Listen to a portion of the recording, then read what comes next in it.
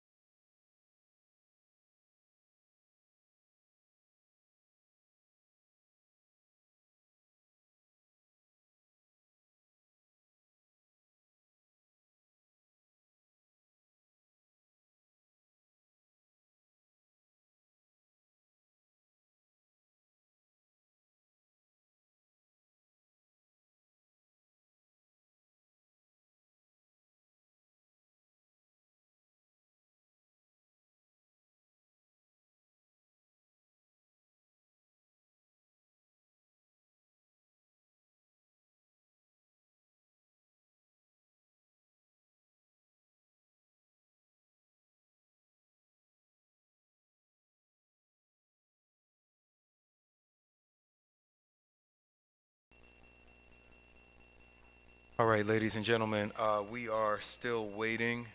We do not have a quorum of council members yet present. When we have 4 council members present and in person, we can begin our meeting, but unfortunately, our charter and the state's Open Meeting Act does require for 4 council people to be present in person for us to establish a quorum in which to conduct city business.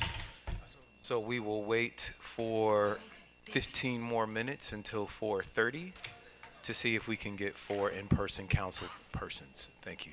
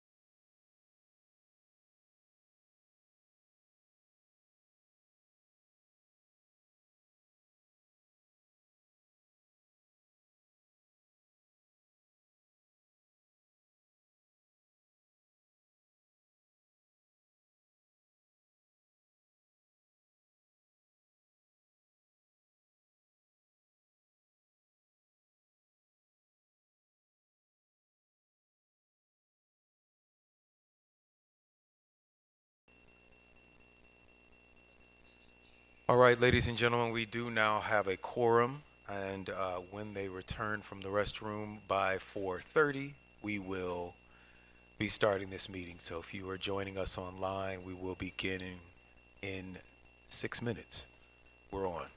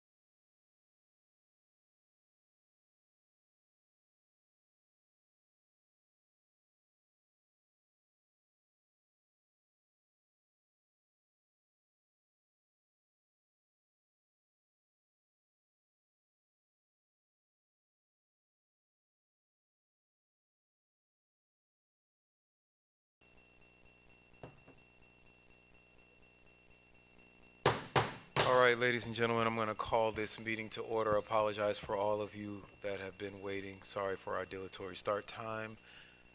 But we have a quorum now present. Mr. Clerk, would you please call the roll?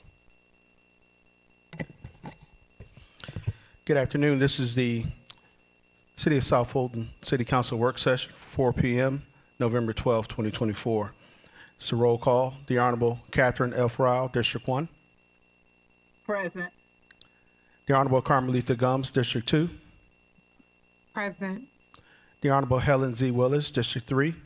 Present. The Honorable J.C. Sebastian, District 4. Present. The Honorable Keosha B. Bell, District 5. Present.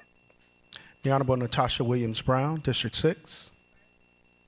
And the Honorable Linda B. Pritchett, District 7. Here. And the Honorable Mayor Khalid. Present. Mr. Mayor, you have a quorum. All right.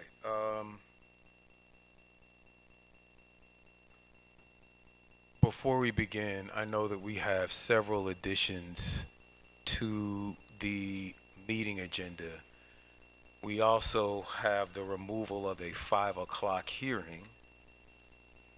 So I will entertain discussion right now about adding the additional items to the work session. I do believe that they need some discussion. And first of all, is everyone in the queue? Is everyone in Civic Clerk?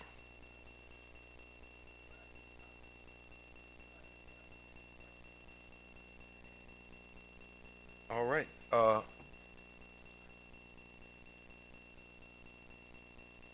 Chair recognizes Councilwoman Willis. Add to the agenda work session a discussion on District 3 events, Yeek Fest, Christmas extravaganza, Miss South Fulton pageant. I'm sorry, you got to give us a second to write all these down. Miss South Fulton, do you have a date for that? Yes, February 1st is what the date that was approved. 31st and the January 31st and the 1st. January 31st through February 1st? Yes. All right. What was the next event? The Christmas extravaganza, that is going to be on December 23rd. A senior brunch, that is going to be on, tentatively, we might have to change the date, but we have it slated right now for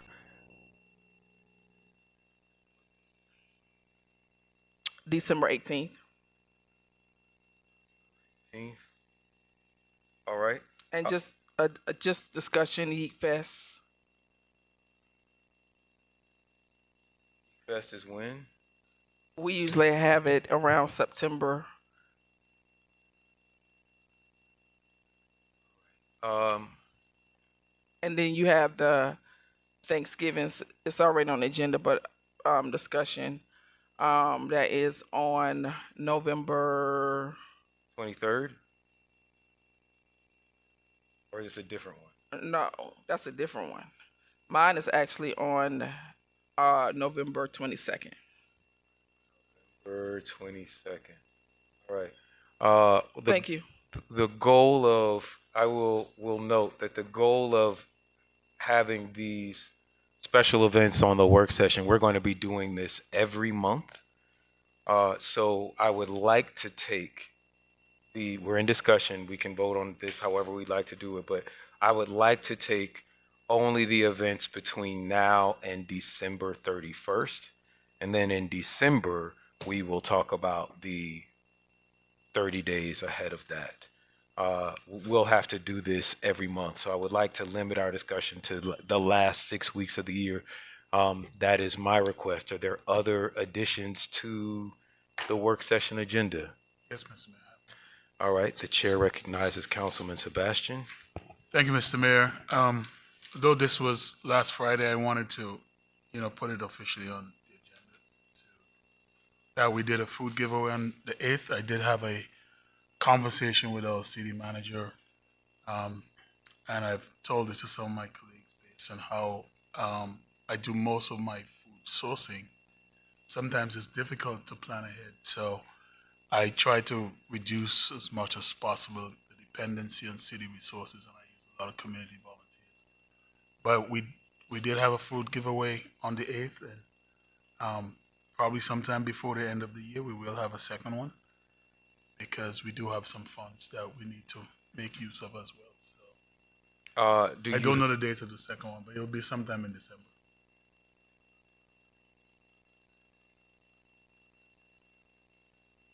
I will just advise it doesn't. We do need a date as soon as possible. We do need a date as soon as possible. We can't. The goal of this is to make sure that our events are not conflicting, and that we're not pulling on resources. So it helps if we have dates and times. Mayor, I'm still trying to get in the queue, but I forgot to add one more thing. I'm sorry. All right, the chair recognizes Councilwoman Willis. It's okay. I'm sorry, were you I done? was waiting. No, I was just want to reiterate that it's just two things. I try to leave the city resources alone for as much as possible for these food giveaways. And whenever they do pop up, try to schedule them for the few days that I have ahead around anything else that is happening. So I'm not sure what to do about it at this point, but I do call on other resources to help, other than city resources. So I'll just leave that there for now. I think we'll have less of an issue next year once we kind of get through this period of how we utilize some of our ARPA funds that we have to basically use before the end. Thank you. All right, the chair recognizes. Wait, I'm sorry. The queue is open. Okay, the chair recognizes Councilwoman Pritchett. Thank you for acknowledging me, Mr. Mayor. I would like to add on the calendar just to acknowledge that I hosted a Halloween social on October the 30th. All right. Chair recognizes Dr. Rao. Thank you. Two events, one November 20th, a number of our city employees, as well as myself, are members of NFVPA, and we'll be hosting a meeting on November 20th at 6:30 at City Hall in partnership with Asper, Georgia. And on November 25th. Wait, I'm sorry. Hold on a I second. have- And let me just make sure I have all that in partnership with who? Asper, Georgia. Ask for Ask for Georgia. ASPA, the American Society of Public Administrators. Okay. And November 25th, a food distribution. Again, they're not on site. They're with my senior communities, QLS and Anthem, for the holidays.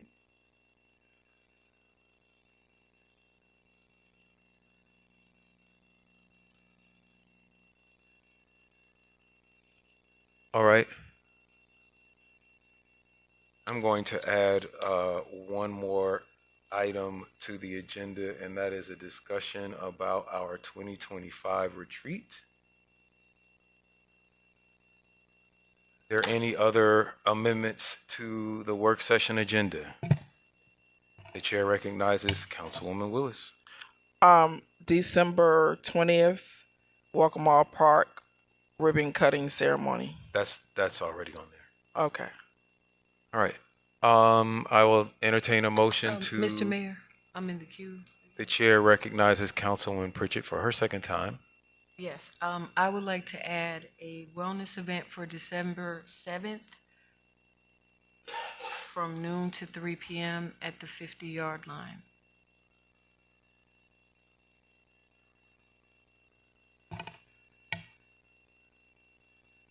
Any other events going once, going twice?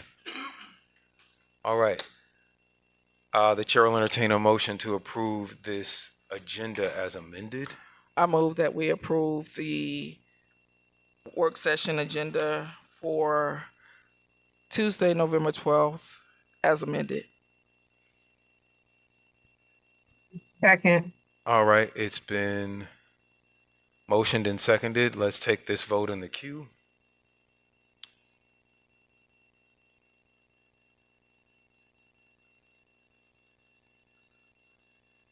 It says my vote can't be casted. Did you open it up? Oh, here it is. I got it.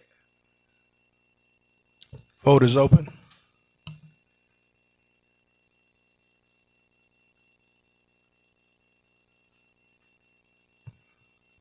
Rich, that motion approved 6-0 as amended.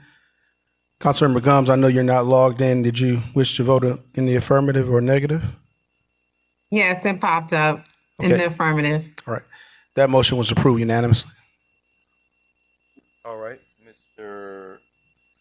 Please sound the next item. That brings us to Roman numeral 3, city manager items. The Assistant City Manager, Dr. Mark Antoine Cooper, will be providing the city manager monthly report this month. Thank you, Mayor and Council.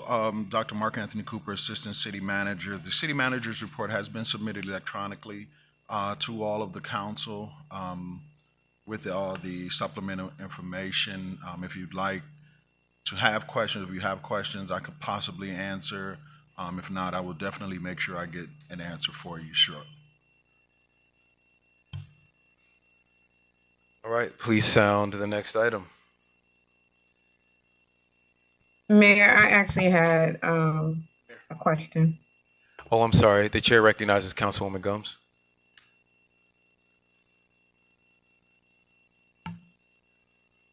Okay, one moment. One moment. All right, so in the CDRA report, it mentions an increase in the department budgets for the community collaboration and quality of life. We secured funding for community outreach collaboration program and the events for fiscal year 25. What would these outreach initiatives look like for the city? Are you familiar with that? That I would have to get you an answer, Councilwoman Gumbs. Okay, also too, there was a question in regards to, oh, I can't move my system down for some reason.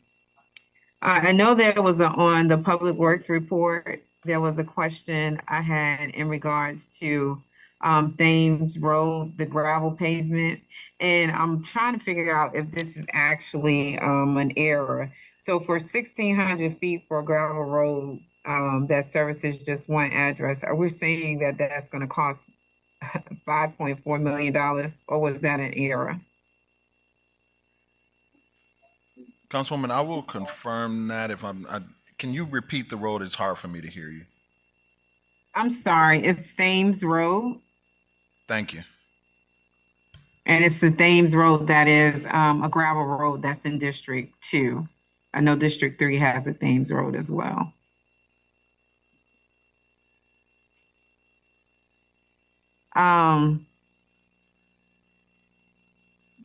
Do we have any additional updates for Cliftondale Park? I know for the last 4 months, we've kind of been trying to track it. And I know that we've been in contact with the Parks Department, but just for people to have information in regards to what's actually happening with Cliftondale, do you have a report that you all will be able to share in regards to the renovations and improvements? Yes, ma'am, I can get you that report to share. Okay. All right, that concludes my questions. Thank you. All right, Mr. Clerk, would you please sound the next item? Yes, sir. That brings us to Roman numeral 4, presentations. Under letter A, it's upcoming events coordination. This is an item sponsored by yourself and presentation by Dr. Cooper.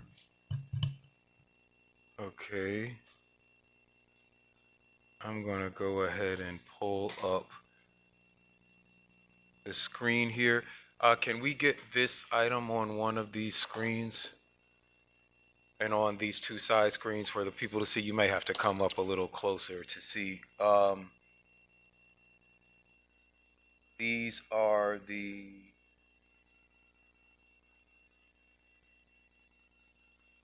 Sorry, give me 1 second.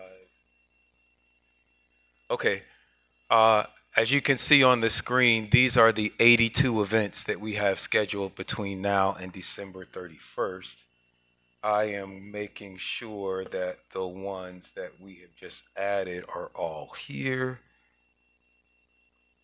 You said between now and what? Between now and the end of the year, these are the 82 events that I'm sorry, 80 events, because there are 2 lines here, just title lines. These are the 80 events that we have scheduled. There is a Christmas extravaganza that's here. There is a Man, where is this master project list house?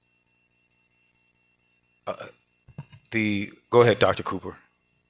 This master project list is housed with our Public Affairs Department. So whenever events are approved with the council meetings, we try to make sure they're put on here so we can make sure they're on the calendar. Okay. Okay. I do want to ask I about have a this. question. Wait, hold on 1 second. I do have a question about the senior brunch on December 18th. We have a planning commission meeting that day, and we have a District 1 holiday party that day. Dr. Rao, do you have a time for the holiday party? Yes, it's 6 to 10 at the Southwest Arts Center on December 18th. 6 to 10. And Lamaya Clinton should be the point of contact. The point of contact should be whom, I'm sorry? Lamaya Clinton? Lamaya Clinton. Got you. Mhm. Okay, and it does say it's in the SWAC lobby. So we have, and you do need comms and police and fire there. So the first question would be for who added the December 18th senior brunch? All right, that would be, I assume, before 6. Yes. Typically it's not. Can you hear me? Typically it's not that labor intensive. We just have a senior brunch with the lunch with the senior activities that are here at Welcome Park. We invite police, we invite fire, and any other senior that usually comes here and work out. They usually participate. We hire somebody to come and make it festive, and caterer. So it doesn't really require a lot of. So the coordinating department would be Parks and Rec? Yes. And the only thing we would need is just comms for pictures, and that's it. And no fire or EMS? It's not. It's really simple. And you said the time is from when to when? We usually have it from like 12 to like 2 or 12 to 3. And the point of contact? Would be right now you can put my office, Kim Bray Pool. Okay, and I'm going to add one more column, the number of people that you are expecting. Usually it's about anywhere from 60 to 80 people.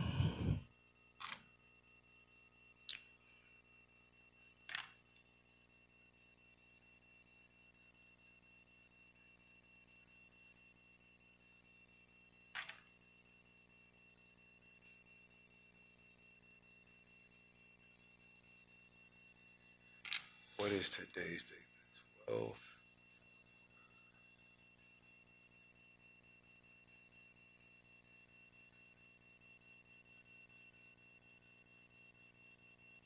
I can't seem to add a column, Mr. Cooper. I can get an IT person up here. That'd be great. I do have it, Mayor. I added on. You're adding them on yours? Yes. Okay. Well, we got. All right, and then on December the 7th, There is a wellness event at the 50-yard line. There is already a toy and clothing drive with the fire department at 10 a.m. Is that where we drive around? Is someone from the fire department here? Yes. Yes. Is that where we visit the extended stays on Fulton Industrial Boulevard? Okay. Well, there is that drive at 10. And then, oh, these are just performances at the Southwest Art Center. So did you have you said from noon until 3? Will your event be over by noon? Fire department?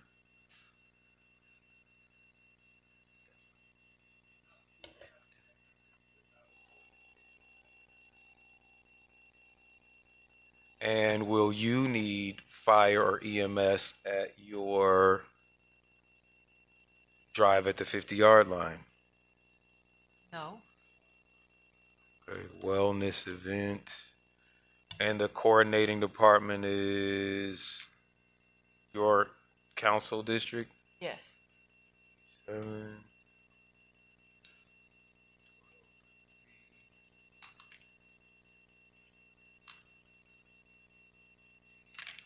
Will you need communications?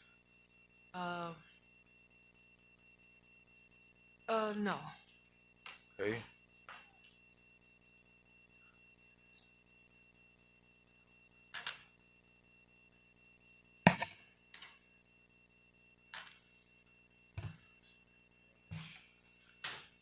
Mr. Mayor, I have a question. Okay, give me 1 second. Just make sure I have everyone's event. November the 20th at City Hall.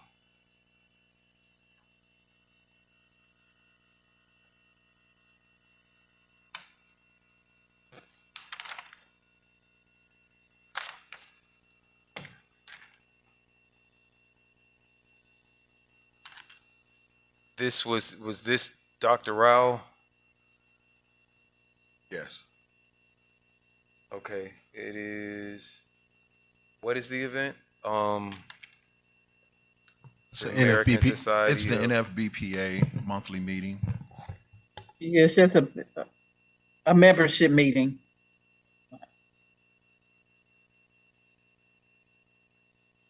And the coordinating department will be. Well, I think it's kind of through the city manager and then me, I guess. City manager's office. She assigned somebody to assist with it. All right, and this will be will the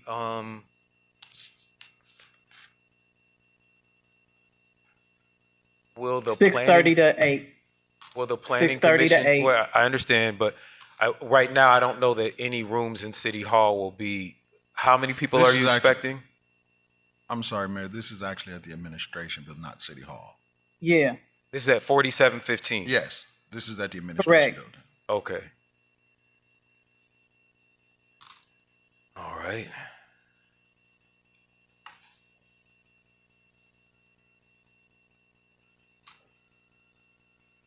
And the point of contact will be. Just put me down, Mayor. I Okay. think she, yeah.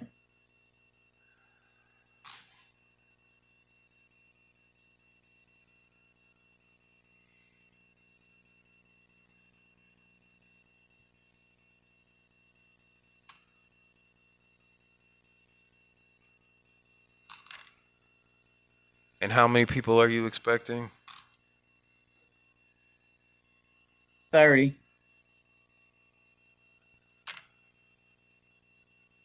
30. All right.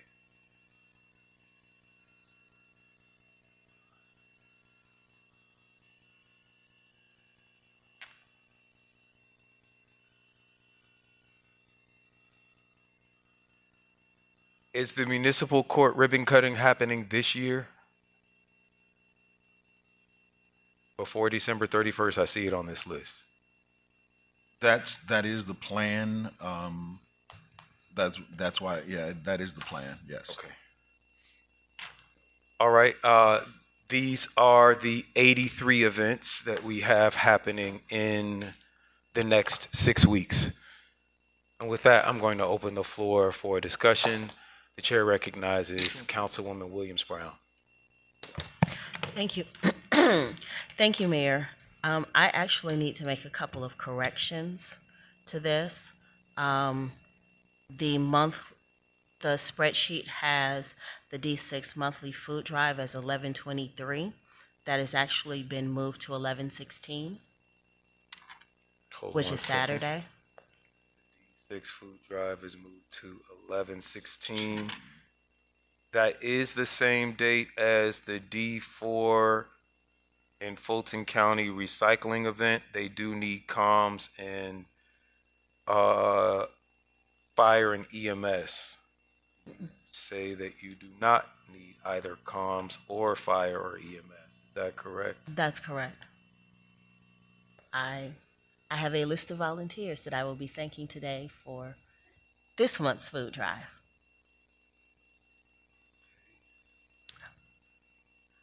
And then in December, the D6 Christmas breakfast, that is actually the 14th. And that is actually with the Heritage Walk HOA. Wait, I'm sorry. What date? On the spreadsheet, it says December 20th. Okay. That should say December 14th. And that is actually with Chaplain Joyce Armster and the Heritage Walk HOA in their clubhouse. That's the annual Christmas toy giveaway. All right. That is from 10 to 2, which is the same time as the holiday at Old National and the Economic Development Office from 1 to 4. You both need comms and PD. Are you able to accommodate that, Mr. City Manager? I don't need comms for the Heritage for the Christmas breakfast thing. Okay. Do you need police? No. Okay.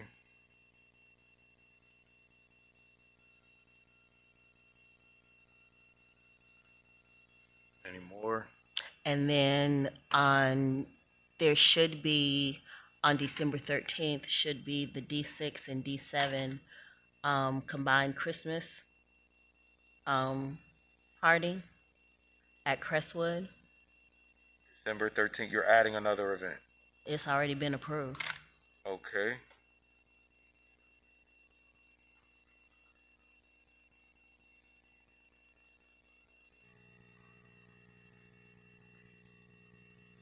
And everything for that is being done by Crestwood. December 13th, D6.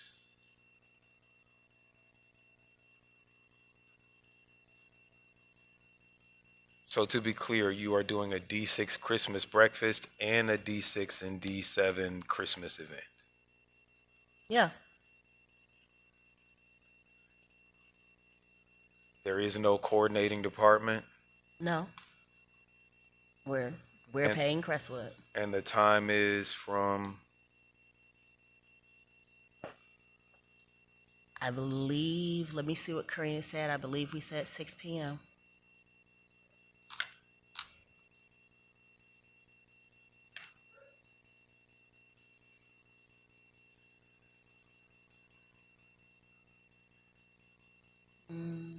It's from 7 to 11. 7 p.m. to 11 p.m.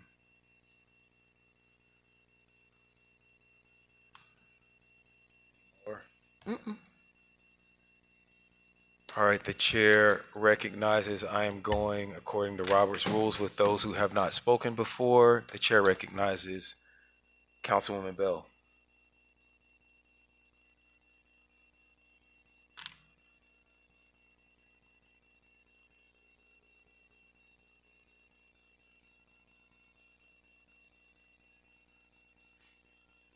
Councilwoman Bell. You may need to unmute yourself.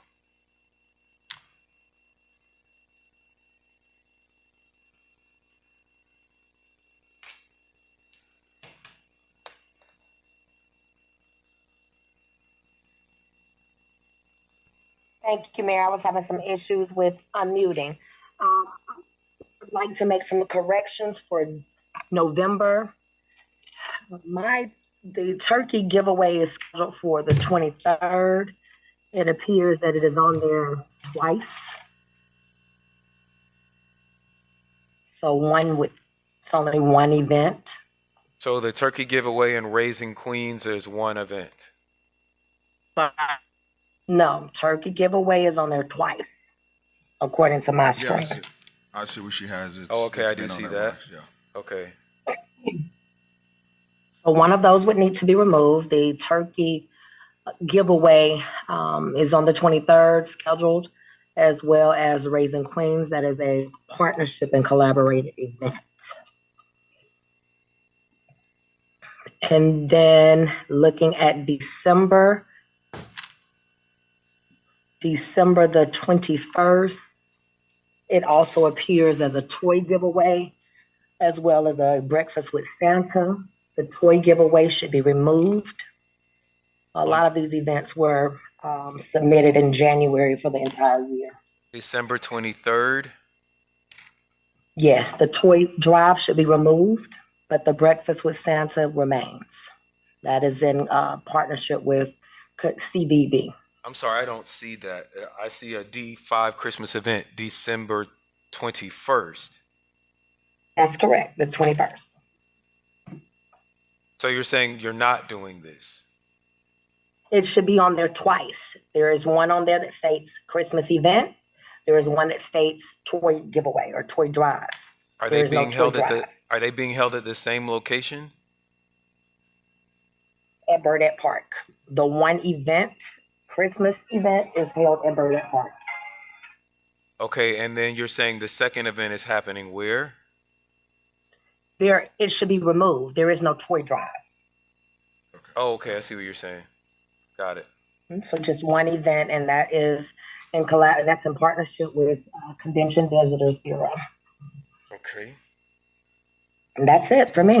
Thank you. All right. 5.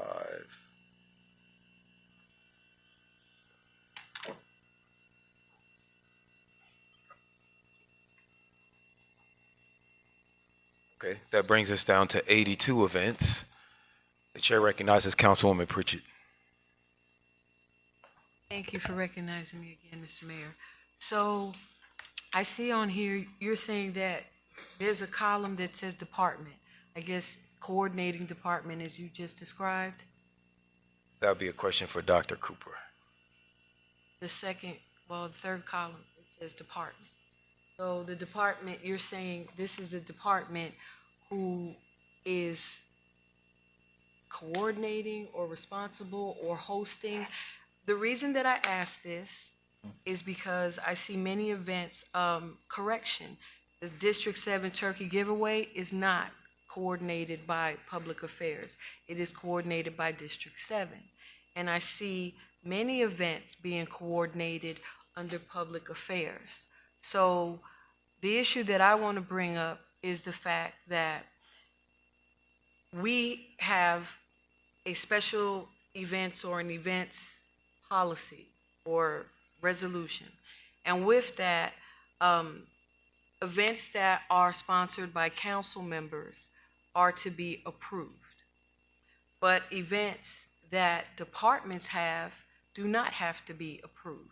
They just go on the calendar, and thus we have 80-something events. Not that they're not supposed to have these events, but the point is that I think that my understanding of why we came to an amendment on our events calendar was because of events where either council members and mayor would collaborate with outside entities, allowing outside entities to have access to resources and some of our city locations without paying for it.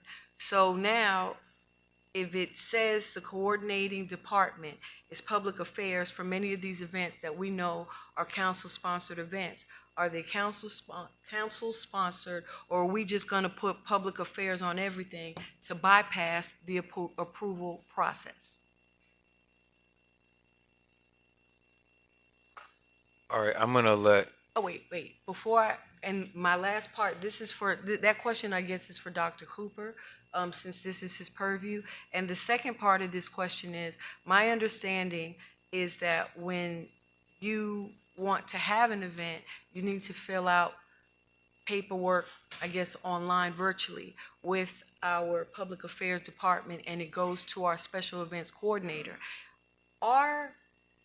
Is this department actually receiving paperwork for all of these events? Because what I have experienced or seen happen is that the public affairs special events coordinator has no idea about this, and that's why I do think that this is a great exercise so that everybody's aware and put their eyes on a total calendar, because these events she may not be aware of. These events do not wind up on our city website. And so do we have a mechanism in place, or that we're going to enforce or put in place, so that all of this winds up on our city website? And that is my question. So the special events that you see where it says Department of Public Affairs, those are the ones that they did receive the forms for. And when they put it in, this is really an internal tracking for public affairs. This was, the only reason this is being shared at this point is because we're going through this exercise. We will be changing some of the category titles, but again, that's why you see that there, because they did receive the form. So our special events coordinator is working to coordinate that with the different departments for the council member, working with their office.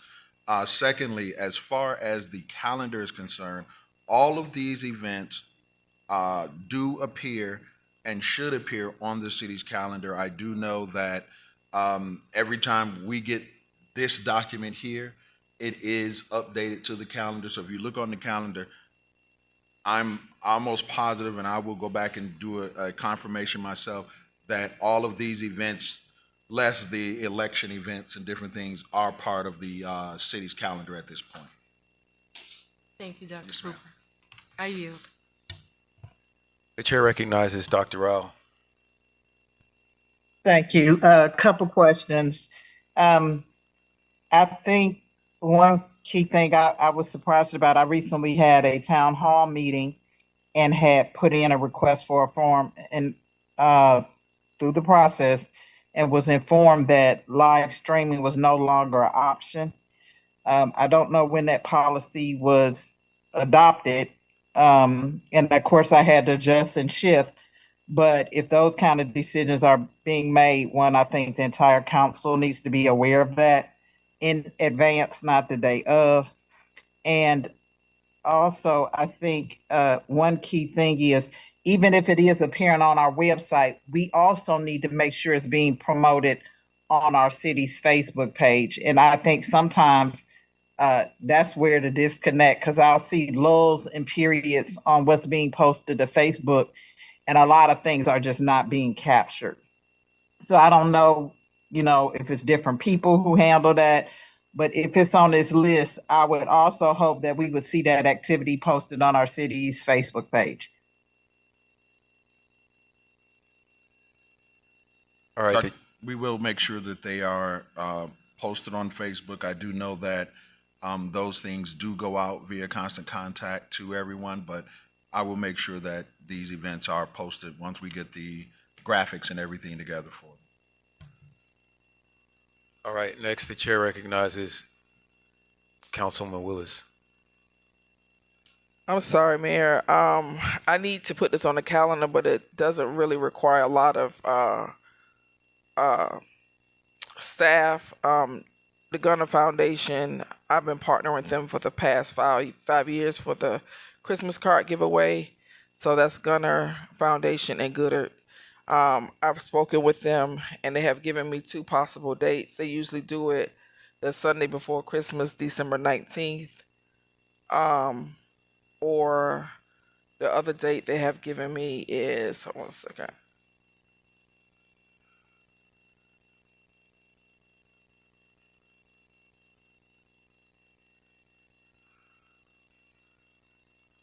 One second. December 19th. That's a Thursday. One second. Let me look at the calendar real quick. I'm sorry. The Sunday before Christmas. What day is that? December 22nd. Okay. The two dates they gave me was possibly December 19th or December 22nd. And I'll get it confirmed, but those are the two dates that they gave me. Want to select a date from this list? There is a zoning board of appeals meeting on the 19th. I would probably suggest this 22nd.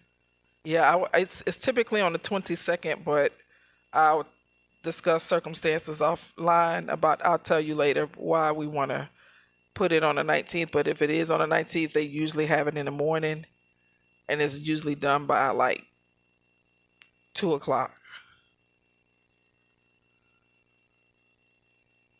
The 19th probably will be preferable because we are trying to limit events on the Sundays. Yeah, they to usually just do. give staff a day off. They usually do it on a Sunday, and I typically it doesn't require a lot of staff to help. Gooder usually bring in a lot of people, and for security for that particular event, I usually partner with the Fulton County Sheriff Office. We have some police, but I usually try to partner with the Fulton County Sheriff Office for that particular event. So what we'll do, we'll put it in tentatively on the 19th, and if anything changes. I want it on the 22nd. On the 22nd? Yes. Okay. Because We'll that's put when it they in on usually 22nd. have it. On the 19th, I'll explain offline why they may have it on the 19th, but they usually have it on the Sunday before Sunday. Christmas. Okay, all right. But where will that be? here at Welcome All Park. So Parks and Recreation staff will be here the Sunday before Christmas. All I need them to do is open the building, and if it's a problem, then we can just use the restroom near the park. But we've been having it for the past 3 years. So.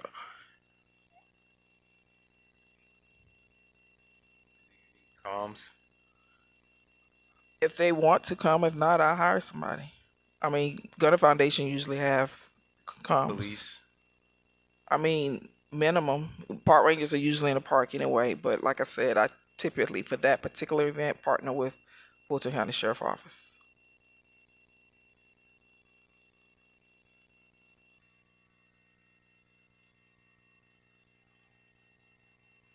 Chair recognizes Councilwoman Gums. So I have a few questions. And I guess this is to Dr. Cooper and the comms team. So if your events are not listed on this master spreadsheet, are you saying that is because they do not have the sheet that should be sent over from the office staff? Even if we have events that have been approved, are we saying if they are not captured on this master list that our CSR did not turn in sheets for this? I'm trying to get an understanding why my events are not on the schedule. So these are approved events that you already had, Councilwoman? Yes. Okay. They should appear on here if we did get those sheets. If not, then we will make sure that they get added. But we normally look for those to come through from the LS to provide all the information that we need to fill in. Okay. Councilwoman Gums. Yes. I'm sorry, would you like to list them now just so that we have them? Yes. So December the 6th, there is the senior event, which is the health event, Christmas toy drive and workout. I guess we call it a health jam or something like that. I can't remember what we called it last year. But that's at Sandtown Park from 11:30 to 1. I do know in November that there's a town hall meeting, but my understanding that the town hall meeting should not be captured on this sheet, or they should. They should. They should be captured So on in the November, sheet. Wait, I'm sorry. I just need I okay, need time to catch up. This is what time? that is from 11:30 to 1. 11:30 to 1. And do you need comms at that event? They were at the last one. Yes, I guess. And I don't know what else. And how many people are you expecting? Usually anywhere from about 60 to 70.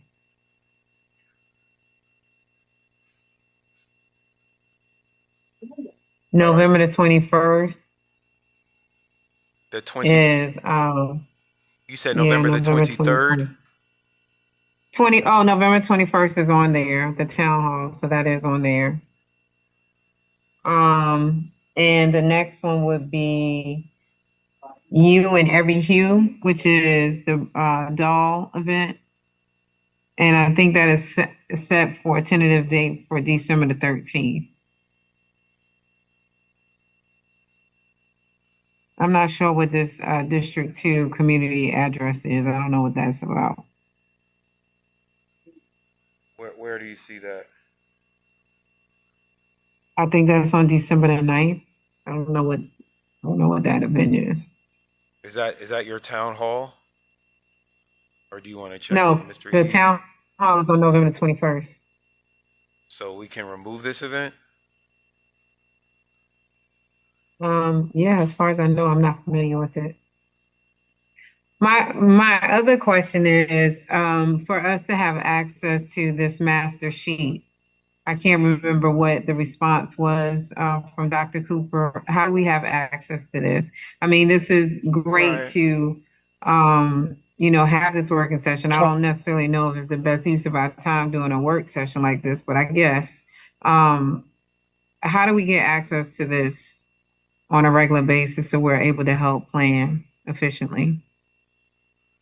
Well, this is actually through a system that Public Affairs is using, and it's called Monday, to help us kind of coordinate all the events once they come in. I can share the spreadsheet prior to the monthly meeting before we go over them. But actually, the system is one that you have to log into with everything. And normally, and again, this is kind of like internally what we're trying to just maintain all of the events on for departments and for council.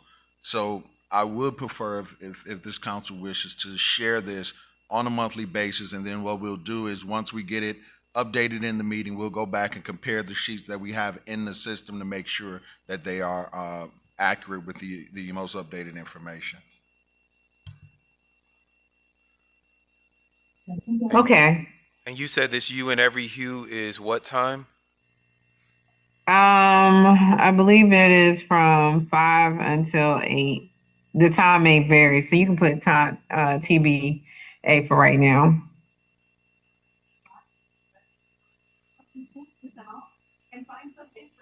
And you will need comms for this Yes.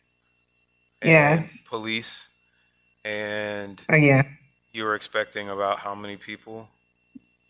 We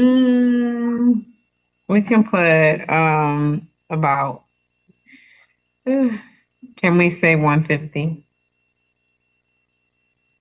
Right? You have more? Oh, and my apologies. The December 9th is for my board rep meeting. So that is so you can unstrike that. I don't think we need comms or anybody there for that.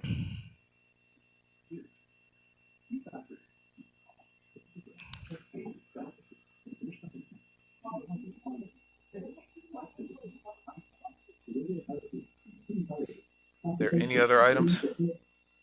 That concludes what I have. All right, the chair recognizes Councilwoman Bell. Thank you, Mayor, for recognizing me. This question is for Dr. Cooper, as well as the clerk. Would it be best to submit are we going to be doing this one every month? And if so, because I submit my events normally for the full year, they are already prepared for 2025 with dates included. Is that something that you would like for me to submit to you directly, Dr. Cooper, or communications, so that we can go ahead and add the events for 2025? Because I do have them all scheduled for the entire year.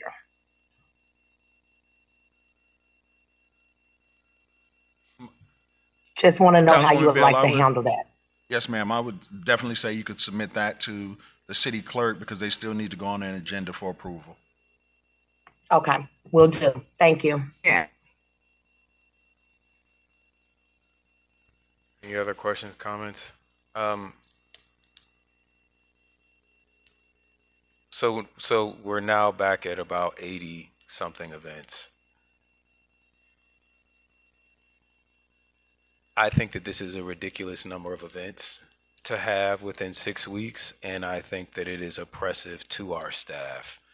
I'm looking at just the events at which comms are required, and I'm counting nearly 60 events in the next 80 days. We have one camera person for the city. How many camera people do we have? We have one official camera person for the city, and we did contract out, and I think with the total we have 3, maybe 4. I mean, we've had this conversation before. I think that it's important that we visualize what we are instituting. You know, any one event may not need that many people, but if you need one FTE for each event, whether it's to open a building or to take pictures or to have a police officer, this is a lot of FTE hours. And I just think that it's something that we need to continue to look at. That is my comment, but I will also entertain a motion. Can I speak? I have a question, Mayor. Go ahead. The chair recognizes Councilwoman Gums. So my understanding that from the sheet that this is not all 80 some events are not the council, or is that what you're telling us that out of all of us that we have 80 events? Because I'm understanding that there are some city events that are not sponsored by council, or all these council meeting events. No, they're not. I mean, I think that they're not. And so I'm not suggesting that these are all council events. I'm suggesting that the council and the city departments together, we have to coordinate to have less events. We have like 6 Thanksgiving parties, 6 to 8 Christmas parties and giveaways. It's just if every district is going to have a Thanksgiving event and every district is going to have a Christmas event, and then the city's going to have Christmas events, whether it's the fire department or whoever, that's just, I mean, half the events are it's just a lot of events. And I think that we could better use our resources if we just had 1 or 2 events per holiday. I mean, I agree, but also at the same time, the city is quite big. But is there a way for us to, I asked for solutions for the city manager. There was a conversation of maybe having a temporary hold on employee. I mean, events that are coming from, because the city council does a lot of work in the community, period. We're in the community. So what is the option or resolution is possibly putting a moratorium on department events? I mean, that's up for the council to decide. I will just continue to produce this list every month so that we are clear about how much we're doing. And I don't know that I mean, if people would like to have discussion about that, or I don't know. I mean, I think at some point, maybe that will be a conversation that we can discuss in the retreat, but we're still doing the work. I just don't think it's good to be chastising us about how ridiculous it is when we have, residents that are asking for these type of events and they actually enjoy it, to be honest. So maybe we need to figure out, what the next steps will be. Maybe there's a temporary hold on doing certain department events across the city. Because again, the city council is in the community. That's just my thoughts, but. All right. I believe at this point, everyone has spoken twice. I'm going to entertain a motion to approve No. this event as, approve this schedule as amended. Point of order, Mayor. You did allow some people to speak more than twice. Oh, I'm sorry. I haven't recognized your point of order. What is your point of order, Councilwoman Willis? Points of order. You did allow some people to speak more than twice.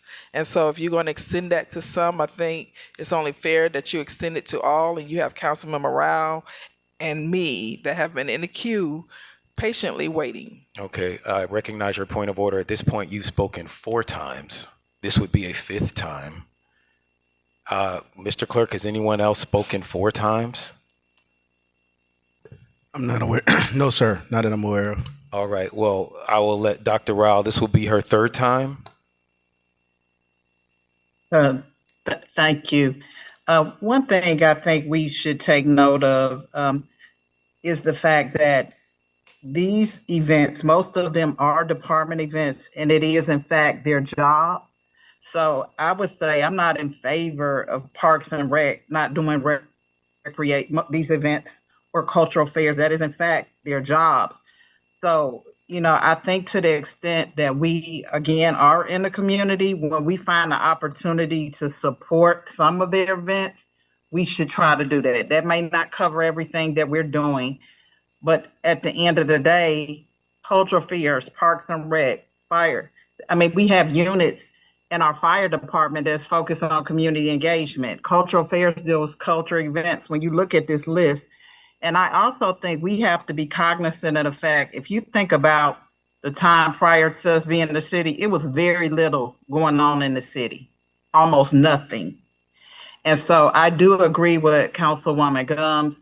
The feedback is generally very positive from residents in terms of wanting to see activities. I respect and hear the fact that we're concerned about overworking staff, but I think most council people have tried to balance that by either contracting out some things or limiting how much we're asking of staff, other than maybe use of the facility and the coverage in terms of, communications and the like. So I think if you look at this, the overwhelming amount of this are not driven by district activity.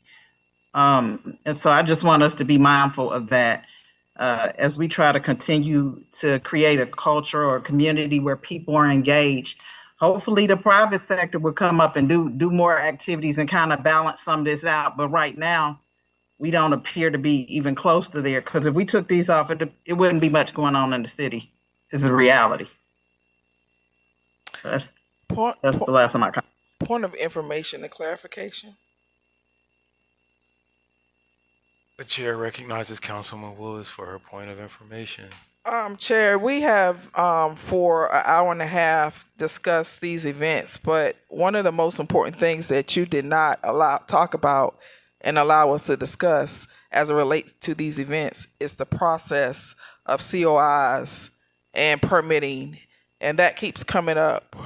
Risk, and that keeps coming up. And so if you don't want to discuss that, I would ask next month when we talk about events that you please add a caveat so that we can discuss the process of COIs and permits, because everybody is not following the same process. And I think it's fair to make some people follow the process. I think it's unfair to make some people follow the process, such as making vendors get COIs and permits, and then some people don't. Thank you. Attorney Kelly, does that qualify as a point of information?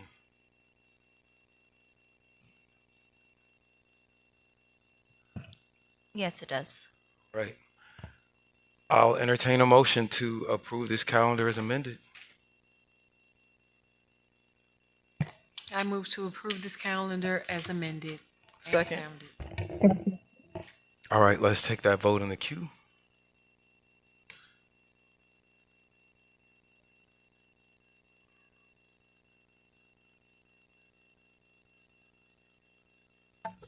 Vote is open.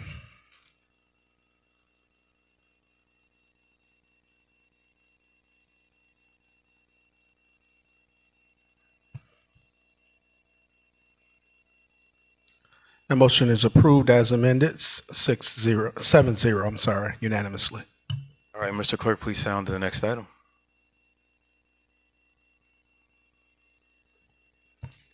That brings us to item C on the agenda, 2025 State Legislative Agenda.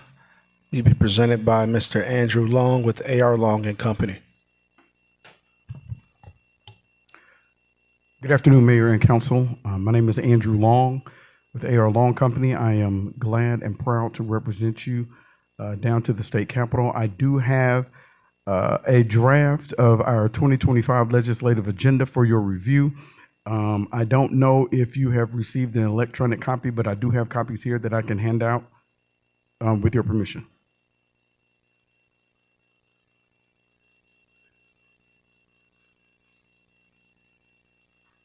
For those members online, we did email this to you prior to the meeting as well. I will be very brief in my comments. I know you all have a lot of work to do. What I have before you now are 9 priorities that will make up our 2025 legislative agenda that I will briefly review and take any questions. Number 1, squatters legislation loophole. It is my understanding that it is brought to some person's attention that first, we were successful in 2024 in passing squatters legislation to change the law in Georgia. But apparently, even when that law is changed, if law enforcement goes to a property and there are multiple squatters in that property, if law enforcement gets there and cites 2 of the squatters in the property, but there are actually 4 squatters in the property, after 3 days have passed and there's insufficient amount of documentation showing that they do have the right Recording to, stopped.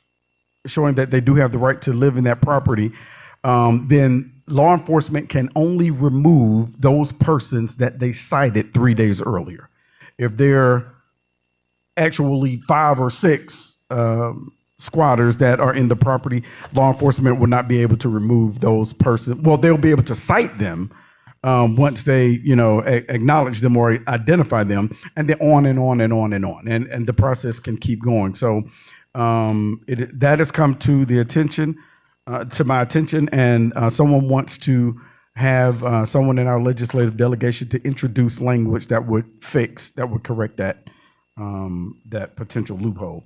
Second is to establish a South Fulton joint legislative delegation.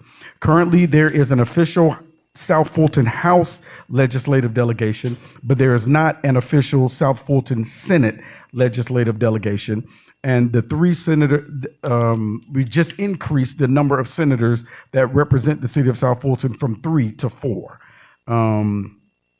So number 3 is amend the Georgia Sex Offenders Registry release law. We're looking at legislation aimed at not allowing sex offenders to be released from prison to a hotel in the community with no notification, alerts, or communication of any kind from the Georgia Sex Offender Registry. They would like to change that in Georgia law. Number 4, homeowners association reform. Looking to introduce a bill to create residency requirements for homeowners association members and leadership to prevent individuals from governing and overseeing an HOA within a subdivision or a neighborhood which they do not reside.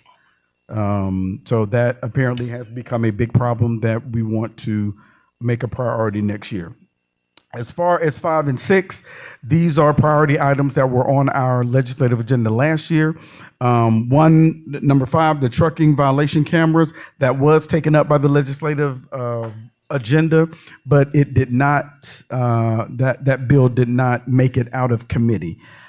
So I left it on there because I know how important that issue is to the city. Number 6, similar rent control legislation. We supported State Senator Donzella James, who does represent the city of South Fulton, and she had several pieces of legislation regarding rent control. However, none made it to final passage. So I left that on our priority list as well. And number 7, a charter amendment to remove part-time from mayor and city council. And that's simple. I mean, there's no explanation. Amend the South Fulton City Charter by removing part-time from the role description of city mayor and city council.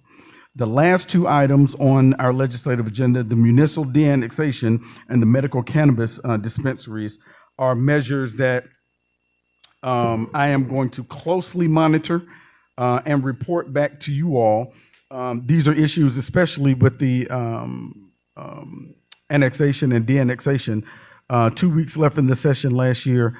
A member of the General Assembly that doesn't even live in this region introduced legislation, a local bill that became a general bill, but introduced legislation to allow an annexation that was within the city of South Fulton, and or de-annexation, and it caught us by surprise. No one knew anything about it, neither of the cities. So it is my goal this year to more closely make sure that I can identify anything that would negatively impact the city of South Fulton, and then finally the medical cannabis opportunities. The medical cannabis is still growing in Georgia. Every year they continue to add illnesses that are included on your application to receive a medical cannabis card. And they continue to do that every year. And they add to the amount of dispensaries that are available throughout the state.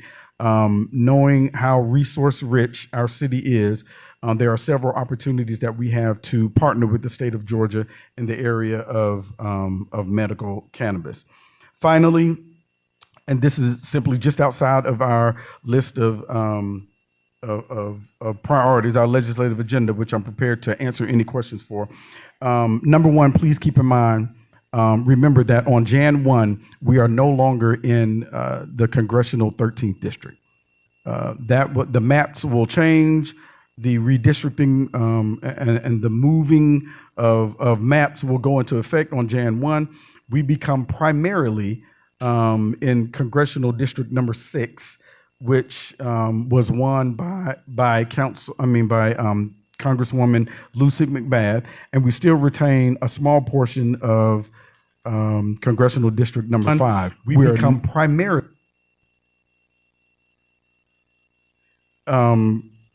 We retain some congressional district number 5 under Councilwoman Nikema Williams as well. We will no longer have the 13th. We will no longer have Congressman David Scott representing us at all. Secondly, 2025, you will have gubernatorial candidate announcements. That is going to happen, but it's not an election year. That doesn't happen until November of 26, but please believe there are several people who are planning to announce that they are going to run for governor in 2026. On the Democratic side, the likelihood is Mr. Michael Thurman, former CEO of DeKalb County. Also, it is rumored that Stacey Abrams will also jump back in the race for governor, as well as the potential of Jason Carter. On the Republican side, you're looking at current Lieutenant Governor Burt Jones. You're also looking at current Attorney General Chris Carr. And it is my understanding that the current Secretary of State, Raffensperger, is not interested in running for governor, but will likely challenge United States Senator John Ossoff for that seat. But again, it is not an election year. And what that means is session may tarry. You don't have to get out quick so everybody can start raising money because they have an election in November. It's not an election year. So keep that in mind as well. And finally, based on what the United States of America said on last Tuesday, it is very likely that in Georgia, there will be very few, if any, Democrats to have bills passed throughout the legislative session this year. Now, local measures is different. If it's a local bill, that'll go through a local committee for different cities across the state. But any major legislation that is authored by a Democrat is probably, it's highly improbable that it would pass. So I am prepared to take any questions, and we can add or subtract priorities in our legislative agenda here in council. So thank you very much. The chair recognizes Councilwoman Pritchett. Thank you. Thank you for your presentation, Mr. Long. Yes, ma'am. My question is for one of our law enforcement personnel related to this squatters legislation and the loophole. If somebody from our law enforcement can come up.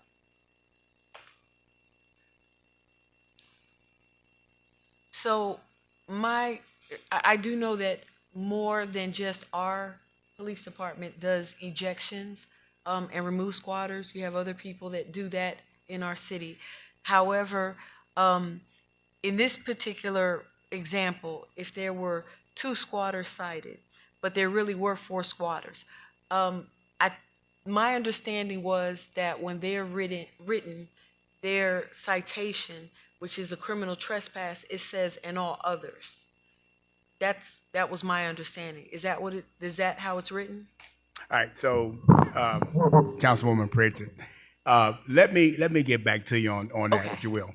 Just get with me offline so I can clarify exactly what it is you're asking. Okay. All right. And so about a week ago, we had a squatter situation directly across the street from where I live. Mm-hmm. And in that instance, the police did advise the property owner to place a trespassing sign on the property once the squatters were arrested, ejected, that type of thing, because then that changes the complexity of it being just a squatter to a trespasser. So I'm just mentioning this because this was brought onto this legislative priority, but there are things that on our level can be done to where it doesn't necessarily have to go to that legislative situation. Understood. Again, let me get with you offline because it's twofold. Okay. Okay. Thank you. I yield. The chair recognizes Mayor Pro Tem Sebastian. Thank you, Mr. Mayor. Thank you for your presentation, Mr. Long. I just wanted some clarification around that 4-squatter, 2-squatter thing. So if you eject a family, does everyone in that family count as one citation, or are we talking about different family members or different families? I still don't understand the numbers. How they would say cite some people and some people remain. Sure.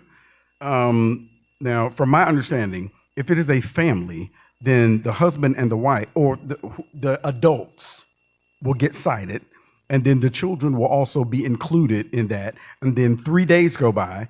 If they produce documentation saying that they are rightfully in the home, okay. If they do not, then law enforcement has the ability to eject them from the home. Now, of that, let's say it's a family of 4. Let's say that there are 2 other individuals that are also squatting in the home, but they weren't there when the officers came the first time to give them the citation.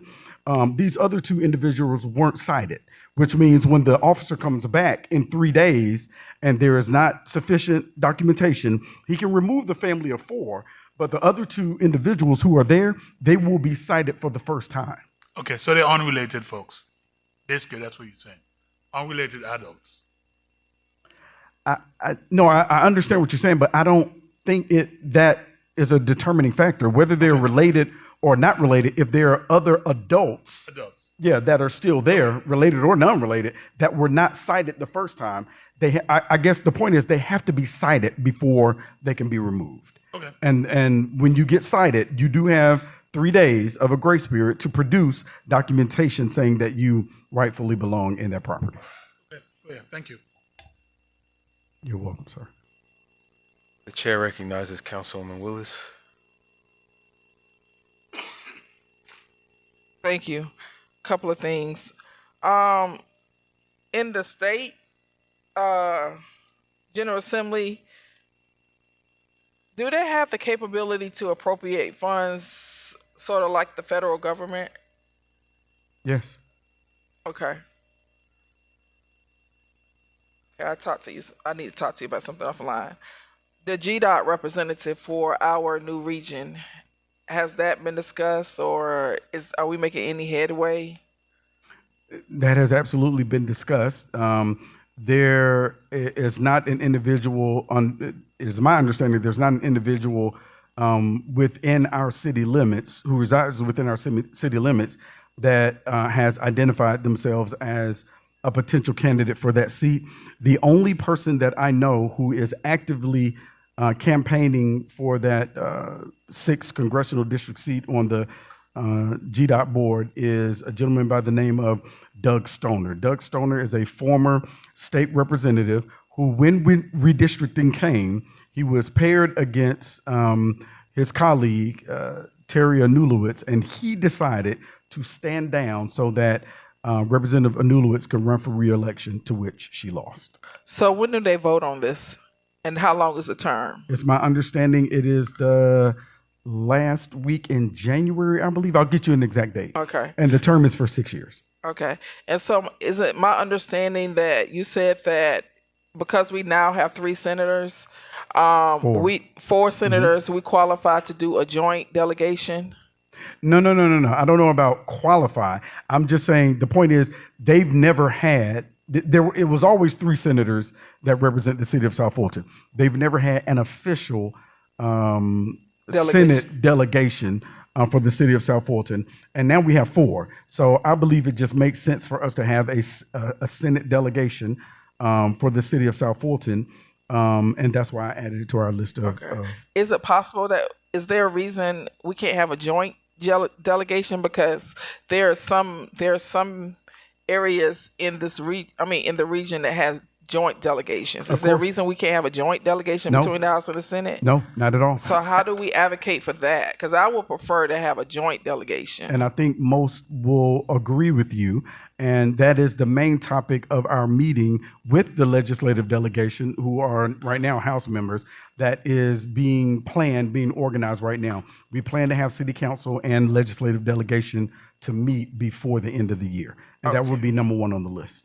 The other thing, thank you. Mm-hmm. The other thing is gerrymandering. Is it true or is it not true that we now have enough numbers in the General Assembly to halt the gerrymandering process? Because we picked up some seats, and so I can't remember where I read it, but there was a certain percentage that is required in order to change the lines of gerrymander, or what they call it, gerrymander. Mm-hmm. And so now that we have picked up seats, they don't have the majority they need in order to gerrymander or change the lines. I understand what you're asking me.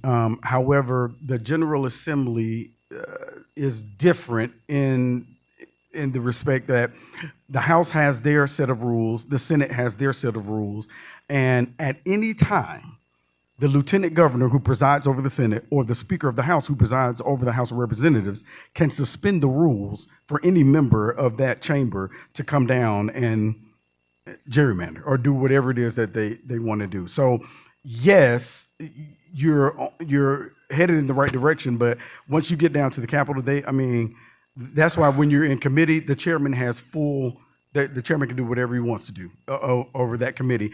And the 2 heads of both chambers, the House and Senate, can at any time they want to suspend the rules, or a member of that chamber can stand up and be recognized and ask the chair or Mr. President to suspend the rules, to which the lieutenant governor or the speaker could actually do that. So it's a little more lenient and deliberate, I guess. Okay, so thank you. Lastly, my last question is, who is leading the HOA reform? Wait a minute.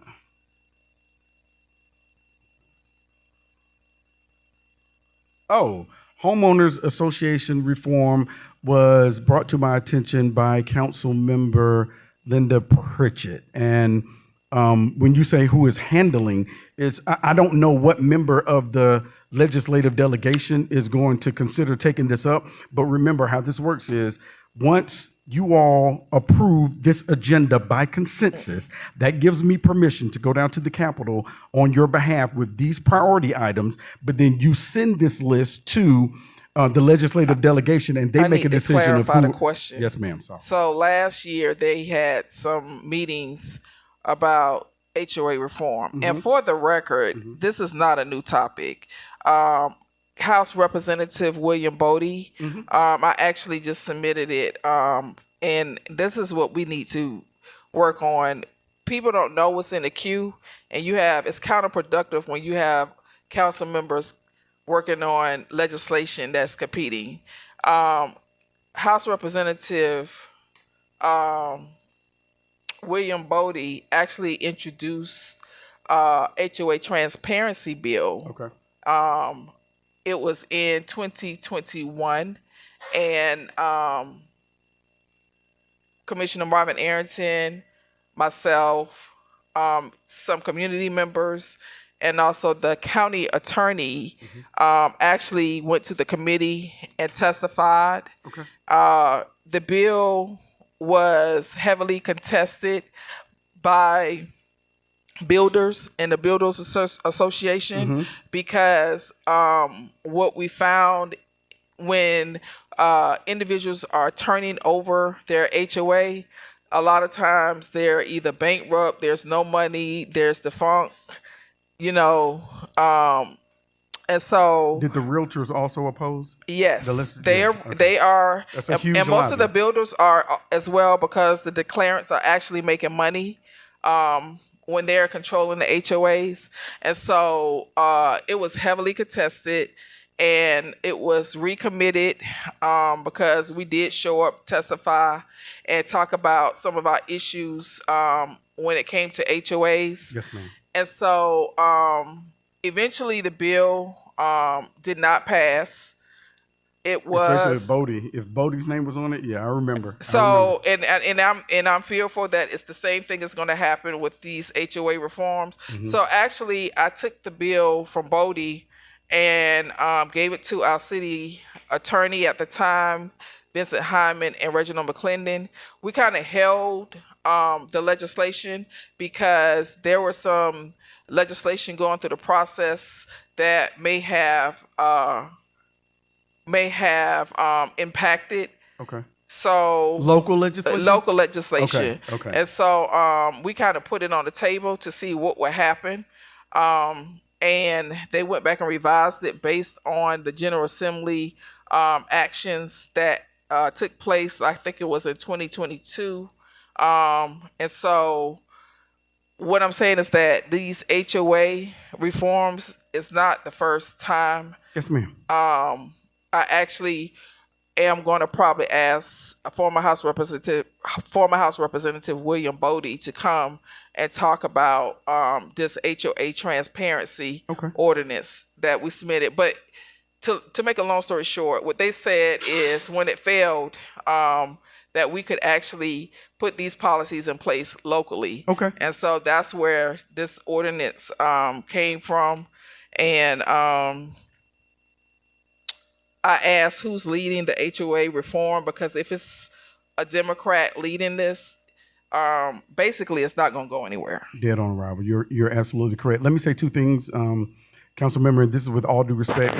The first thing is, it's my responsibility to communicate with each of you to make sure that everyone has something or if they see something, they see a need, they want to add it to the list of priorities. When I did have the conversation with Council Member Pritchett, There was no tone in her voice that said she wanted credit for this or anything. She simply wanted me to make sure I didn't forget this issue. Because when I read off the list of things, she was like, Andrew, you cannot forget this issue. It is important. This comes up in my district all the time. So that she was cool about it. And then the second thing is, you're right. The best thing that we could do in this issue, and it's sad that this is the case, but this is Georgia, and it is what it is. Last year, when Representative Roger Bruce was about to introduce language on squatters, we saw that there was a Republican representative, his name is Devin Seabaugh, who had already introduced similar legislation. So what we did was we allowed him to run with the bill and supported him, and the bill ended up passing. Because anything that comes with a Democrat's name on it is highly improbable. And so for clarification, there's no competition here. Yes, It was ma'am. just me putting on the record that this is not the first new time issue. Okay. that this is not a new issue, because I did read a comment from a resident saying that she was the only one that cared about it, and that's absolutely not true. Commissioner Arrington, House Representative William Bodie, I did, several residents, but from what I've read about the HOA reform, they're focusing on people who are running HOAs who don't actually live in the community and issues that fall out from that. My legislation is basically dealing with HOA transparency as it relates to turnover. Okay. The clearance are turning over HOAs, and there are a lot of issues that are on the table, like they're not. A lot of times the bank accounts are not zero. They're zero. They haven't been audited. Councilwoman Willis, you're over time. We can come back to you on the second round. Okay, I'll go back in the queue. Thank you. The chair recognizes Councilwoman Gums. I actually am going to forego my time at this point. Thank you, Mr. Long, for adding that information in regards to the squatter loophole. Putting it back in front of the assembly, because it is a big issue, especially even having to address it just last week in my own community. So if they could really look at that, it is that every individual has to be cited individually, not as a group or a couple or married couple. They have to be cited individually. And what is happening is that, like you said, 2 squatters may be in a home. Well, 4 may be in a home, 2 of them are there, and those 2 squatters that are there will get cited, but, the other 2 will come back later, or if they know that, the police are looking or getting phone calls, they'll hide from the police. So it takes a longer time for the people that actually own the home to gain back possession. So it is a loophole that I guess they have figured out how to get around and navigate. So we need to address that immediately. Yes, ma'am. Thank you, council member. We're back to Councilwoman Willis. This is your second time. As I was stating, I'll wrap that up. The HOA reform is not a new issue. The other issue was mainly about transparency and turnover of HOAs. Lastly, I want to ask that we really horn in on this issue around 2 things that I've been hearing, whether or not we should have at-large seats. I heard that there was a legislator trying to turn the current seats, 2 of them, into at-large instead of adding 2 at-large seats. And the other thing is the part-time. We are an evolving, growing city, and that's just totally unrealistic of our reality. I know what people think that we're doing, but that's not our reality. So we really do need to get rid of that part-time structure. And even the major city, they're seeking, higher compensation because of the amount of time that they spend in committee meetings and in the community. So we really do need to have a serious conversation around that. And also at-large seats, whether or not we're going to do them, whether or not we support them, or whether or not we don't support them. And also term limits. The cities around in our area do not have term limits. And I want to know the true reason why City of South Fulton have term limits. And we need to take a consensus of this body to see who supports that and who don't. And lastly, I just would ask that you tell the legislators that we're not here to fight them and they're not here to fight us. They're there to help us with things that we need them to help us with. And that's how they truly operate in other cities.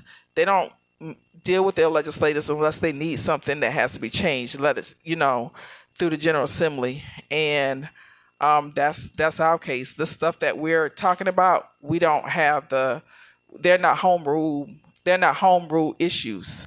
And so we just would ask that if we come to them and there are things that we as a body have agreed that need to be addressed, that they respect what this body wants and take personality and what they think we should have out of it.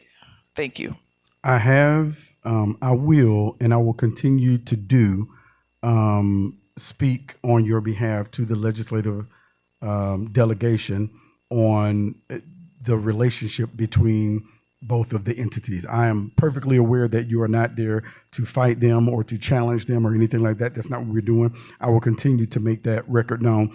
And also for the record, before I sit down, the issue of at-large seats was supposed to be on this list. That's an oversight on my part. I would need, Mr. Clerk, I don't know how we do that, but I would need to add not the issues of importance to closely monitor, but 1 through 7 of this priority list are all legislative agenda items. I need to add number 8 right there to a proposal of at-large seats within the city. So I do need to add that. That was brought to my attention before, and I did not include that on our list.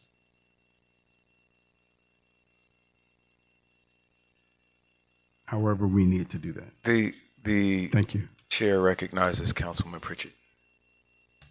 Thank you again, Mr. Mayor.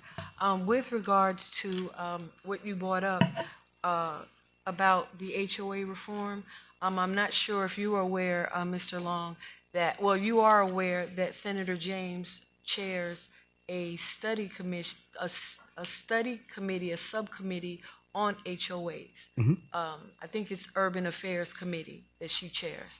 So because of a lot of the hearings that she has held, I know that I testified 3 times at her subcommittee hearings, in addition to many residents from the city of South Fulton. What they have been discussing has really become so successful, the discussion, where Senator Matt Brass, who is in the Rules Committee, created a subcommittee to talk about HOA reform. And I recently, I believe it was the 23rd of October, where I recently testified at that hearing, and I got to speak to him and to Senator Brandon Beach, and they're really looking forward to our city's input on this issue. So when it comes to HOA reform, just to put it into context, it's not a specific issue related to HOAs necessarily. It's many complex issues, and the bigger picture is the fact that HOAs are nonprofits that fall under the purview of the Secretary of State. However, the Secretary of State does not have any legislation to be able to enforce any of the, say, nonprofit laws or rules in the state of Georgia. So HOAs are basically totally unregulated. And so HOA reform is not about just specifically any particular issue. It's about creating definitive laws to allow there to be an enforcement process that would help to put structure. There is structure, but there is no regulation or enforcement. So those are those are the things that are going on, and so that is the approach.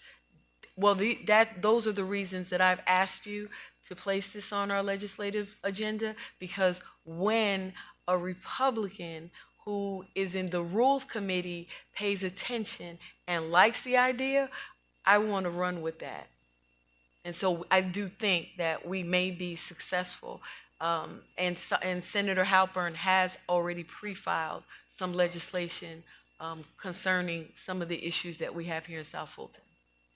Thank you. But thank you for Yes, ma'am. paying attention to our concerns. Yes, ma'am. All right, thank you. The chair recognizes Dr. Rao. Thank you.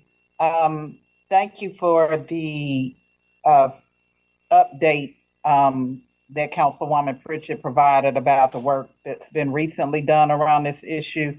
Two things I'd really like for us to consider: if Senator Halpern is in fact pre-filing legislation, I think it would be great if she comes to a work session and kind of shares with us. I think that would be great.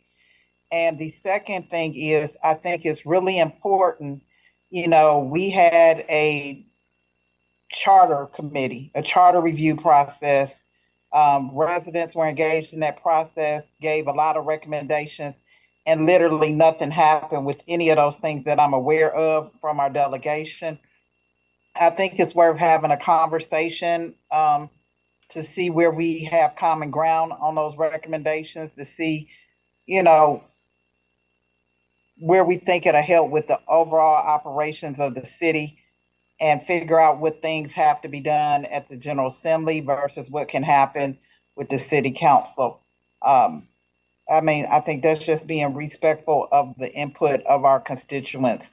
And so they weighed in heavily and met for an extended period of time. So we should not forget that work. Yes, ma'am. It is my goal over the next few days to actually present to you, well, I will send it to Mr. Clerk, but present to you a date or two to see who all on the city council and leadership of the city is available to visit with the legislative delegation. That will happen before the end of the year.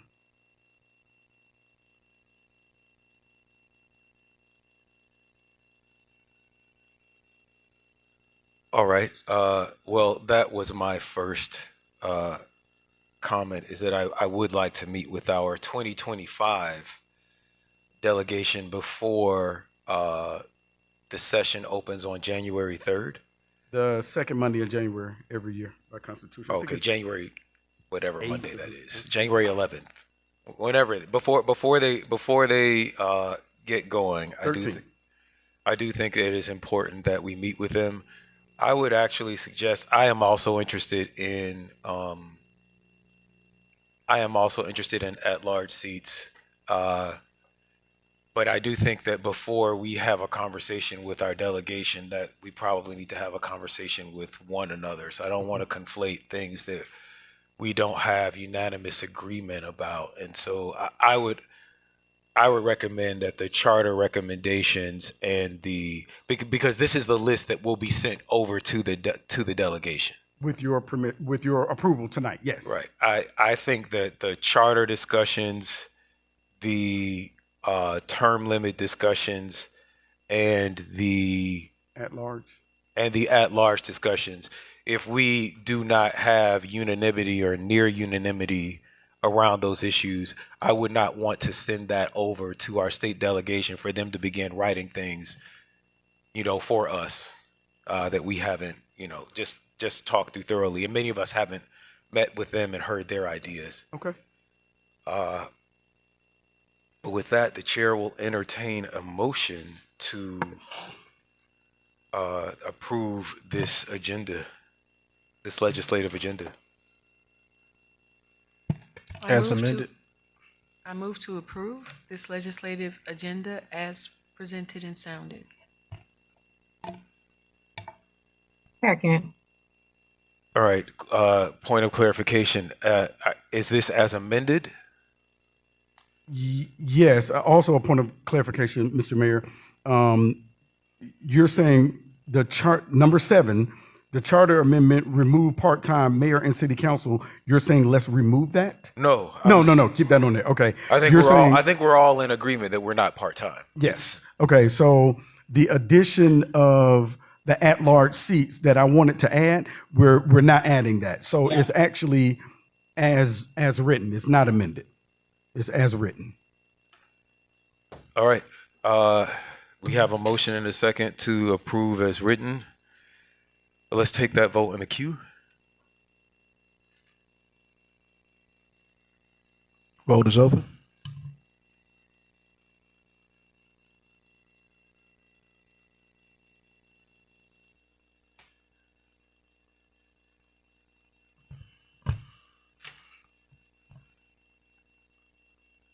Has everyone voted? That motion was approved.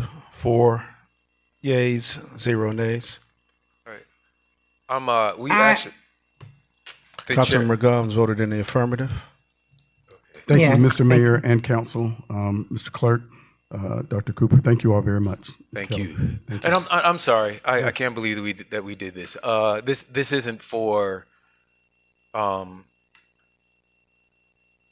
this isn't for the legislative agenda, but I do just want to bring this point up for council that all three of the you didn't speak about that, but all three of the amendments to the Constitution passed. One of them was for a floating homestead exemption of 3%, which is almost identical to the one that we have. And so I do think that we need a little information or guidance. It's my understanding that we have an opt-out clause, and that in order to enact that opt-out, we would have to have a series of public hearings and then take that vote before March. And I know that this I'm putting folks on the spot, but do we have any recommendations or discussions either from yourself or from our city attorney about how we should proceed now that we could possibly have voters with 2 homestead exemptions to choose from? And I don't know if they can stack them or how they comport with one another. Considering that this is a fairly new initiative, it would take some research on my part. I would also like to confer with our CDRA director to see how we would enforce that as well.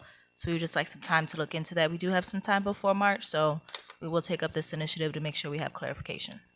And Mr. Mayor, I will commit to get with Attorney Kelly to make sure that we're all on the same page. There is a gentleman who does tax, who is in charge of the tax piece of the ACCG, the counties of Georgia. And we can also bring in GMA as well, just so we can all sit down and have clarification. And I can organize that and make sure that that meeting happens prior to March 2025. All right, that might perhaps be a work session item for the December 10th meeting or the January meeting.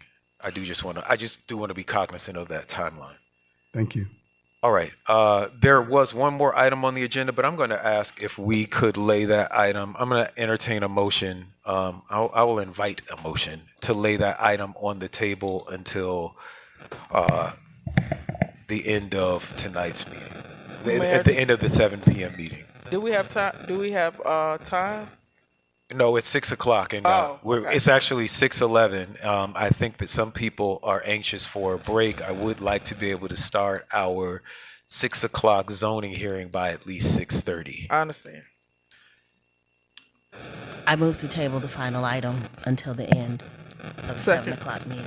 All right, it's been properly moved and seconded. Let's take that vote by online.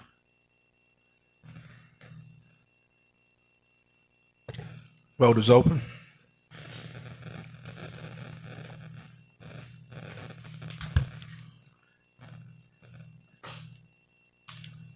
That item was approved unanimously, 7-0, to table the discussion regarding retreat. All right, I will entertain a motion to adjourn with a reconvening at 6:30. Point of order, Mr. Mayor. The chair recognizes Mayor Pro Tem Sebastian for his point of order. Thank you, Mr. Mayor. I believe there's some communication. I checked with the clerk on this, that for our 5 o'clock meeting, and we can check with city attorney, that we do need for the record to call that meeting to order and express that the item was withdrawn by the applicant. Am I correct? That's correct, Mayor Pro Tem. My advice would be to go ahead and call that meeting, make the announcement, end that meeting, and adjourn. All right, so we do we need to adjourn this meeting before we call the 5 o'clock hearing? All right. I So move to adjourn the 4 o'clock Point- work session. Point of order. the chair recognizes Dr. Rao for a point of order. Yes, we did. We had a 4-0 vote, and you are supposed to declare why you're abstaining from a vote.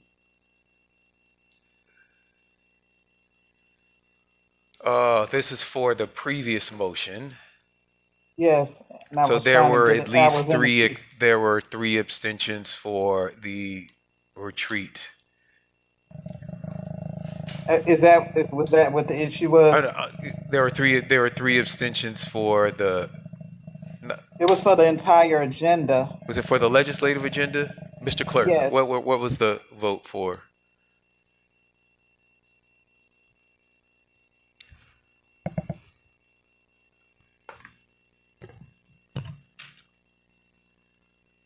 Yes, there was a motion to approve the legislative agenda as presented. That was approved 5-0. I believe Councilwoman Williams Brown had left the dais, and Councilmember Bell did not vote. So there were no extensions, but the vote was 5-0. Was Councilwoman Bell present? Yes, I just didn't see the come up in my queue. All right. So we have all the votes recorded. Would you announce the new vote totals, please?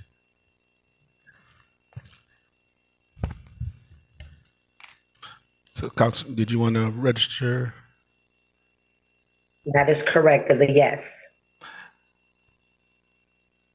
So, Mr. Mayor, with those 2 additional votes, that motion to approve the legislative agenda was approved unanimously, 7-0. Okay. And we have 7-0 to adjourn or to table the retreat topic. So we are now on the motion of adjourning the work session. I move to adjourn the work session. Second. Well, Mr. Mayor, I think, if I may, I think there was a question in the middle of the vote. So we had a motion and a second to adjourn. Then there was a question, so we never carried that vote. Okay, so let's carry that vote now.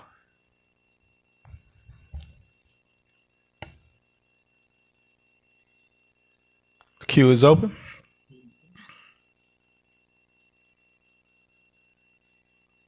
Record that motion approved 6-0. The work session is adjourned at 6:16 p.m. Okay, I'm going to call to order the 5 o'clock hearing for Club Wax. Mr. Clerk, would you please call the roll? It's 5 p.m. special call meeting of the City of South Fulton City Council. The Honorable Catherine F. Ryle, District 1. The Honorable Present. Carmelita Gums, District 2. Present. The Honorable Helen Z. Willis, District 3. Present. The Honorable J.C. Sebastian, District 4. Present. The Honorable Keosha B. Bell, District 5. Present. The Honorable Natasha Williams Brown, District 6. And the Honorable Linda B. Pritchett, District 7.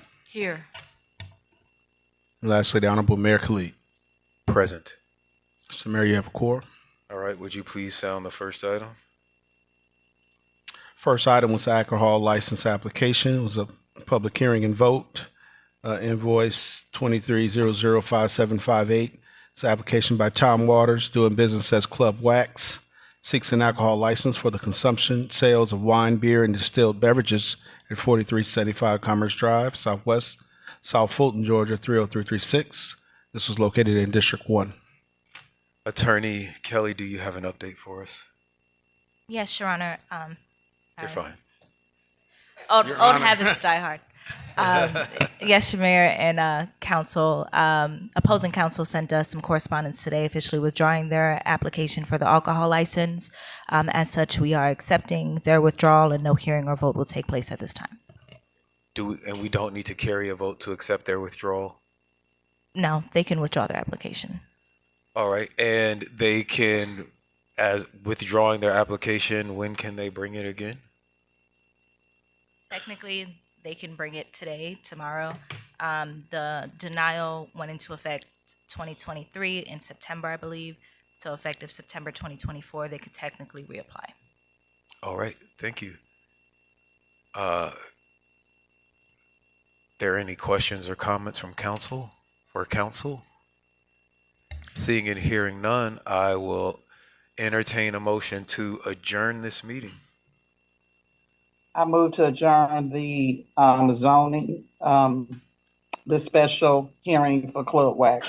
Second. It's been properly moved, seconded, and thirded.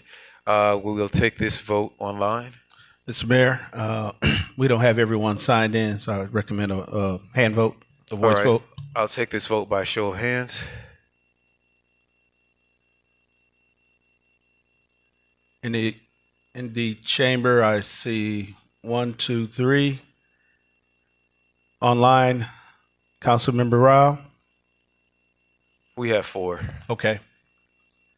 We have 4 in the chamber to adjourn at 6:19 p.m. All right, this meeting is adjourned. We will reconvene at 6:30. Thank you.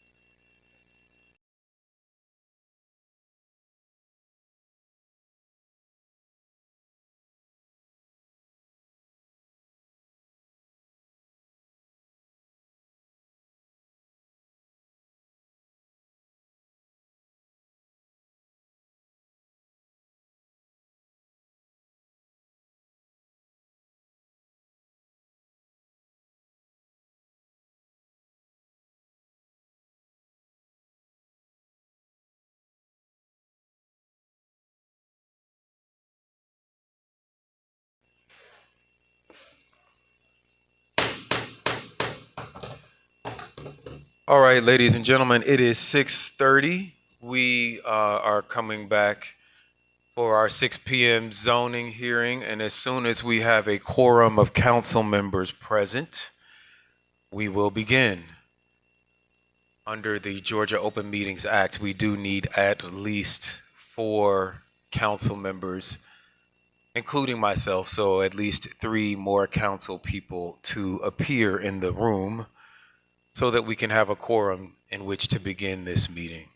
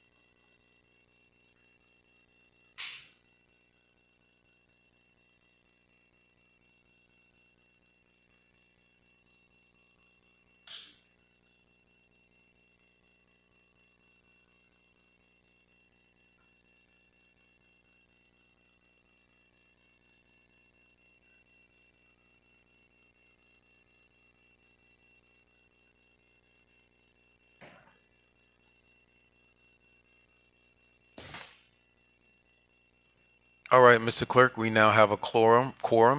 Please call the vote. Please call the roll.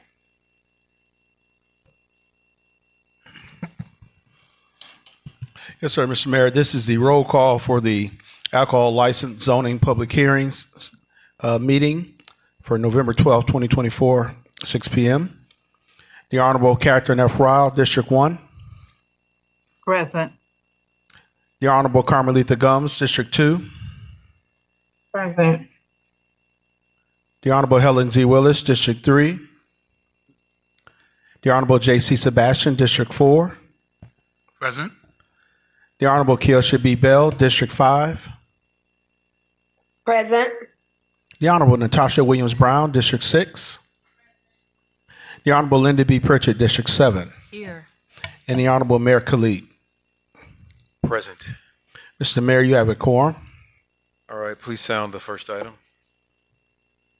Yes, sir. And I'd like to remind all members to please log into the 6 o'clock meeting as well. The first item, actually, Mayor, there are a number of deferred cases. Would you like me to sound those first? Yes, please. Point of order, Mr. Mayor. The chair recognizes Mayor Pro Tem Sebastian for a point of order. I just want to get some clarification whether the item C under the deferral was indeed deferred, because I believe the applicants are here and expect to get a hearing this evening.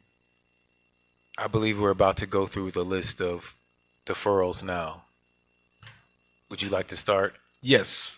So I'll go ahead and announce these. These were, of course, provided by Director McClendon. He's going to go through all that. Okay. Letter A is case Z24-024, application by Joy Mebane, requesting a rezone from AG1 to TR to build 32 townhomes at 4960, 4980 Campbellton Road on 4.86 acres of land. This is located in District 1. They are requesting deferral. Also, item B is a public hearing, case Z24-012 and CV 24-002, application by SECC Land LLC, M, care of Hakeem Hilliard, requesting a rezoning from the C1 Limited Commercial District, Clifton Overlay, the CUP Community Unit Plan District, and AG1 to A1 at 0 Campbellton Circle to develop 314 multifamily units. The applicant is also seeking a concurrent variance to exceed the height restrictions no more than 50 feet on 27.04 acres of land. It's located in Council District 2. I did receive letter C for deferral, public hearing, case Z24-013 and CDP 008, application by Queen Owl Development, requesting a rezoning from AG1 to the MIX at 0 and 4755 Highway 92 to develop 50 townhomes along with a senior facility on 10.45 acres, along with a resolution by Councilman Sebastian to amend the City of South Fulton future land use map to redesignate the property 0 and 4755 Highway 92 from rural neighborhood character area to suburban neighborhood 2 character area. The next case was letter E, public hearing, KZ 24-015, application by Syed Faraz, requesting to rezone from AG1 to R5 at 0 Allen Drive to develop a residential community with 24 units on 8.95 acres located in Council District 5. Letter F, case Z24-023, application by Wilson Luima, requesting a rezoning from the AG1 zoning district to the R4 at 5415 Old Bill Cook Road to split one lot into 3 lots on 1.22 acres of land located in Council District 5. Also, letter G, case M24-007, public hearing, application by Henry Bailey, care of Brazilian Wax, Old National LLC, Christopher Gilmet, for property located at 6385 Old National Highway, Unit 9, requesting a modification in C1 Old National Overlay District to amend the zoning condition 1A of the 2005 Z126 case to allow waxing beauty salons. This is located in Council District 6. Also, letter H, KZ 24-021 and CV 24-007, application by Marty Rangerser, care of Salah Prop Incorporated, requesting a rezoning from the C1 and R5A to the TR zoning district at 7185 Old National Highway to construct 85 townhomes. The applicant is also seeking a concurrent variance to reduce the 40-foot front right-of-way setback to 13 front right-of-way setback to accommodate size of townhomes on 11.66 acres of land. This is located in Council District 7. And the last deferral is letter I. It's KZ 24-022, application by Wilson Luima, requesting a rezoning from AG1 to R3 at 5565 Feldwood Road to split one lot into 5 lots on 1.65 acres of land. It's located in Council District 7. And for the record, and Mr. Director McClendon can speak to letter D, that item is to be heard for public hearing this evening. So we are hearing item D. There is a question about item C. Are the applicants present?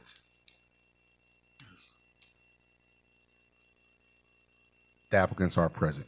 They are present. That's correct. And they are requesting to hear item C, for item C to be heard? I'm not sure what they're requesting, but the this particular case, I remember we did not have a planning commission meeting last month. We couldn't get a quorum, so this case has not yet been heard by the planning commission.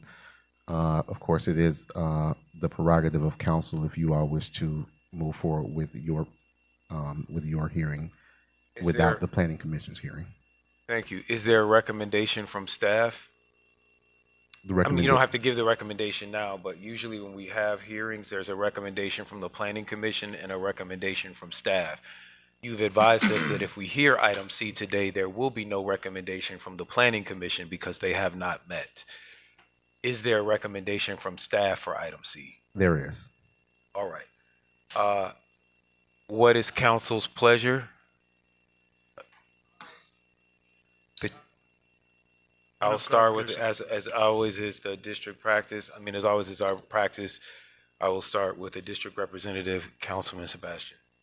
So it appears, thank you, Mr. Mayor. So it appears as if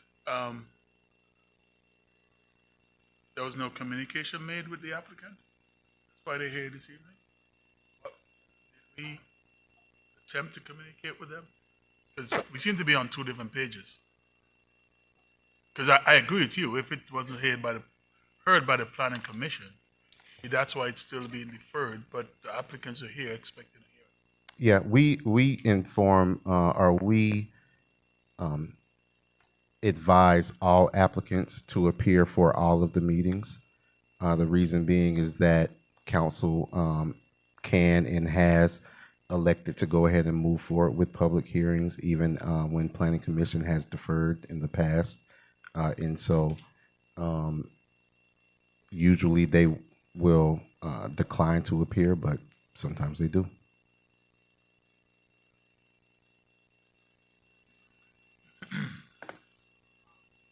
Chair recognizes Councilman Willis. So this is just my opinion. If they're here, you might want to just have the hearing if we're having quorum issues with the planning commission, because we may continue to have those issues until we address them. And I don't know how. I mean, can we just have our hearing and then if we want to defer, if it's not ready for a decision or a vote, next council meeting, defer? Is it something that says we got to have the planning commission meeting prior to the council having their hearing? Yeah, if you forego the planning commission hearing and go ahead and have your public hearing, then we would not go back to planning commission. Okay, I'll defer to my colleague since it's his district, but I would, sorry. Go ahead. I'm a big believer in the process, and while I feel for the applicant that they're showing up here expecting a hearing, I really think we need to get the planning commissioners' input and recommendation on this. Again, the planning commission and staff, they make recommendations to this body, and the final decision is this body's.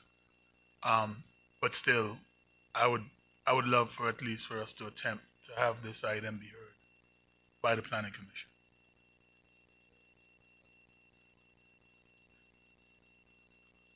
All right, so I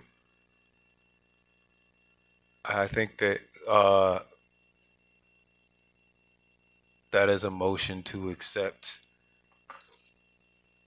the agenda as presented, with the exception of moving item D to the cases being heard. Is that I the move to motion? adopt the,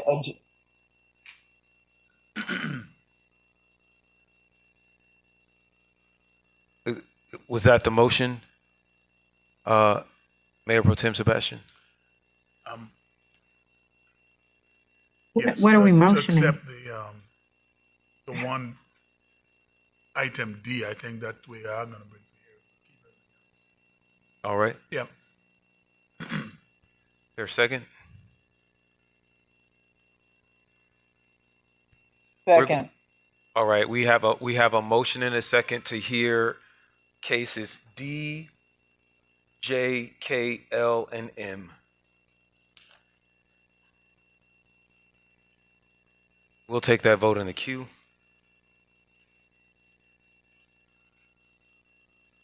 So, Mr. Mayor, you voting to defer those other items? Because we're going to hear them, the others. No, we're voting to hear those items. We're voting to hear D, J, K, L, and M. D was on the deferral list, and we're taking it off the deferral list. So we're voting to take D off the deferral list. That's really the only thing we're voting. Do we need to vote? I defer to city attorney, but I don't think you need to vote on something that's already on the agenda. I think typically we have taken a vote when we are deferring an item. That's when a vote is taken. That's correct, Mayor. There can be a motion to defer the items as sounded with the exception of D, but you don't need to vote to hear item that's already on the agenda.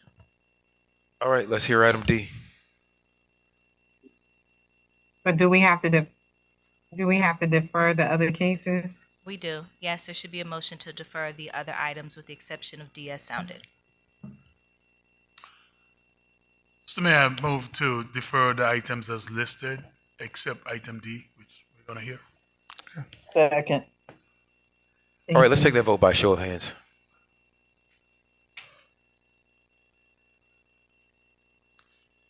I have to do a roll call for those online. Catherine, Councilmember Rao? Yes. Councilmember Yes. Gums? Yes. Councilmember Bell? Yes. And I have 3 votes here, so that item to defer items A through C, item E, and item I are deferred to the next zoning public hearing. That is approved 6-0.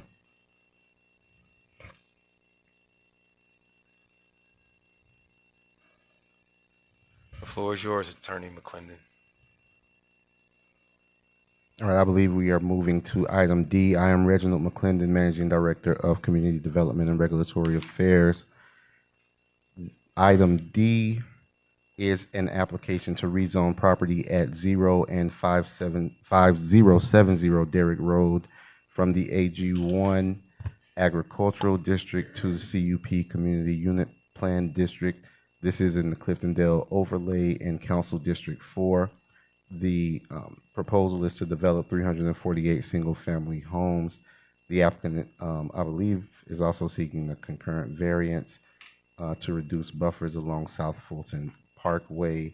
I just passed out an updated staff staff report to you. I believe the agenda lists an earlier iteration of this plan that I think had 327 homes, if I remember correctly, but that's been updated to 348 homes. If I got that wrong, the applicant will correct me. So I wanted to make sure you all had the most recent version of the staff report. Staff recommendation is denial. Planning Commission recommendation is denial. Staff recommendation is based on the density as far as the compatibility with the city's comprehensive plan.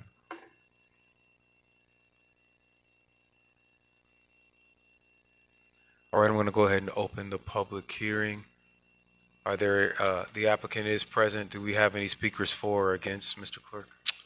No, sir. We have two comment cards in support, and the applicant does have a presentation. There is okay, there is apparently one speaker in objection. We'll start with those in support.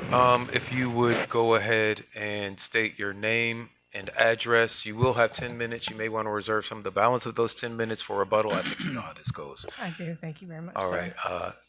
Nice to see you again. Go ahead. Thank you. Your time starts now. Good evening, everyone. My name is Michelle McCauley. I'm with Gaskins LaCroix. We're located at 3475 Corporate Way in Duluth, Georgia. It is my pleasure to be before you tonight.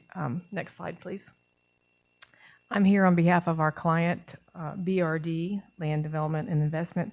We're seeking a rezoning of 82.43 acres from the current AG1 to CUP to allow for the development of a single-family community of 348 homes. Of those homes, 158 will be single-family detached homes for sale, and the remaining 190 will be single-family attached townhomes for sale. In addition to the rezoning, we are seeking two concurrent variances. The first variance seeks to reduce the required buffer along the South Fulton Parkway from 100 feet to 25.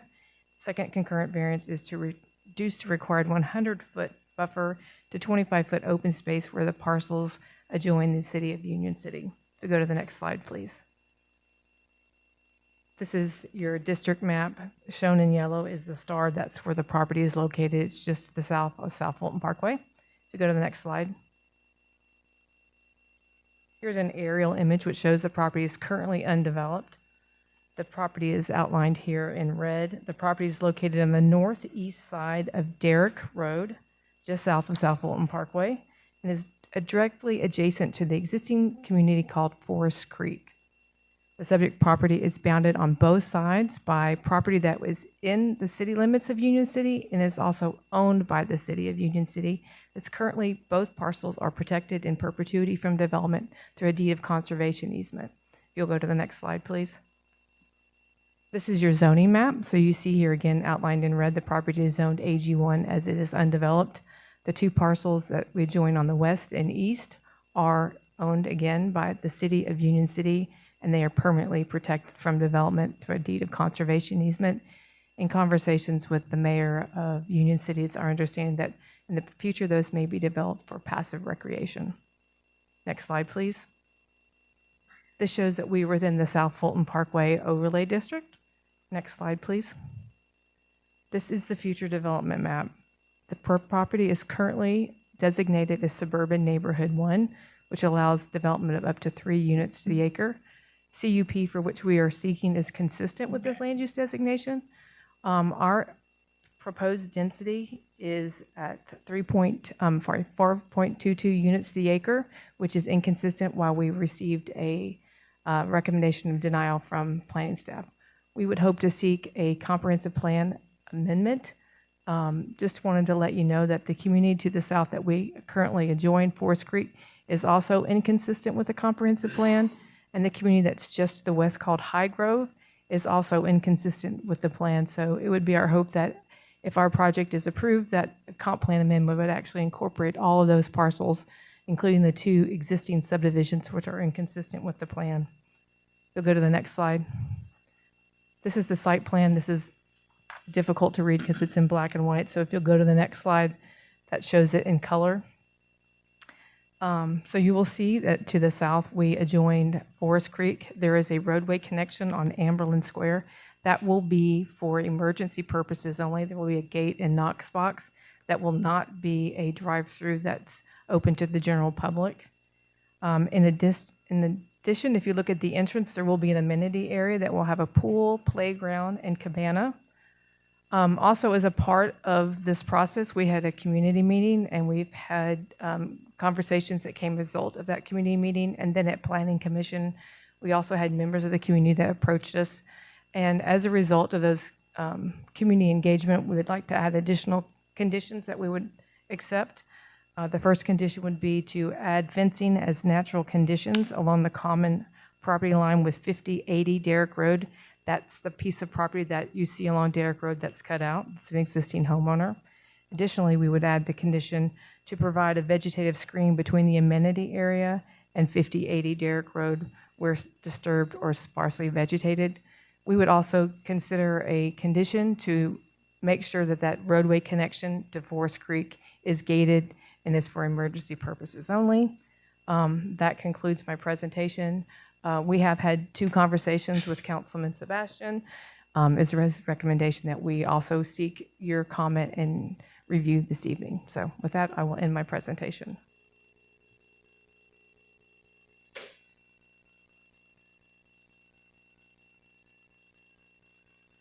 All right, there is a speaker against. Go ahead, sir. You can state your name and address. Mel Keaton, 4402 Alashiba Drive. Give us 1 second. You will have 10 minutes. You don't have to use the entire 10 minutes. Okay. Your time starts now. Well, Mel Keaton, 4402 Alashiba Drive, and my problem with this is a lot of development keeps getting snuck in on us by this tactic of deferring stuff, and a lot of seniors wanted to come to this meeting tonight, and I was going to pick them up because they can't drive at night, and they were under the impression that this was going to be deferred, like a lot of items. And I think that we need to clean up some processes on how many times you can defer an item, probably with prejudice or not without prejudice or something, and have to start over, because this is confusing for people, because people don't show up because they think it's deferred, and then they defer stuff so many times that people think it's not going to happen. And then now here we are at the meeting. I just happened to come up here because I thought something like this might happen. So I came today, and it's happening. And now you sneaking development in, and there's a lot of people that are against some of the items or want to have input on this issue, and everybody's not for this. So, and this is just another way.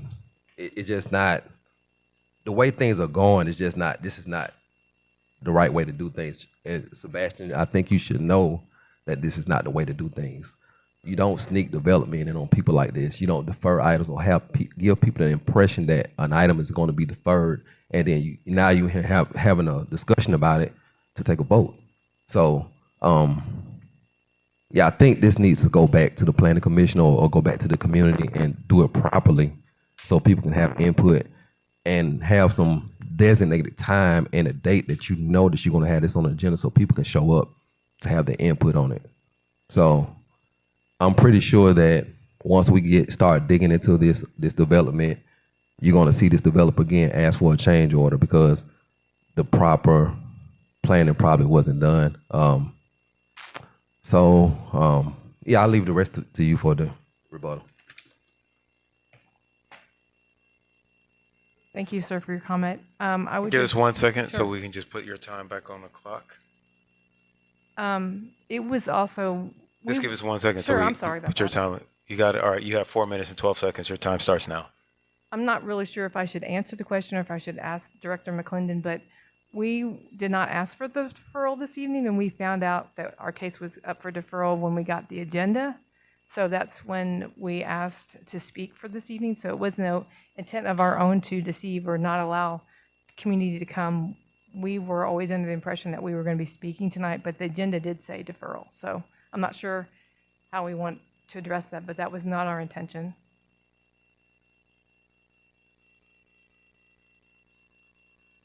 All right. I'm sorry. You don't get to rebut the rebut.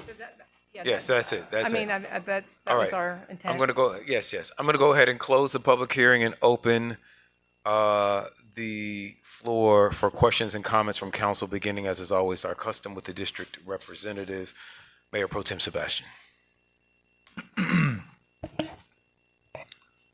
I would like to know how it ended up on the agenda as a deferral, because that was not something that was requested by me or my office. So as far as I'm aware, you guys followed the process of all the meetings and landed here this evening. So I'm not sure exactly why we ended up here with a deferral listed on the agenda. So, Mr. Reginald, so Glenda, do you have any idea? Hold on one second. Councilwoman Bell, if you could mute, and all the council people that are online, if you could mute your mics, we can hear you. Sorry, go ahead, Mayor Pro Tem. I asked a question. All right, thank you. So they did follow the process correctly. They requested a deferral at the last mayor and council public hearing, and so it was listed as deferral along with the cases that did not have a planning commission hearing. This case had gone to a previous planning commission hearing, and so just as a quirk of the process, when we moved all of those cases that were on the planning commission over to this agenda, they all said deferral. This case remained listed as deferral, and we didn't realize until late in the process that they were not requesting a deferral along with the remainder of those cases that did not go to planning commission. So that was a mistake on our part for it to be listed on the agenda as deferral. So basically, it's an administrative error on staff. So the implication when people are talking about sneaking development, I don't know what they're talking about. Certainly not from my office. Because generally, I think the community needs to have all the input they need to have in these development. So I stand by that, and I will continue to stand by that. But people would have to come to the meetings, because as far as I heard, that there were at least a couple of meetings and maybe one person attended. So I'm not sure what's left to say. I do have a question about the setback along South Fulton Parkway, or the reduced buffer. 25 feet for a busy road like South Fulton Parkway, it is not a lot at all. And two concerns I have. Number one, the noise from the traffic to the future homeowners. Number two, if South Fulton Parkway in the future has to be expanded, there will be homes in the way. So that's a concern of mine. All right. And as I stated before, I'm also concerned about the number of homes being proposed, as well as the wetlands in those areas. We are in a period in our time of history where we're dealing with the impacts of climate change. And just across the street and down the street, we did have, from Helene, an entire place that got washed away, and some homeowners got stuck because the entire driveway washed away. So there's streams that can overflow in the area. And so I am concerned, if we haven't measured any scenarios as to what flooding would look like in the extreme in this area, we could be putting future homeowners at risk. And I not only have that concern for your project, I have that concern for any development that we do in the city of South Fulton now. Have we really planned for extreme weather and extreme flooding in our communities? Thank you, Councilman. I would like to, after we spoke about that, I'd like to just follow up. So this is a zoning hearing. At the next stage, if this project was to be approved, then we would go to engineering, and a hydro study would be required as part of our submittal. So that sort of further, more fine-grained engineering for what can actually happen in the lots and the stormwater runoff will be done at that time, and we would work with the city staff to make sure that our development at that time meets all the city's standards for stormwater and runoff control. But that level of engineering has not been done at that stage, just because we were trying to get the property zoned. Okay, thank you. The chair recognizes Councilman Willis.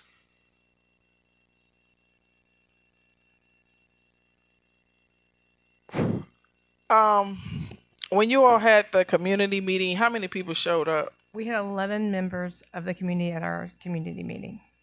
11 members? 11 people. showed 11 up. people? Yes, ma'am. So there is a huge disconnect as far as getting information to the community.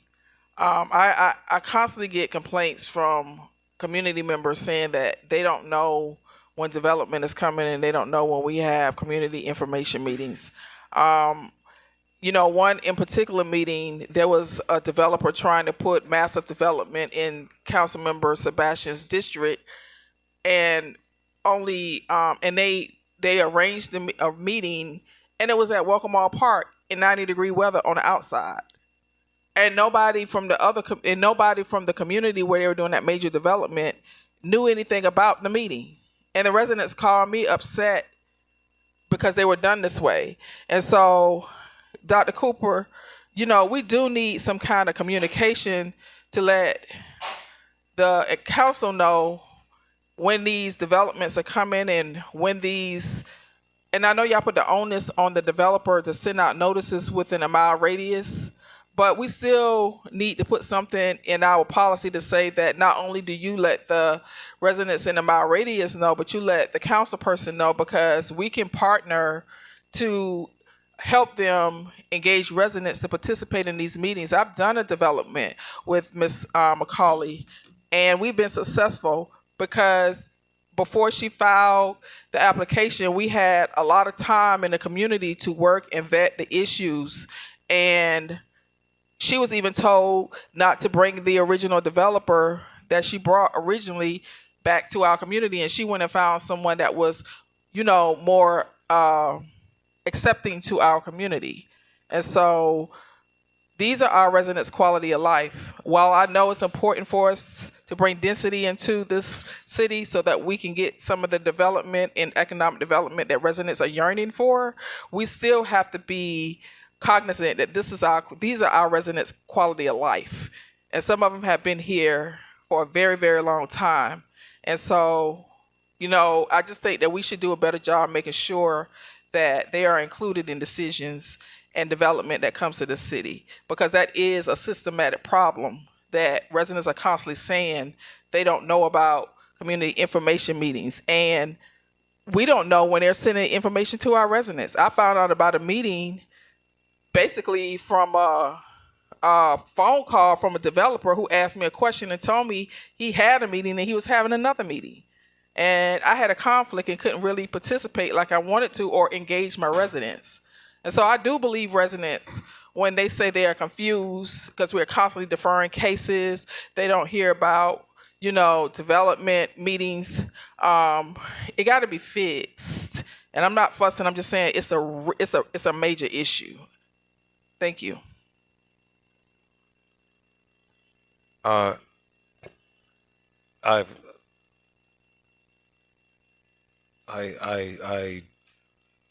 don't agree or disagree with everything that has been said about our process. I am actually more concerned not about the people who did or didn't come to this hearing, but the 327 homes that will be located along South Fulton Parkway. I was recently in a meeting with the city manager, and I were recently in a meeting with MARTA. There's conversation about bus rapid transit and expansion of lanes. There's a reason that we have these buffers. I don't know who came or didn't come to the meetings that the Fulton County Commission had when all of these warehouses were approved along South Fulton Parkway. But the people who ended up moving in afterwards, who weren't citizens at the time, were the people who suffered. And so I think that we do need to strongly consider reducing a buffer along a trucking route that is still growing and expanding. Those buffers are there for a reason, but I know that we will make a final decision about this at the next meeting on December 10th. So stay tuned, and hopefully we will hear from people at public comment. Then you be advised you can come and speak at public comment before we vote on items. And so there will be another chance for any and all residents in the South Fulton Parkway area to weigh in. All right, Mr. Clerk, please sound the next item. Thank you, Mr. Mayor. And if I may briefly interject before we go to the next item. I've gone to the next item. I've gone to the next. Go ahead, Mr. McClendon.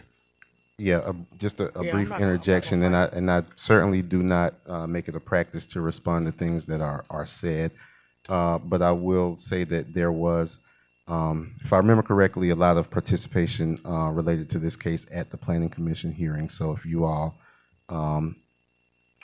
want to go back into your email notifications, you will see that we did send you that video from that Planning Commission that can be watched if you would like to glean those comments. The second thing that I will say is that the comment that was made earlier about the number of deferrals in our 20, we have been seeing an inordinate amount of cases being deferred. And so we do plan on implementing some things in 2025 to hopefully address and limit some of those deferrals. So when you see that come across your desks, please remember that we had this conversation.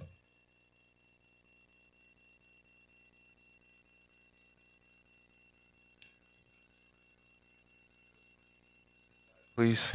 Brings us to modification cases. Letter J, case M24-006. It's a public hearing for an application by Danny Blumenthal with Gaskins and LaCroix, care of Macon Capital LLC, for property located at Oaks at Cedar Grove Subdivision, 0 Cedar Grove, parcel numbers 0708-0000-830858, 07808000-830494, 07808000-830916, and 07030000791220. Requested a modification in CUP at the Cedar Grove Overlay District to amend the zoning conditions within the zoning case 2003Z-0028 to reduce the minimum front setback from 20 feet to 15 feet and remove the 5-foot setback stagger for lots 217 to 224. This is located in Council District 4. Staff's recommendation was approval. Thank you, Mr. Clerk. This is a modification. As always, I remind you that modifications do not go before the Planning Commission, so there is no Planning Commission recommendation. This is a request to modify conditions 3A and 3F specifically for lots 217 through 224 of this subdivision at 0 Cedar Grove. I believe there are some terrain issues for this request. Staff's recommendation is approval. I'm going to go ahead and open the public hearing. Is the applicant present? Yes, the applicant is present and does have a presentation. All right, and are there any speakers for or against? I did not. I've only received the applicant's card for this item.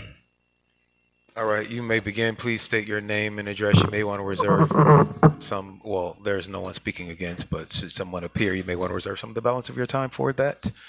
Your time starts now. Thank you. Well, good evening. I'm Danny Blumenthal with Gaskins LaCroix, 1266 Corporate Way in Marietta, Georgia. My client, Macon Capital LLC, is seeking a zoning modification for lots 217 through 224 of Oaks at Cedar Grove Subdivision. There are two conditions part of this modification request. The first is to amend condition 3A. We're requesting for this to reduce the minimum front setback of these lots only from 20 feet to 15 feet. And 3F, we're requesting to remove the 5-foot building stagger, again, just from lots 217 through 224. Next slide, please. So Oaks at Cedar Grove Subdivision is located in Council District 4. It's on the east side of Cedar Grove Road between Cascade Palmetto Highway and South Fulton Parkway. You can see where the yellow star is on the map there. Next slide, please. Thank you. So on the left is a site plan of the entire Oaks at Cedar Grove subdivision of these phases. The image on the right shows the lots we're requesting to modify. Again, we're seeking to reduce the front setback from 20 feet to 15 feet and to eliminate the stagger. The request is only for these lots, and the remaining lots in the subdivision would be subject to all of the zoning conditions, which were approved as part of 2003Z-0028. And as Mr. McClendon stated, the reason for the request is because there's steep slopes. There's also rock that was located at the rear of these lots. We hosted a community meeting on the evening of October 30th, and everyone within a mile radius was notified via postcard. While the postcards also included contact information, so if anyone was unable to make it or had questions before or after the fact, they were welcome to reach out. Nobody actually attended the meeting. We did have one neighbor to the site reach out, wanted some clarification on the request, and had no additional comments or questions for us. So at this time, I appreciate your opportunity to have had this opportunity to speak. Please let me know if you have any questions, and I ask that you please approve this request on December 10th. Thank you. All right, there are no speakers against. I'm going to go ahead and close the public hearing and open for council comments and questions, beginning, as is always our custom, with the district representative, Mayor Pro Tem Sebastian. Thank you, Mr. Mayor. These lots that we're asking for front setbacks to be, if I recall, they are the first right and left turn after you come into the main entrance, right? Is it? We could open up the. Sorry, there's a. While you're doing that, the reason why I'm asking this question is that I am concerned, being that I believe they are the main entrance to this community. They're, as I said, the first turn.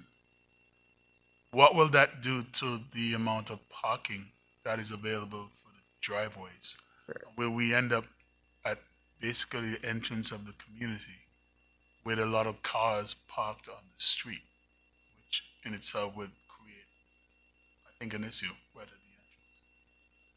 Each of the homes has a garage on it, and then there should still be room in the front of each for a car. Maybe not a large truck, but a mid-sized vehicle should still fit and not block the sidewalk on those lots. So there still should be 4 parking spaces for each of those lots. Without blocking the sidewalk? I believe that the setback is measured from the right-of-way, not the back of sidewalk. Yeah, it's measured from the right-of-way, not the back of sidewalk. Okay. So that would give that additional space. I think, yeah, the right-of-way you can see on the right side there, the kind of blown-up map, I believe. So you can see the sidewalk, and then where the lot actually starts, that's where the 15 feet's measured, so there's still a few feet to the sidewalk, the additional feet. I would like to see no parking on the streets. No parking on the street signs at all. Because I think we're going to have a problem with people that have, 4 or 5 cars and big SUVs. No parking. Yes, that is fine. That is okay? Yes, sir. Okay, so we'll make that a condition. All right, thank you much. Thank you.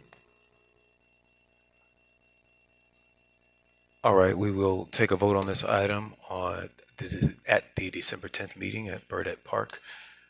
Mr. Clerk, please sound the next item. Brings us to letter K. It's case M24-008, public hearing.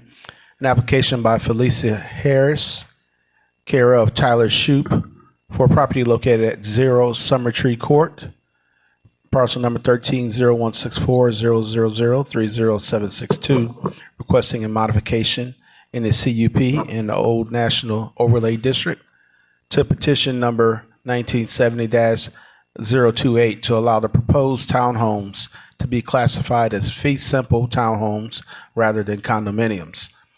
It's located in Council District 6. Staff recommendation is denial. All right, Attorney McClendon. Thank you, Your Honor. We will move to M24008.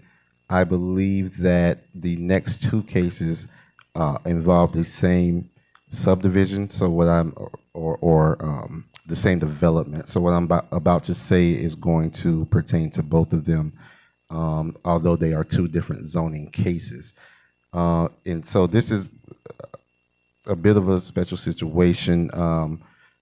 This property, the Zero Summer Tree Court, which used to be a condominium development, which has since been torn down, was zoned in Fulton County back in 1967 and 1970, respectively, under two different zoning cases. So this zoning took place in another jurisdiction under conditions that are not really in any way analogous to how we do zoning today. So we've had quite a few meetings with these developers. They originally came with one development plan, and we told them that they didn't have the zoning for that plan. And what we tried to work out with them was a way that they could rebuild on the same footprint that had been originally approved under Fulton County. And I think that they have come back now with a development plan that does accomplish that. However, the one thing that was different is that the original development plan allowed for condominiums, and they are attempting to build fee simple townhomes. The difference between the two being that a townhome, you own the ground underneath you and everything, the roof, the walls, etc. Whereas a condominium, you really own the space within those walls. And so they are seeking a modification to allow that this new development be classified as fee simple townhomes. I believe they're doing this in lieu of attempting to get a full rezoning of the property. Staff has recommended denial, the reason being the comprehensive plan future land use designation is agricultural neighborhood. And so this development would not fit into that land use designation as far as the classification of townhomes goes and as the density goes. All right, is the applicant present? Yes, Mr. Mayor, we have the applicant present and we have two speakers in opposition. All right, I think you heard how this goes. Your time starts now. Please state your name and address, though. Good afternoon, Mayor Clayton, Council. Thank you all for your time tonight. My name is Tyler Shoup. My address is 8415 Madison Drive, Atlanta, Georgia. That was a very eloquent explanation as far as, I'm sorry about that.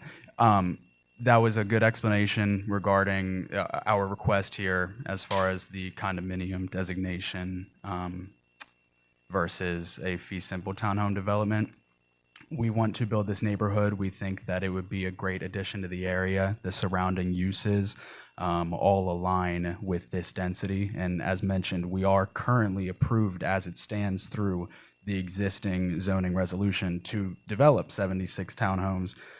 We are just requesting that they be allowed to be classified as fee simple. It is far more accessible for the buyer. When townhomes are classified as condominium, it is more difficult to get financing.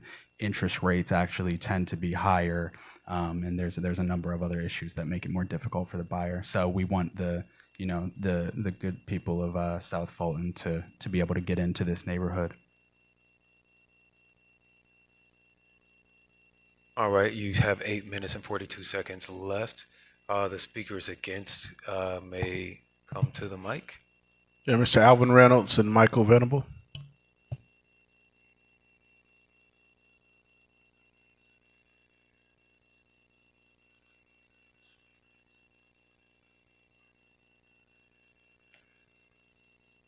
Good evening, Mayor and Council. Alvin Reynolds, 585 Kings Place, Riverdale, Georgia, 30296. I actually reside not far from this development and pretty much know the history of the Summer Tree development that was there prior. One thing I want to highlight and note that it was good to hear it being stated about the quality of life of constituents that lives in areas. And that is so important when we're talking about development and so forth. And to hear that so that, we get an understanding that the people that are already homeowners in the areas and so forth wants to uphold that quality of life.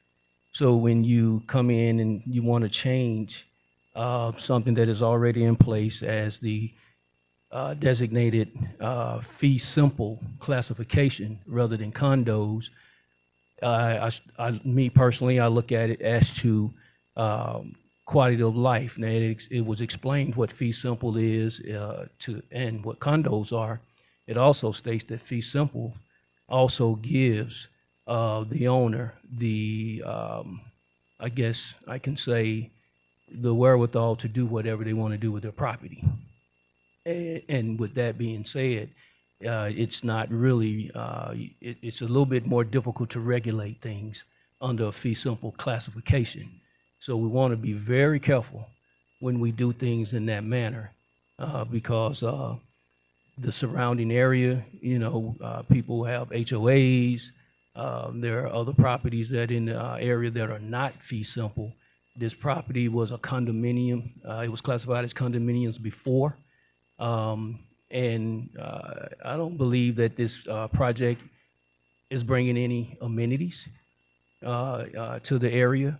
Once again, we're pretty much dumping, and don't like to use that term, but we're pretty much placing townhomes in an area with nothing to do. But again, classifying this as fee simple, the reign that the owner has really runs into question. So I want you to consider that.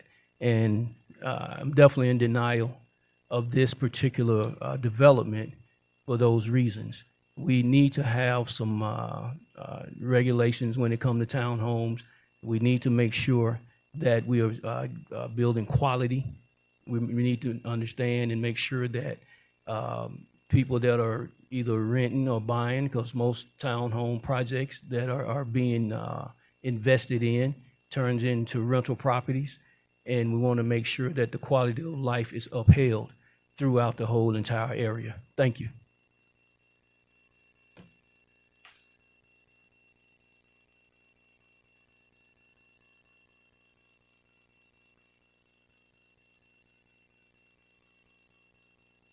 It's Michael Venable, 5720 Montelli Circle. The biggest difference that no one is placing out is a sense of community. When I have a townhome, I'm worried about my little piece, and that's it. Could care less about anyone else. When you're in a condo situation, it is a collective to where everybody is going to make sure the whole community stays together. This was originally a condominium complex. This is a downgrade. When Summer Tree was there was a clubhouse, there was a tennis court, there were multiple amenities that this proposal now is just running away like a scared child. We talk about learning, and I learned a lot from doing cases in Fulton County for decades. And one of the biggest things I learned came from legal. It told me you can never use money or finance as a reason for any developmental project. As every developer, every commissioner on the Fulton County Commissioner told us that distinctly. And you know why? I always wanted to do that. Developers will come in, particularly entrepreneurs. I'm gonna do this, get this one. You could look at them and tell it was a failure before they got started. No business plan, no incentive whatsoever to do any kind of marketing. So that's why they kind of cut that out. It was fair for both sides. The applicant is given a reason that, okay, you can't get finances and rates are higher. That is irrelevant. This is a zoning here, a modification hearing. That's a personal problem that you need to deal with outside of this arena. Money cannot be used as any reason whatsoever to come back and make a decision on a municipal zoning or modification case. Again, this is a downgrade. It was a condominium complex before. It should remain that. You have a better committed community. You have a better chance of it maintaining a residential community as opposed to a transient rental community. This is why we need to keep it the same way it was. It had amenities. You know what condos have, and you never see the same problems that you see when you have the townhomes that come about. I urge you to deny distinctly this modification request because it does not benefit this community. And it, for the reasons they have given none that you should be able to use as a decision to make this decision. Thank you.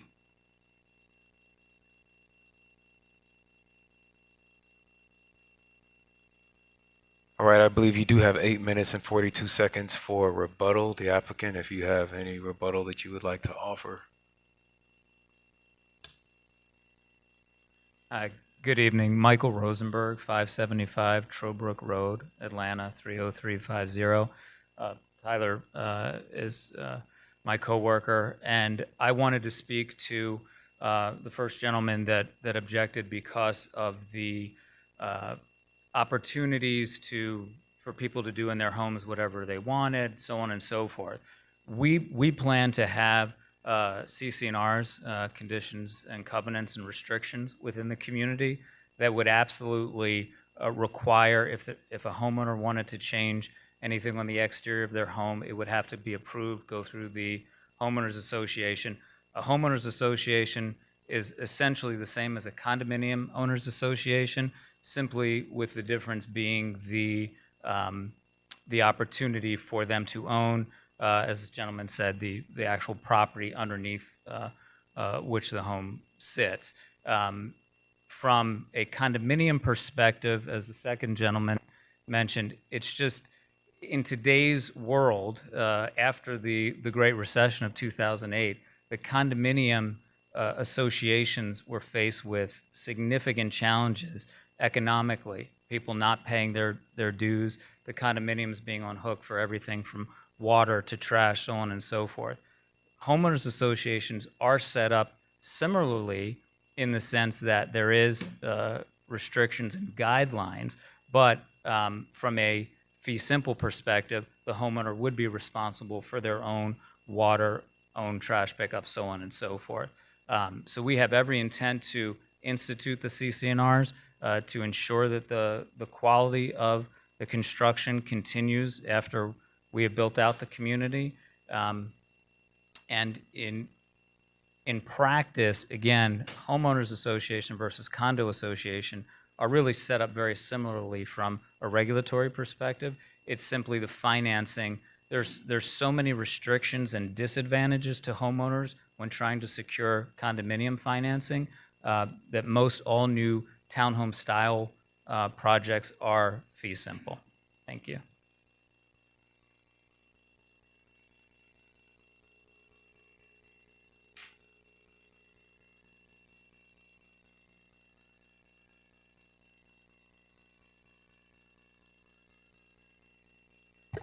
No, sir.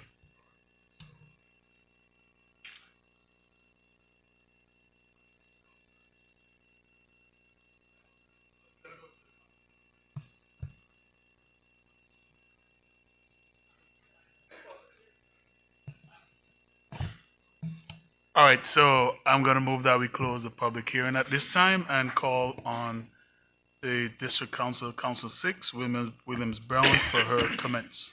Council. Thank you, Mayor Pro Tem Sebastian. I do have a couple of questions. In reviewing, starting with in reviewing the packet, I see that there was a community meeting held November 1st. That was on Zoom, Teams, that was attended by 3 people, one of whom is Felisa Harris. I understand may be the attorney or the agent or the representative for the developer.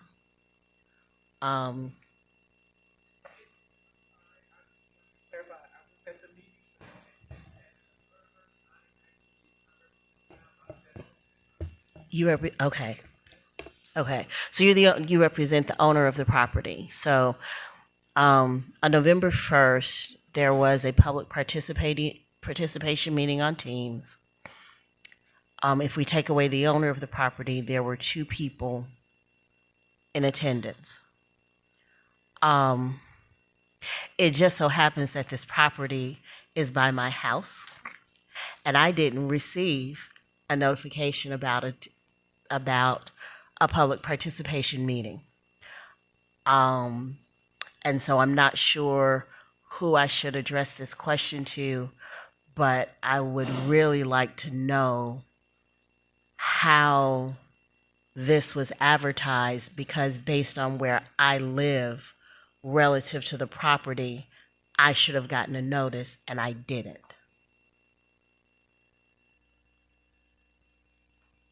Right, and considering the fact that I'm the councilwoman, I probably should have been first on the list to be notified.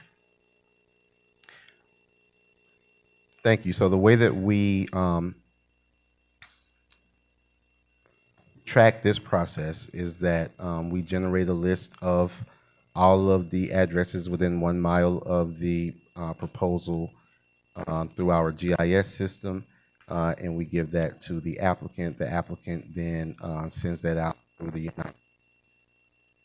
and they show us that they've done that through the use of a receipt showing how many notices that they've sent out. So it's impossible for us, of course, to track every single postcard through the United States Postal Service. We do hear quite a bit that people are not getting these postcards.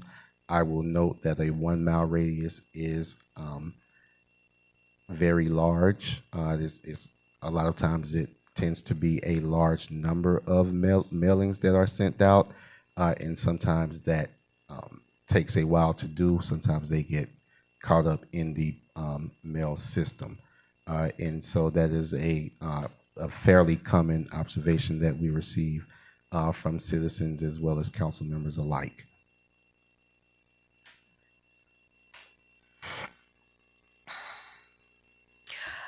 Okay. So then, okay, I'm gonna set that aside for the moment.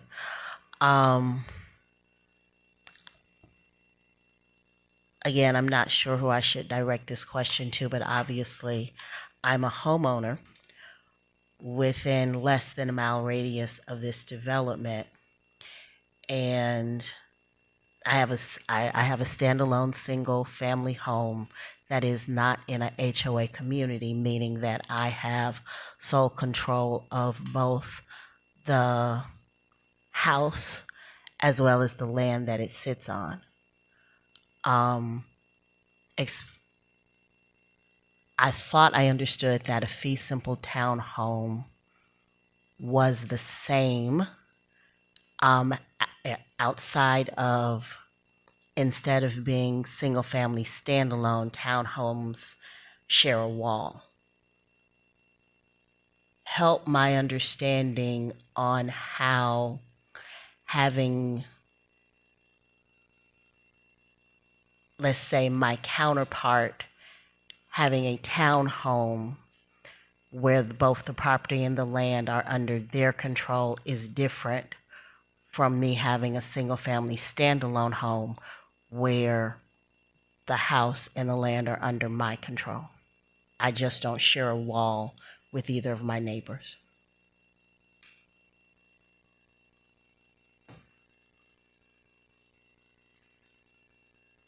I'll try to explain. The main difference that we see is in a community that does have a homeowners association, there would be different architectural guidelines and restrictions of use restrictions of what can and cannot be done to their home. It would have to go through an architectural approval process.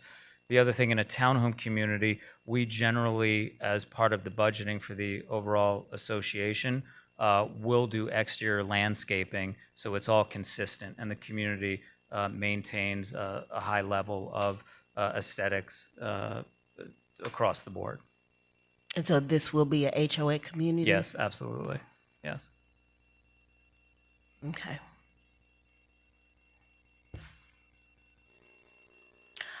And my third question is, looking at the map that is on page 8 of the packet, everything surrounding this is suburban 2, and yet this is still designated agricultural. I know that we have had many a development where the future land use plan seems to be at odds with the actual lived experience, and the types of housing that surround land zone agricultural. Do we know why this still says agricultural when everything around it, and which I can attest to because, again, I live less than a mile from this, everything around this is suburban too? I cannot explain why that is. The future land use map was developed prior to me being in this role. All I can say is that this was formulated and voted on by City Council at the time. And so for whatever reason, they felt that this area needed to remain a lower density land use classification. Okay. All right, thank you. Mr. Mayor, I yield. The chair recognizes Mayor Pro Tem Sebastian. Thank you, Mr. Mayor. I actually was not going to say anything on this issue, but again, we're hearing council member who lives close by should have received the notice and did not. This is one of the things I think we really need to take a hard look at, because yes, we should be notified as council member no matter how far in our district we live. And secondly, what if something goes wrong with the mail? Is there a check system that is in place? And the third thing I have, and I would want to put this to staff, do we need to look into different forms of communication with the public? And possibly, you don't have to answer the question now, but do we need to look at this with the intention of using more modern ways of communicating to the people around? You know, I just think this is an archaic way of to do this when it's something that's so important to our community, and we're hearing the same issue again and again and again. The thing that was mentioned before, why Councilmember Willis got a call, is I was at a doctor's appointment. I was literally in a doctor's appointment, and had no idea a hearing was happening about a development in my district. And we're continuing to hear this, so I'm begging and pleading with our staff to look at, is this the way other cities are doing it? And even if other cities are not doing it this way, are doing it this way, do we have the opportunity to take the lead and do things differently? That's what I would ask.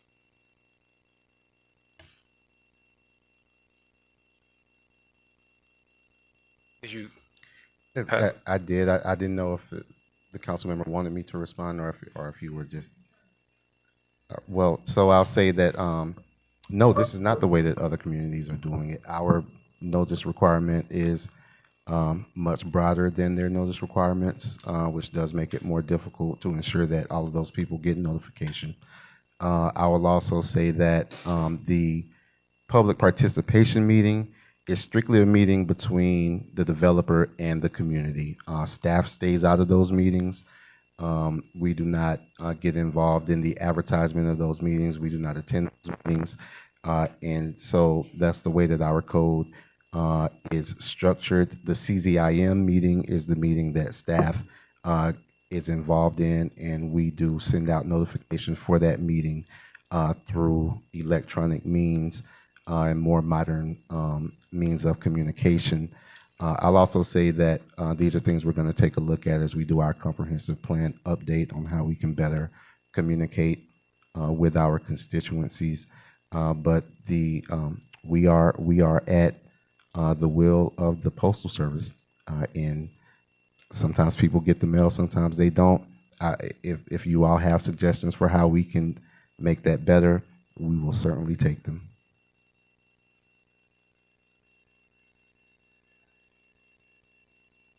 See, are you done, Councilman Sebastian? All right, the chair recognizes Councilwoman Willis.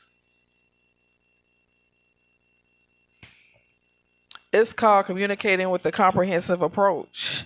I mean, we in the 21st century, so we shouldn't only rely on mail. I mean, it's a simple. We're the policymakers. We can change our policy. So and we ask for us to do a broader reach because that's what the community wanted. Only a half a mile radius of people were being notified about development that impact a mile radius. And so we increased it to a mile so that we can reach more people to let them know about development that was coming that impacted their community. But maybe we need to update our system so we can not only get addresses, we can get phone numbers, so we can get emails if we can get emails. But we need to be taking a comprehensive approach. We need to mail, we need to email, and we need to robocall. And even if we don't have that data in our GCICS system, we can purchase that data. There are many companies that sell emails, that sell phone numbers. And so I think that we should be taking a comprehensive approach to ensure our residents know about development and have input. I disagree with the fact that staff take the approach, they stay out of meetings between developers and the community. We're the policymakers, we can change that too.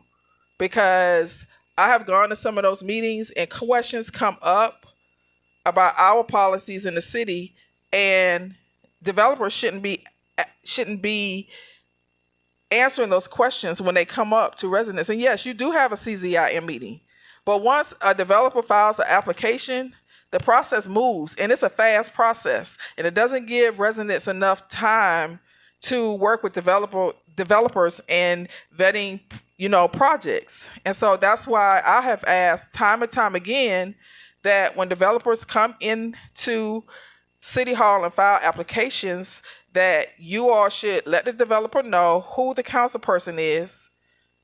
When these notices go out, the council person should be notified, and you can make the developer reach out to the council person, but it does have a true impact on the success of their project.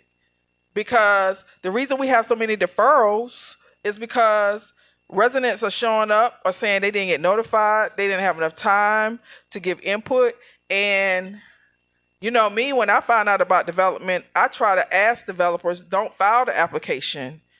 Let's go to the community, let's have a community meeting. And so let's hear some of the grievances, let's hear some of the issues, so that when you do file an application, we can go through the process without so much opposition. And so I do think we need to look at it. It is a broken system. It's archaic. I mean, it's out of date. Anybody who solely relies on mail in this 21st century is out of touch. So our code is out of touch. And we're the policymakers, and we can change it. So I would ask in 2025, let's get together. We heard what I said. Let's figure out, other cities are not doing it the way we're doing it. And planners do show up to development meetings.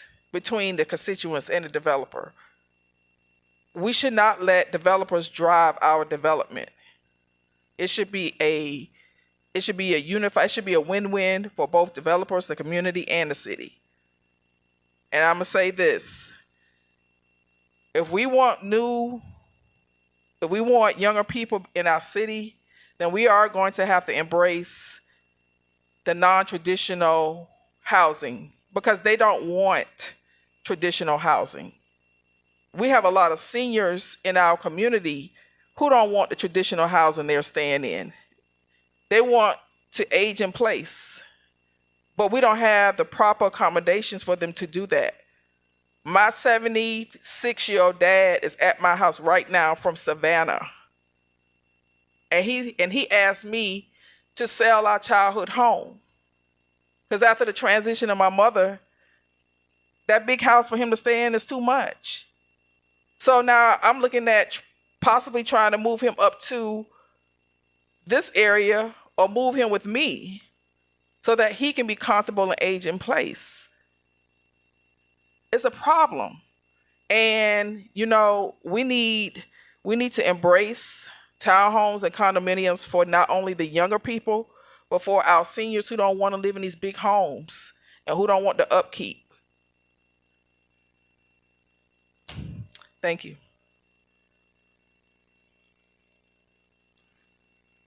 The chair recognizes Councilman Williams-Brown for her second time. Thank you, Mayor. I'm going to have to agree with Councilwoman Willis. The fact that we are relying on the U.S. Postal Service when they have been in the news for a year and a half, close to 2 years, for how broken they are. Senator John Ossoff has held hearings, congressional hearings, has called the Postmaster General in multiple times over the failures of the U.S. Postal Service to deliver the mail. To stand here and say that that's what we are relying on boggles the mind. Particularly given that every one of us on this council has a newsletter that we send out. I just sent out a constant contact to over 5,000 people that's in their mailbox. Now, whether they open it and read it or not is a different story, but 5,000 people just got an email from me a couple of hours ago about Saturday's healthy food distribution.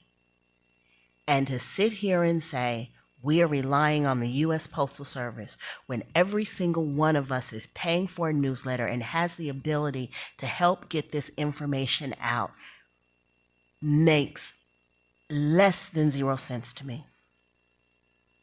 Less than zero.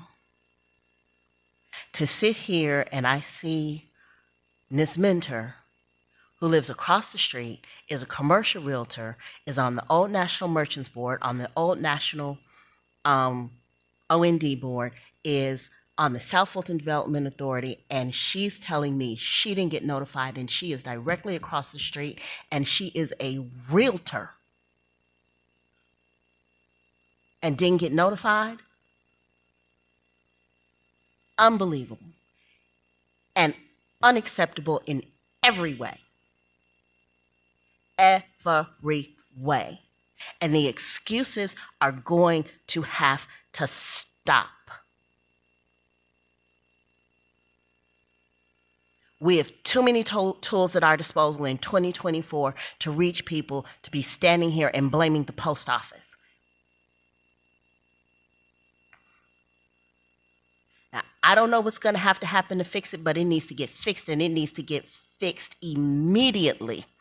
Because we have sat here all year, meeting after meeting after meeting after meeting, saying the same thing, and nothing is getting fixed.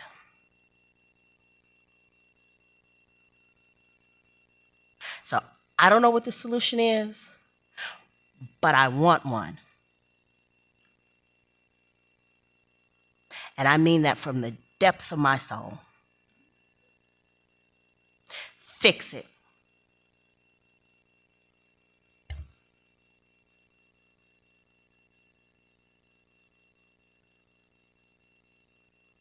The chair recognizes Councilman Mayor Pro Tem Sebastian for his second time.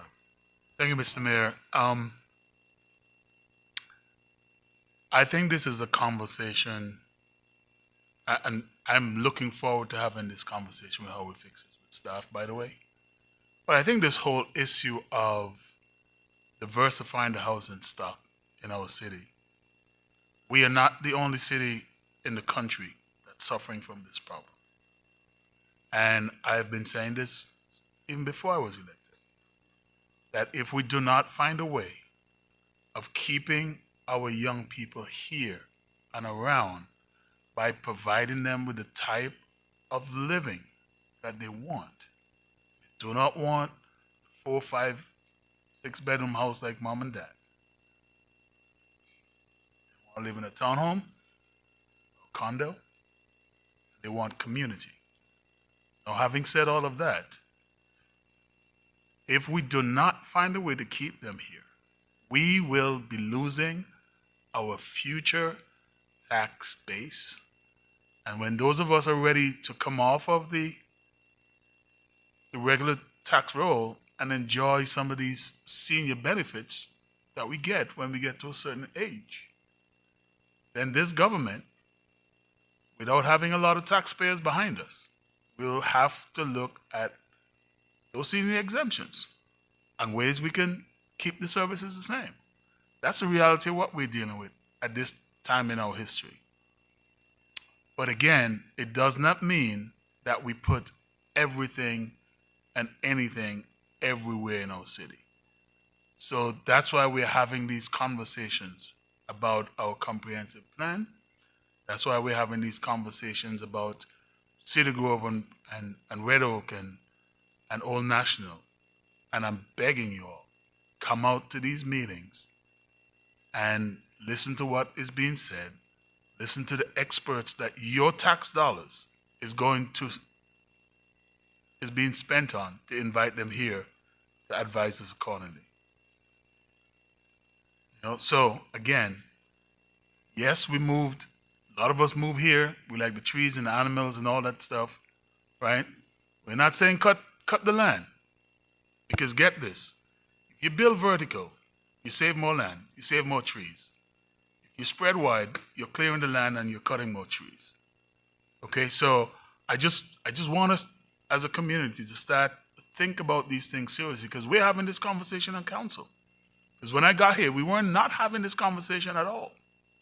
So I'm glad to hear other members of this council are beginning to speak and see the things that we know we have to deal with. And again, we're not the only city dealing with this. So as a community, I want you all to stay open-minded and to stay engaged in the process. Thank you.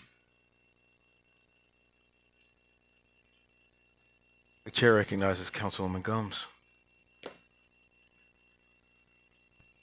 Yes, good evening. I just have some quick clarification. It is my understanding that the developers are the ones responsible for sending out the notice. Is that not correct? That is correct. I guess that my question is directed to Mr. McClendon. So technically, the city is not the one sending out any of these notices. Do you all provide them with the list of mailing addresses? We do. And is that information obtained from the latest GIS or however within that mile radius of the development? That is correct. And do they have any opportunity to email? Do you all provide them email addresses? Our GIS system does not collect email addresses. It's based on land records. Okay, is there a provision that they can email some of the residents? Because my understanding is that in some of these developments, some of the developers do email if they have the email addresses. There's nothing in the code that requests or requires them to use email addresses, but they're not limited to using the mail. They can use whatever means they have available to them. The mail is what the code requires. The mail is what the code requires. So again, we need to, I guess, clean up our processes in reference to the code and also allow other mechanisms for them to provide the communication because the city is not doing it.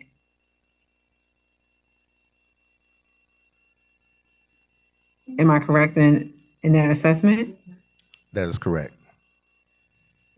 Okay, thank you. For the public participation meeting that is required by the code to be put on by the developer. The city does give notice for the CZIM meeting. We give notice for the Planning Commission public hearing. We give notice for the mayor and council public hearing. I believe we give notices for pre-application meetings as well. Okay, and that's all done electronically. That's not done mailing it out. That's correct. Okay. All right, thank you for the clarification. The chairman recognizes Councilwoman Willis for her second time. Thank you. Thank you. I just want to clear something up. I'm not messing with no senior exemptions.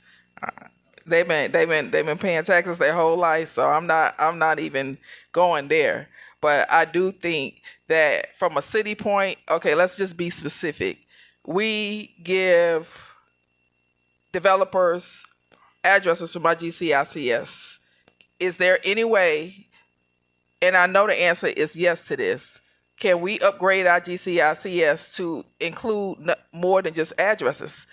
Because I buy data when I want to get information out for people votes. So I know they got stuff out there that will give us emails and phone numbers. So can we please look into upgrading our GCICS system so that we can give developers more than just addresses, phone numbers, and email addresses so that we can update our code to tell them that they are responsible for notifying and they have to use all methods to notify the residents. And the council members from the respective districts need to be notified when they are triggered to send out notices. So we can also help send out notices because that's not in our code, but we need to update our code so staff to know that they have to find out what district that development is going to, and they notify the council member. As a matter of fact, notify all the council members. We're one city. We got 7 districts, but we're one city. Okay. Then from a staff point, you said that y'all are responsible for letting people know about CZIM meetings. The only way y'all are doing that now is through social media. So there is systems. Atlanta is going through a full integration where they can send out text messages to their residents because the council members were spending a lot of money going to contracting text services to send text messages out. So now they are bringing it in-house so their council members will have the capability to text their residents. Can we look into some kind of way that we can get some type of system to text our residents? Because right now, there's a huge digital divide in our city. So not everybody's on Facebook. But if we put it on Facebook, if we do robocalls, and if we text, that will help. I mean, we got about 100 texts during this election cycle. So if somebody can text us and ask us for a vote and to contribute to their campaign contribution, we can definitely text our residents to tell them that there's a CZIM meeting and there's developers. I'm just saying the capability is there. It's just that our city needs to take the initiative to find the technology or invest in the technology to make sure we have what we need to notify our residents. So I'll say 2 things. One, we do notify the council members when we notify you of the CZIM meeting. We send that directly to you all and your constituent services representatives. And I believe we list on that notification which districts these upcoming cases are in. At the time that we have those CZIM meetings, the public participation meeting that is given by the developer is usually not yet scheduled or has not yet occurred. And so perhaps one of the things that we can look at is having them to schedule that meeting or already have that meeting scheduled when we go to CZIM, but then, of course, it would be incumbent upon the council members to attend the CZIM hearings, or meetings, I should say, to glean that information. Second thing I'll say is that I spent 3 days in Florida last week, along with our IT director, at a GIS conference given by Esri, who is the company that controls the GIS system. Very informative. There are a lot of things that you can do with GIS, and a lot of cities are doing. This was only for planning directors. There are directors there from all over the world. Including email addresses into GIS was not something that I heard that is being done or can be done. Email addresses and phone numbers, I should say. And so I think that that's something that we can look into. I'm not confident that we'll be able to fully integrate our GIS system with emails and phone numbers. And I'm not confident that people are going to want their emails and phone numbers included in the GIS system. As a follow-up, and then I'll yield. Director McClendon, we went from having these CZIM meetings in person to virtual. And that's not, I think we should do both. We need to be having in person and virtual. Again, there's a huge digital divide in our city. And to just these CZIM meetings, having them virtually, that's what the frustration is coming from the residents and us. I hear what you're saying, and I'm not going to bash you. I'm not trying to demoralize you. I'm just asking you, let's make the process better. We need to be comprehensive in our communication. I'm glad you said that, because we are looking at going back to in-person CZIM meetings very soon, not once we move back to our permanent location. So that is a great point. I'm going to interject for a minute here because it is 8 o'clock. And we do still have 2 zoning cases and an entire city council meeting. 2025 is going to be our year of planning. We have a comprehensive plan that is due in 2026. We are starting well over a year in advance. To answer your question, Councilwoman Williams-Brown, one of the reasons this was left in the comprehensive land use plan is I did not approve it. We were pressured to approve a comp plan that hadn't been thoroughly reviewed, which is why we're starting over a year in advance. I think you've gotten the flavor of some of the discussions that we are going to be having over the next 12 months. But with that, I would like to return to the item that is on the table, which is Summer Tree. I did have a question. I didn't see it in the packet. I stepped out, so I apologize if it has been asked and answered. But how many townhomes are being proposed? 76 townhomes. And are there any amenities whatsoever to speak of? Okay. All right. So that was it. I would just say I am loath to approve developments without any amenities. That just puts more burdens on our already overburdened park. The nearest park is Creel Park. We have a pavilion that is smaller than this room and some tennis courts. So if we're going to keep building communities, we have to build some amenities, and whatever needs to be done to make sure that those amenities are paid for and kept up is something that we should consider. That doesn't require any feedback. I just wanted to put that on the record.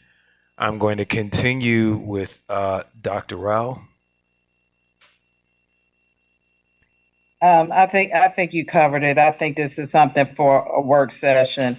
And one thing I do agree with, before we just start buying lists, I think we should allow residents to opt in. And I know previously there was a distribution list for people who were particularly interested in zoning. I don't know what happened with that, but at a minimum, we should be able to resurrect that and then put out some kind of communications. If you're interested in tracking zoning cases, here's click and sign up. And they could identify with districts. Even if we can't get for each project, if we know what's in that district, just send it to everybody who signs up from that area.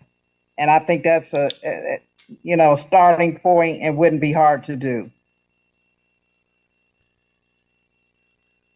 All right, thank you. Mr. Clerk, please sound the next item.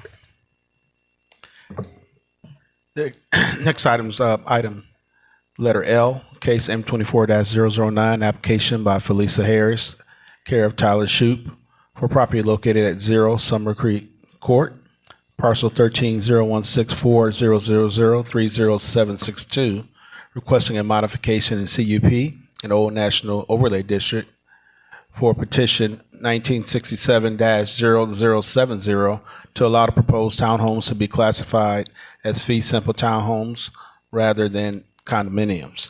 It's located in Council District 6. Staff recommendations denial. Thank you, Mr. Clerk. Once again, this is the same property. When this was originally zoned, it was zoned, half of it was zoned under one zoning case. The top half, I believe, the bottom half was zoned under a different zoning case. So it's the same development, two different zoning cases, and they're requesting the same modification for both cases for the purpose of building townhomes rather than condominiums. I will say one thing that I don't believe I said the first time around, which is that the current zoning of this property is CUP, Community Unit Plan. And the way that we currently do our Community Unit Plan zoning is that all of the zoning controls go into the initial development plan that is approved by council when we do the rezoning. And so because this was zoned in 1967 and in 1970 respectively, we wouldn't have those controls to go back to and review in order to approve anything, which is another reason why they're looking to go back and build into the same footprint that they were already approved under, just with this modification. Once again, staff's recommendation is denial based on the comprehensive plan. All right, the applicant is present. You have 10 more minutes. You do not have to use all 10 of those minutes. Please state your name and address again for the record. Your time starts now. All right, my name is Tyler Shoup. My address is 8415 Madison Drive, Atlanta, Georgia, 30346. And in consideration of everyone's time, I appreciate everyone's feedback to this point, and particularly to your last point, Mayor, regarding the amenities. We do plan to have a dog park over in the neighborhood. We're gonna have a dog park, a trail, a fire pit. We will have a pavilion, and we just won't have a full clubhouse, but we absolutely will have those community features. We have found that for our home buyers, communities of this size, it becomes a huge burden on the home buyers to support and maintain larger amenities such as a pool or a clubhouse or tennis courts or anything like that. And that's all I have to add for now. All right, if there are any speakers in opposition, I think we've heard from them. I'm going to go ahead and close the public hearing and open it up to council questions, beginning as is always our custom with the district representative, Councilwoman Williams-Brown. Thank you, Mayor. I've said more than enough. Mr. Mayor, I believe technically we do have to allow for that opposition if they have signed up. Okay, I'm sorry. Is there opposition that would like to speak again? Yes, we have Michael Venable and Alvin Reynolds. My apologies. You may come forward.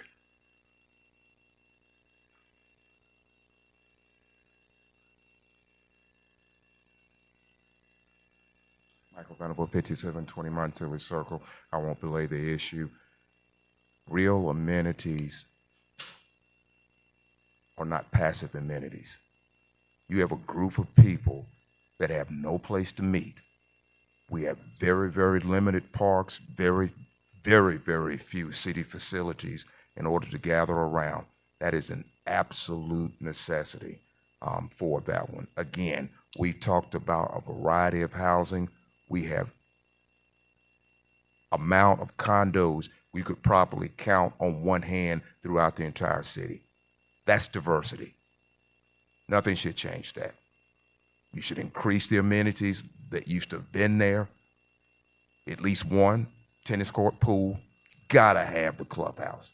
That's just unnecessary not to do that, to have somebody meeting in the street or trying to sit outside somewhere to do that one. Like I said, this modification just needs to be denied.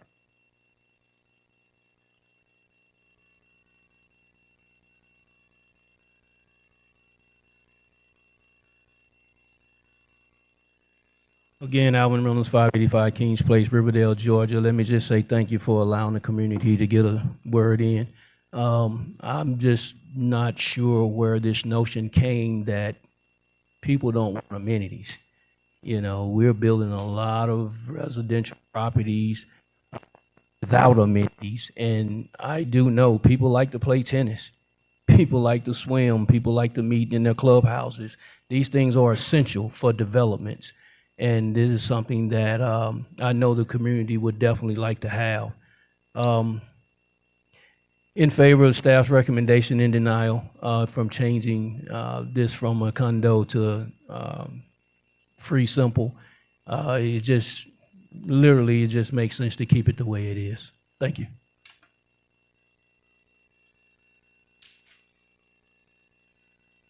All right, my apologies for not hearing the opposition. I do have just one more question. What was the price point of these townhomes?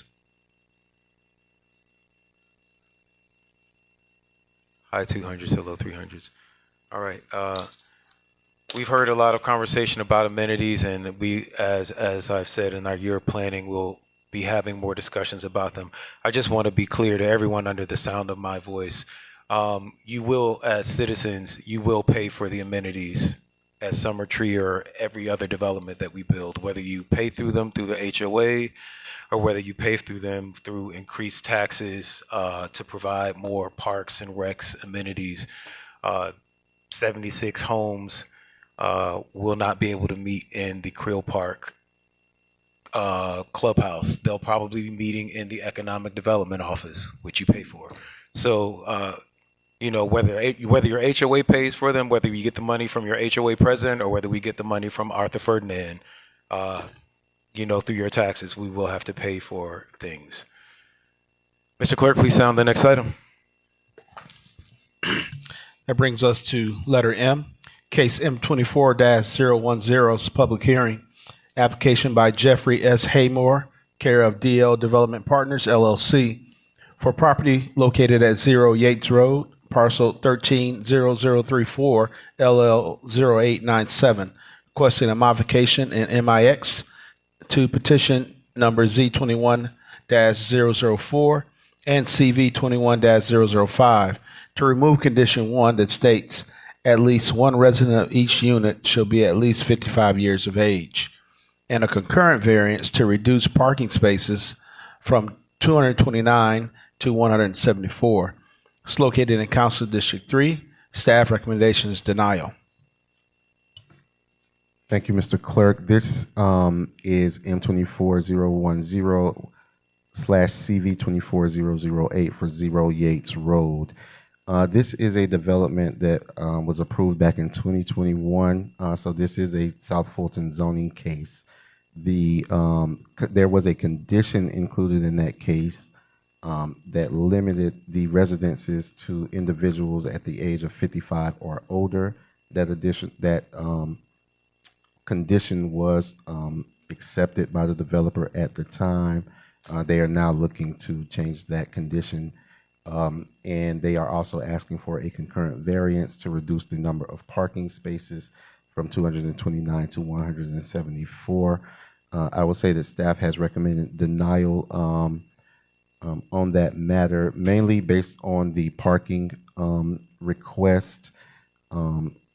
We have specific variance criteria that we go by, and we ask that our variances are based on some unique something unique to the land itself. We did not find that in this particular case, which is why we recommended denial. But I will state that as far as the 55 and under recommendation goes, staff did not necessarily have an issue with modifying that condition. All right, is the applicant present? I see them approaching now. I think you all know how this goes. 10 minutes, please state your name and address. You may want to reserve some of the balance of your time for rebuttal. Your time starts now. Hey, good evening. My name is Donald Washington. I'm the founding principal of both the Real Estate Partners, address 2020 Howell Mill Road Northeast, 30318. Thanks everyone for joining us today. I believe we have a presentation as well. While he's pulling that up, I'm joined here by my land use counsel, Jeff Haymore, but I wanted to be here personally because this particular project is personal to me. The community that we're impacting is very much so personal, even to the name, the brand. For some of you who may not have been on this journey with us since 2021, I thought I would share a brief recap of that journey and then have Jeff kind of expand on the ask tonight. The name itself, the Courtney Yates Road, we're proposing a 134 unit, 55 plus active adult community. And the name was actually a tribute to my cousin Courtney. We were first cousins. She lost her battle to lupus. And this brand is actually being a tribute to her. And so we'll elaborate more on our zoning modification and the variance that we're requesting. But a lot of the changes just kind of sparked to our journey. And we started this process back in 2021 with the purchase of the land. As Councilwoman Willis alluded to prior, one thing that was important to us was really getting community feedback. And so 90, 120 days prior to submitting our zoning application, we got into the community, we solicited a tremendous amount of feedback. Coming off of COVID, we had in-person meetings that were limited to keep everyone safe. And we also had virtual meetings. Whatever the minimum requirement was, we exceeded that then, and then we've done the same now. Since that time, we have been on a hard charge to solidify financing for the project. And as many may or may not know, this is about a $35 million project where we are looking to bring in several sources of capital to execute on the project. And the most recent challenge to date has been solidifying financing in this current environment. And so one of the conditions, the only reason why we're here today is because a condition to close on financing and actually bring this project to fruition is modifying the language to just ultimately make the lenders proceed forward with our requirements for this project. And so, we can go to the next slide. For those who haven't been introduced to this project in the past, again, it's 134 units. We didn't want to go into community with just a big 4 or 5 story monster of a project. Talking to the area residents, my initial plan was to go in with the workforce housing concept. But after talking with several residents, the need for seniors to be able to age in place was overwhelmingly communicated. And so that's what we pivoted to bring to the table. Within this community, you'll see a tremendous amount of amenities, inclusive of if you go into the center part, there'll be ground level retail. Sorry, yeah, you can go back to that. You can go to the next slide. You can go to the next slide, please. Okay. While he's bringing that up, within the community, there'll be ground level retail that you see to the right. And then there'll also be interior pocket parks. We'll have community centers. We'll have a networking center for seniors to meet.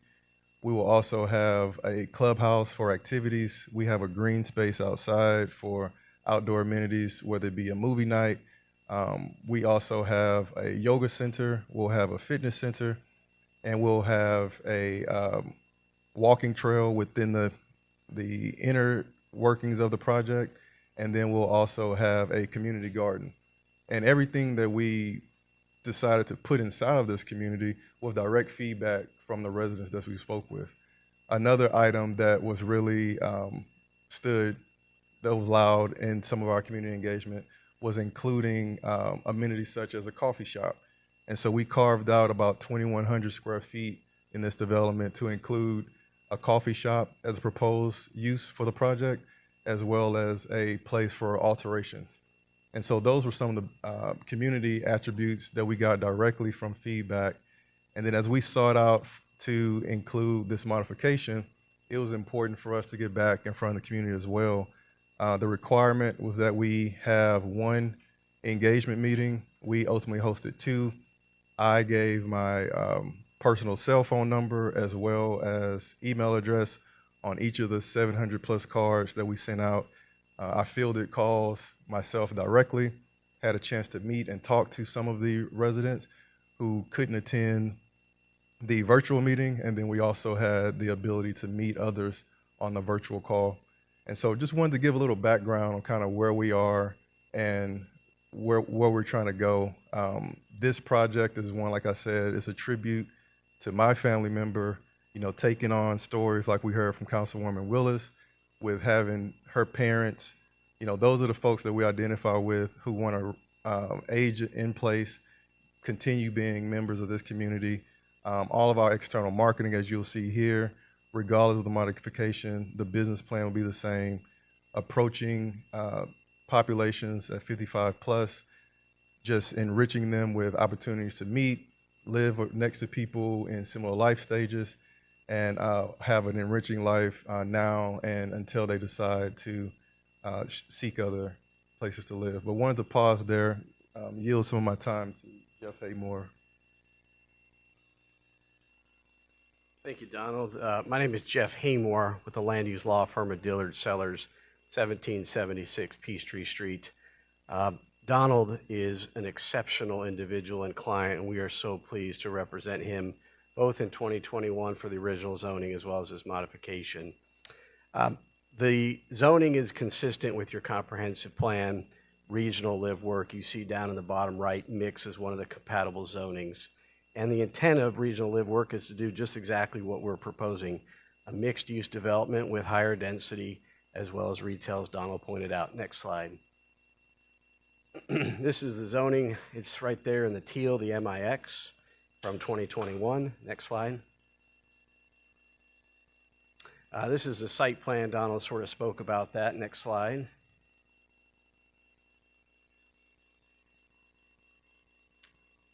Next slide, I think.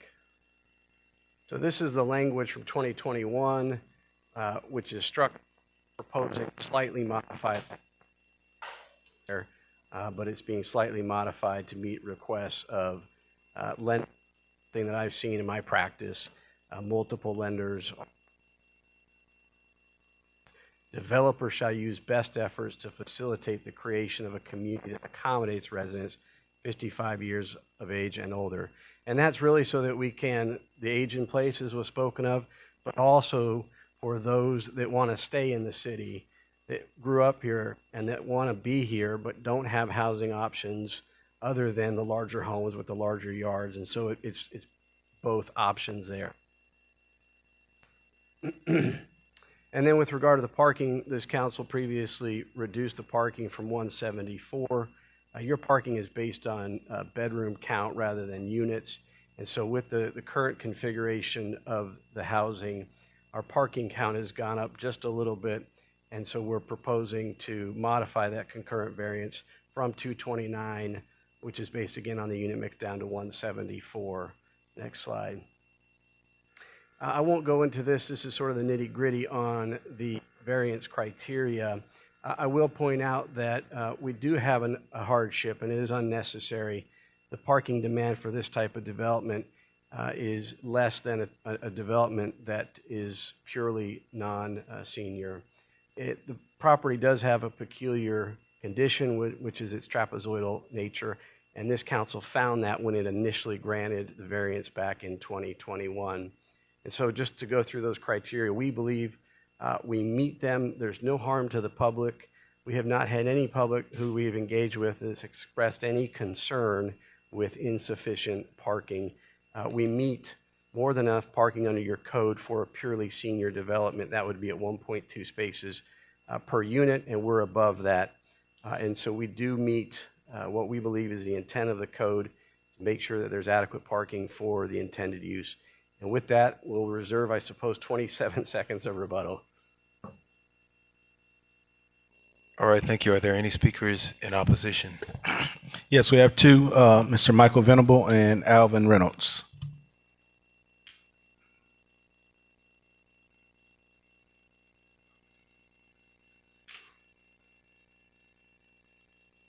Michael Venable, 5720 Montilly Circle. The fact that this is a great development, I will not deny.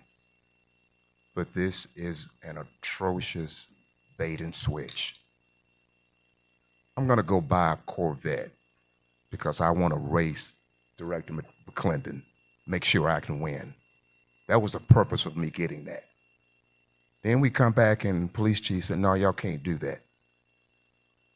Okay, then I'm stuck with a car that I had a purpose for, that I specifically got for that purpose. Let's relate that back to this case. The only reason some of the exceptions and design and things that went forward with was because this was supposed to be a 55+ development. Look at your wording. The wording that they're proposing totally eliminates everything. 134 units, you can have 132 units with just regular young people. And we back to that same thing about using money as a hardship in a municipal zoning case. They have nothing to do with that.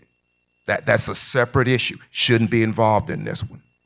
This community made exceptions. They did things to where it was set up, having one level, having the type of location. It was because it was supposed to be for 55+. If you eliminate that, you should have been come back and should have looked at you as a regular development, and that wasn't done.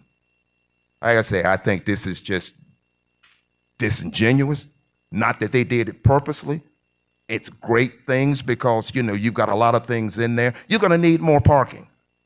You knew that an older person probably had one car. Now you're opening it up to somebody to have 2 or 3 cars. This is, you know, it's just totally messed up. The intent is not being withheld. If this wasn't changed, this whole thing needs to go away. It needs to start back from zone 1.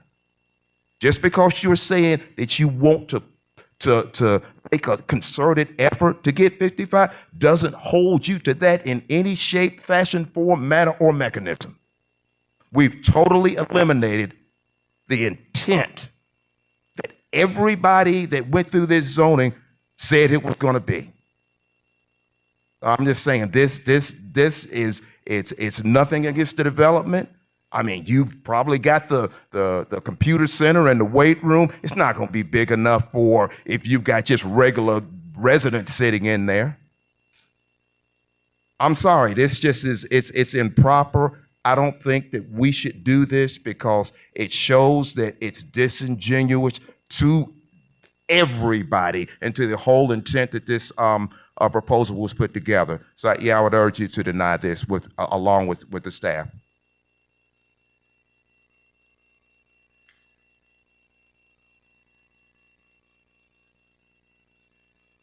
Again, Alvin Reynolds, 585 Kings Place, Riverdale, Georgia, 30296. I guess I'm a little confused because the presentation, I think I heard mainly was for 55 and up. But the language says that they want to remove the language where it states that it should be at least one resident of each unit shall be at least 55. But I think what I was hearing tonight, that was your target audience, which is not a bad thing. You know, we sit here and talk about nobody wants houses and land anymore. People want to downsize. So I'm a little perplexed here because the presentation doesn't meet what is being asked. And I definitely don't see a need to reduce the parking. I just don't see that. And so those are two concerns that should be taken under advisement by council. Thank you.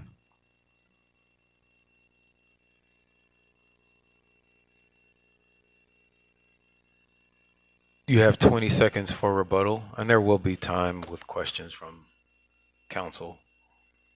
Okay, well, what I'll say, I'll address the parking piece. In addition to parking available, we'll also have partnerships with Share Drive folks. We in conversations right now with Zipcar as well as Get Around, and we'll have a public shuttle available as well. I want to address the piece about the disingenuous.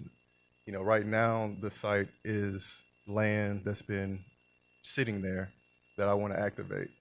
For me to activate it requires financing. And this is, like I said, personal for me to move it forward. I think we've talked to various members, neighbors who are on board with this as well. My commitment has always been to move this project forward to assist 55 and plus. I'm living this personally right now. We got it. That's your time. We're going to go to questions and comments from council. I'm sure, as I said, you'll have more time to respond.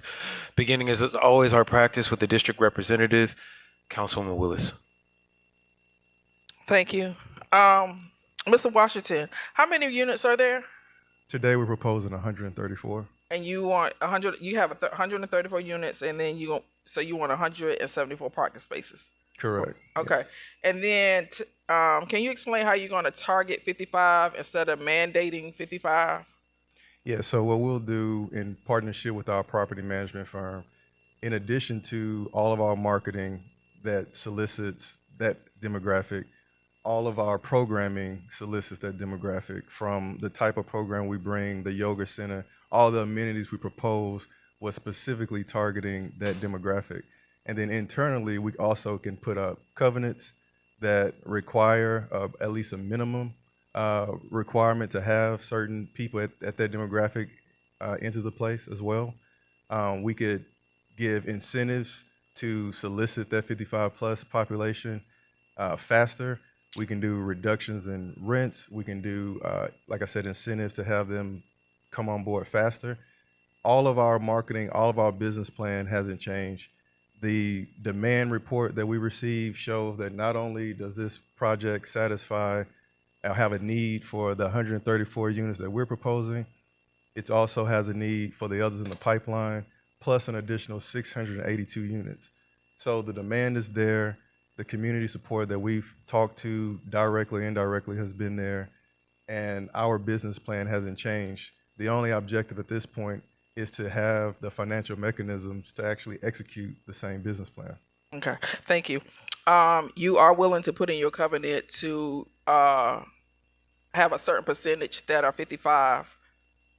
You said you're willing to put in your covenant, your HOA covenant, to have a certain percentage to target or have 55 or older. Yeah, we're prepared to do anything we need to do. Okay. To move that forward. We just need to satisfy a condition. Yeah. Okay. Thank you. Thank you. You got a seat. Okay.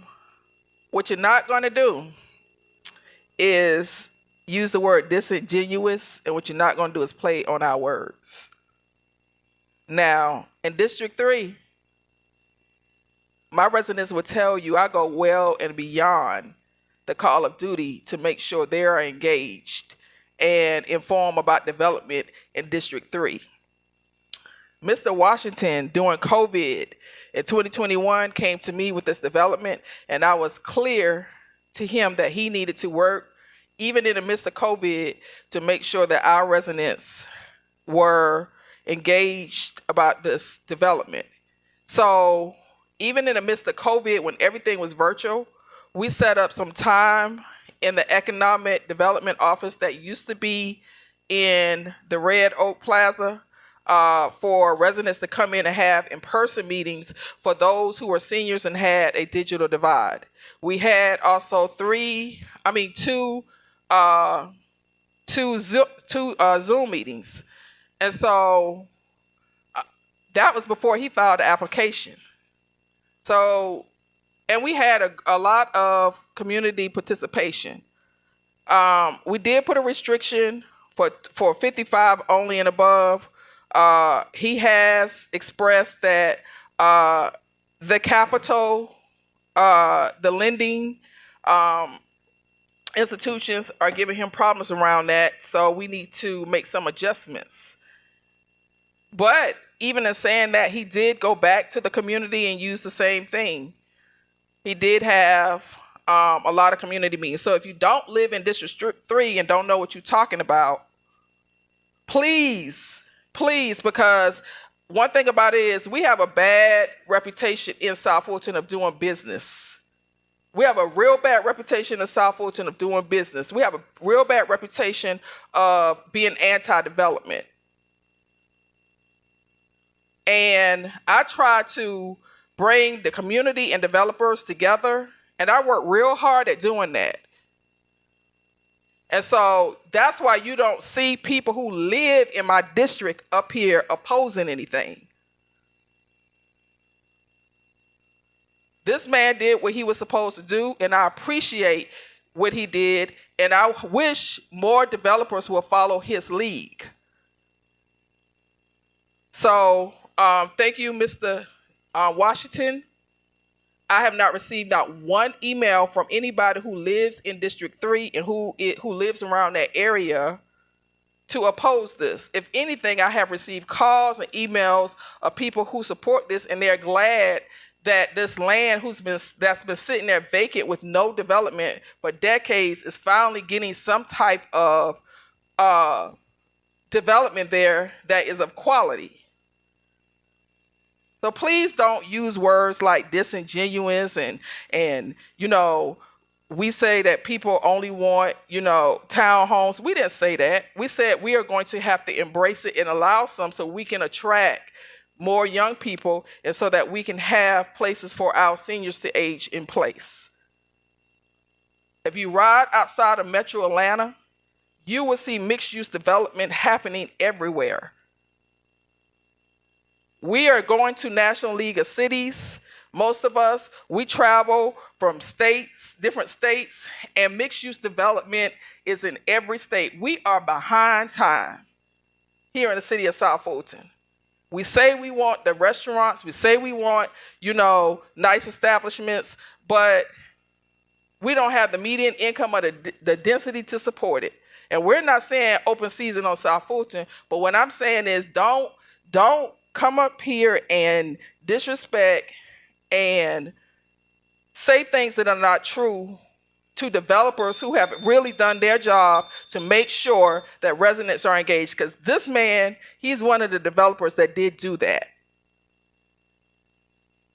He's not disingenuous.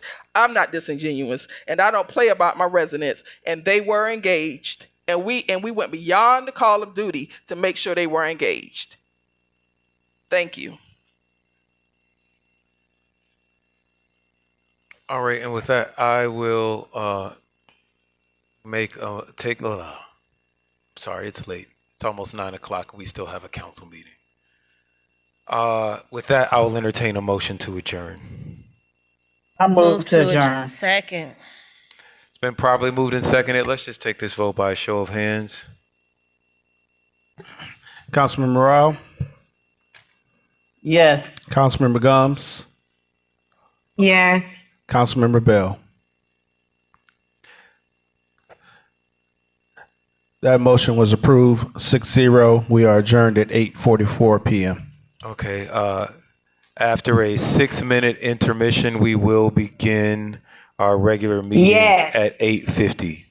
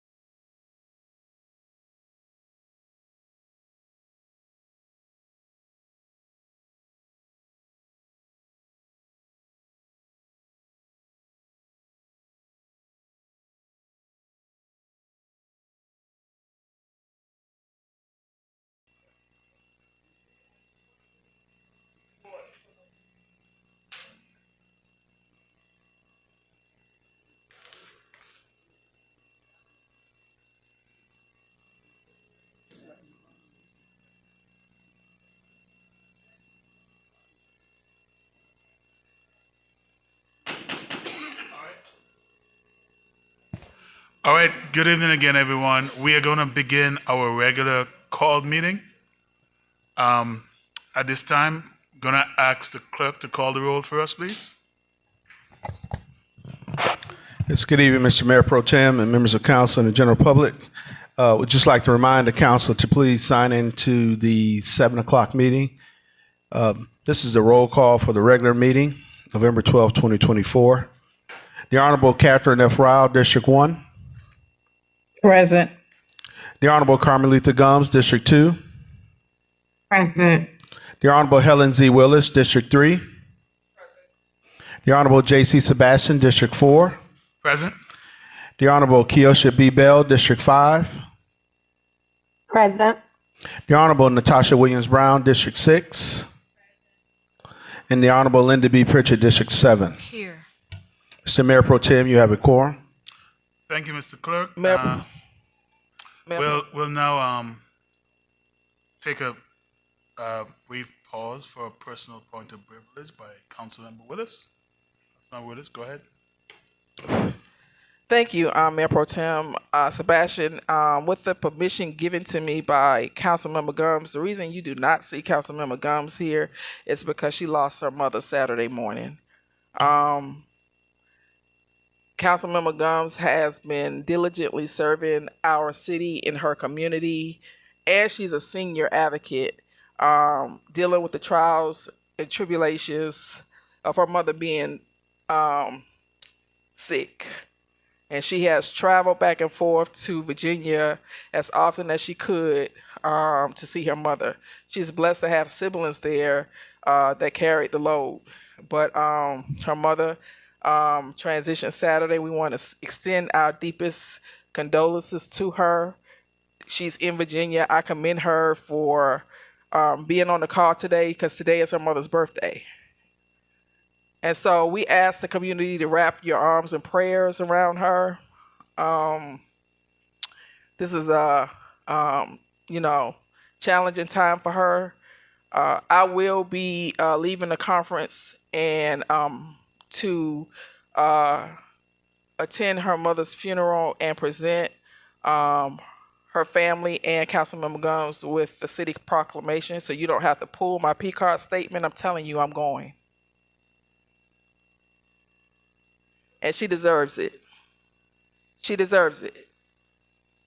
She served this community and this city for 8 years. And until you all have walked in these shoes, you don't really know the time and effort it takes away from our family. So thank you, Councilmember Gums, for your service to the city of South Fulton. You have our deepest condolences, and I'll see you Saturday. Thank you, Councilmember Willis. Councilmember Gums, if you're listening, I know you're listening. Again, on behalf of our entire city, our condolences to you and your family. Much love. And we'll be praying for you as you go through this part of your journey. All right. With that said, Mr. Clerk, please call the next item.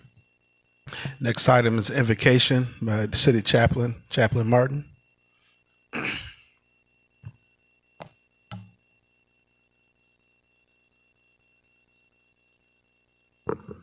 Let us pray.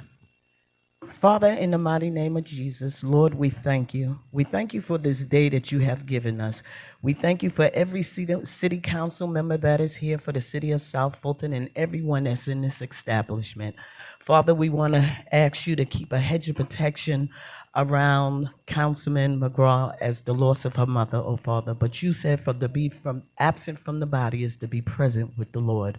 So, Father God, we want to uplift this family, oh Father God. But, Father, we ask that you be in the midst of this meeting. And it is in Jesus' name we pray. Amen. And I'll have the Pledge of Allegiance.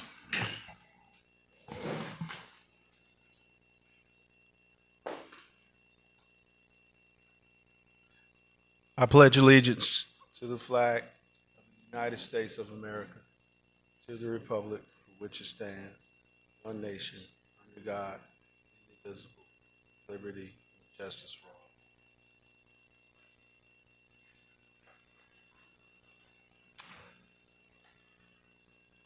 all. All right, Mr. Clerk, please call the next item, public comments. Mr. Mayor Pro Tem, that does bring us to public comment. We have received a number of comment cards regarding an item that I believe Councilmember Pritchett intends to walk on today. So I'm sorry. May I make a point of clarification? Sure. So earlier in our work session, our lobbyists did discuss our legislative priorities for our legislative agenda and the priorities for 2025.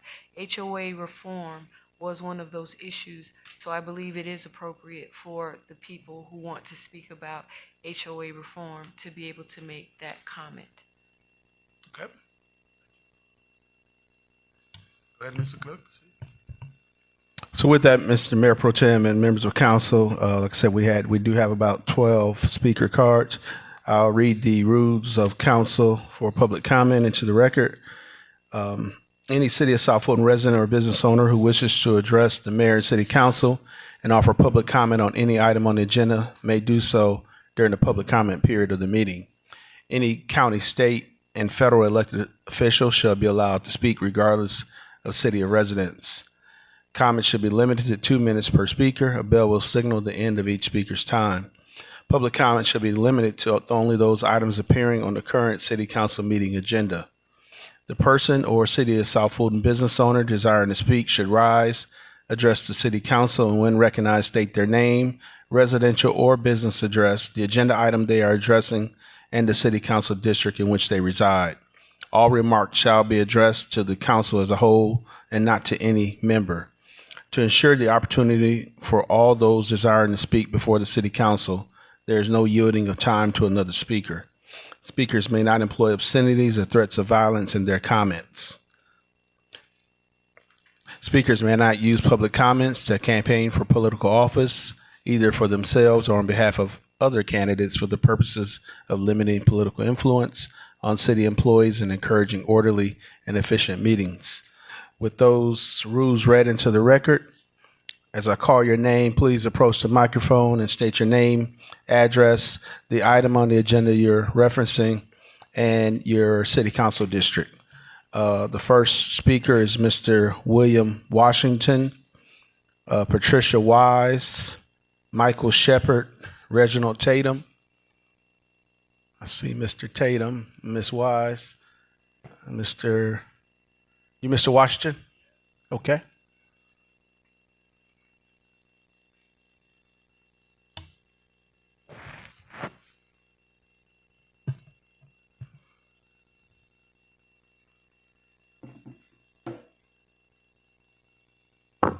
Good evening. My name is William Washington. I reside at 3169 Elmwood Court, District 5, Subdivision of Magnolia Walk. I am a former HOA board president and a former member of a board of directors for HOAs, going back 20 years. I come before today to speak in support of a HOA advisory committee if and only if the committee has as its purpose of empowering homeowners and educating prospective homeowners of their rights and responsibilities if they choose to buy into a mandatory HOA community. First and foremost, HOAs are a binding contract that the owner agrees to upon purchasing a home. And HOA is a nonprofit business where a homeowner becomes part of a ownership, albeit a limited stake, if they do not sit on the board of directors. My concern with a committee such as this is a perception that there is a lack of legislation and regulation. I contend that there is a lack of education for new and first-time homeowners on what they're entering into. Make no mistake, being a part of HOA is a business contract. You are buying a stake as a part owner of a business established under the several acts as stated in Georgia, a nonprofit business, but a business nonetheless. You become part and owner of an HOA nonprofit business, and as a part owner of this business and a member of a board of directors, you are subject to all laws within and the city, county, and the state where the HOA resides. Unfortunately, there is no competency or skills test for homeowners who choose to act as members of a board of directors, and I think that's where the biggest issue comes from. Education, knowledge prior to ownership, and also, this also brings me to an issue where I'm here in my personal capacity. We have issues in our own HOA. that we are trying to work through. We have communicated with members of City of South Fulton Police with regard to criminal activity and have gotten almost zero response besides, we'll get back to you. Everything is not blood and guts. Some things are white collar crime. You have people who are in position who are making alleged allegations of fraud. Thank you. Thank you. Ms. Patricia Wise, Michael Shepard, Reginald Tatum, Correll Driscoll. Good evening. My name is Patricia Wise. I live at 7322 Basalt Drive, City of South Fulton. I want to say a couple things about the fact that we need this task force so badly. There's a lot of things that are already in motion. I've been to several Senate House hearings, and we do have Senator Matt Bass, who's finally taken the helm to help us get some legislations passed in terms of the corruption and the abuse that's going on with homeowner association board members. This is a board member issue. Yes, there's training issues. Yes, there's continuity, transparency issues. We have abuse issues. And I think if we're going to live in a community and be happy where we live, we have to have a honest board. You know what I mean? We have a board member, allegedly, I have to say now. He doesn't even live in our community. Doesn't even live there. So, but I'll leave it just as that. The board, the bylaws need to be stricter. Time limits. It's just bad, you know. And I think with this task force, it'll affect all of the districts. Linda's been spearheading it, and I thank her for that. And we need your support. It's your constituents who are not living in a peaceful environment. I've been in this subdivision for 14 years, and sometimes I get nerve-wracked. Khalid has been to one of our board meetings, and he's seen firsthand when we made quorum, and the board decided, well, we made quorum, but nah, we're not gonna allow you to vote. He was there, and he told us, look, what you're gonna need to do is sue. Well, not everybody has a whole chunk of change in their pocket to file a lawsuit, although we did file a lawsuit. It was costly. And we need reform, and we're looking to all of the district members to just look at that in your own subdivisions. Thank you. All right, thank you very much. Michael Shepard, Reginald Tatum, Correll Driscoll. Good evening. My name is Michael Shepard from Legacy Palmetto Farms in District 2. I'm here today to speak in support of an HOA task force. I moved to Georgia about 10 years ago, and the majority of the 10 years has been affiliated with either an HOA or a condo owner association, basically, almost the same thing. I'm speaking in support of a task force just because it could be the canary in the lion mine, or the coal mine, rather, for major issues, such as abuse of HOA funds, election interference, which we just heard about, selective enforcement, where the HOA board decides to target a specific group of homeowners and allow others to violate those same rules, which is just heinous. And then it also will allow residents to have a government entity to approach for other quality of life issues. Most people in this room is familiar with Camelot condos. I bring that up there. I don't live there, but I own another property in Fulton County where I have seen criminal activity just magnified due to defunct HOAs, or sorry, I misused that word, not defunct, but absentee HOAs allowing that criminal activity to fester. The only reason I am on the verge of some reprieve is because I had to come up with almost $20,000, which I barely have, to be honest with you. And then the buildings are falling apart, and I had to find the personal cell phone numbers of code enforcement officers and beg them to do something. And that is finally being done after 10 years of dilapidation. And so wrapping up, I'm hoping that a task force could address disputes that occurs in those communities and allow city officials to act as an advocate South Fulton residents at the state level. I've seen some of you participate at state hearings on this very issue. Thank you for your time. Good evening, council members. My name is Reggie Tatum. I live at 4930 Mount Cum Drive, City of South Fulton. Let me state my age. I'm 75 years old. And the reason why I'm stating my age is because I've lived long enough to see things come full circle. Regardless of what we put in place, if we don't put a mechanism in place to deal with the behavior that are associated with condominiums, townhouses, and homes alike, we're going to be in bad shape. Again, look at Camelot, for an example. I remember when Camelot was absolutely gorgeous. I'm talking about gorgeous, because the county did not have nothing in place to make those people abide by some kind of rule. Y'all see the condition it in today. And I'm gonna tell you something else too, y'all.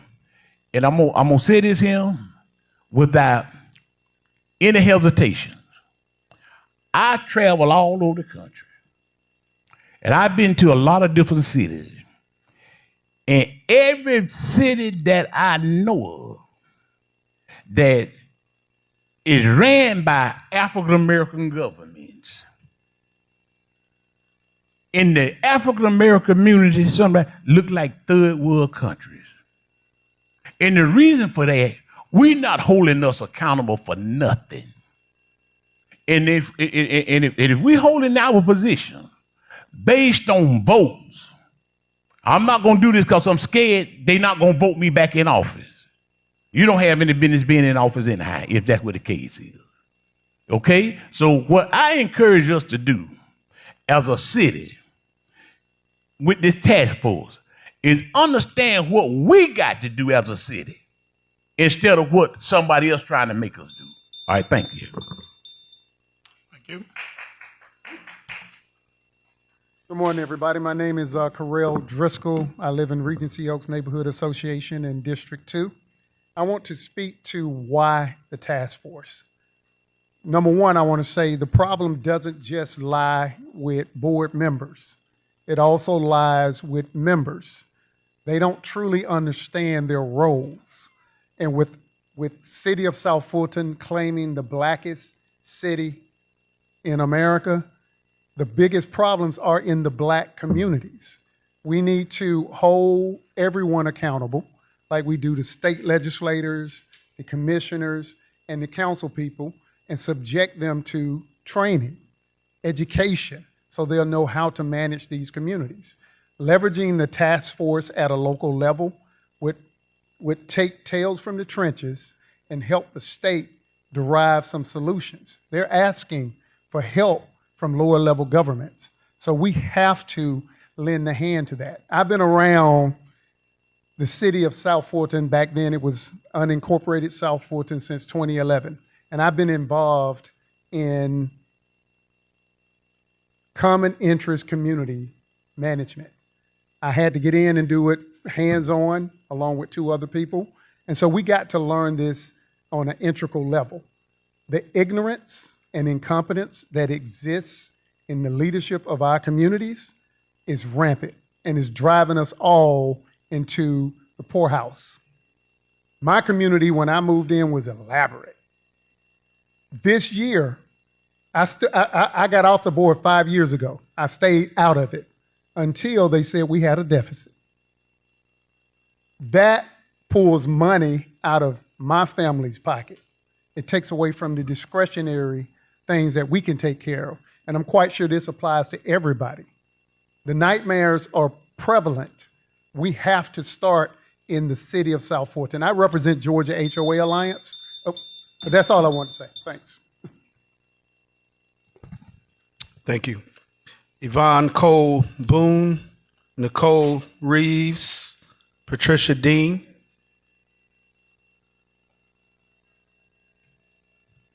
My name is Yvonne Cole Boone. My address is 7312 Blue Jay Way, Union City, Georgia, 30291. I am here today in support of an HOA task force. The last 3 annual meetings at the Oakley Township community have all occurred during the week during working hours.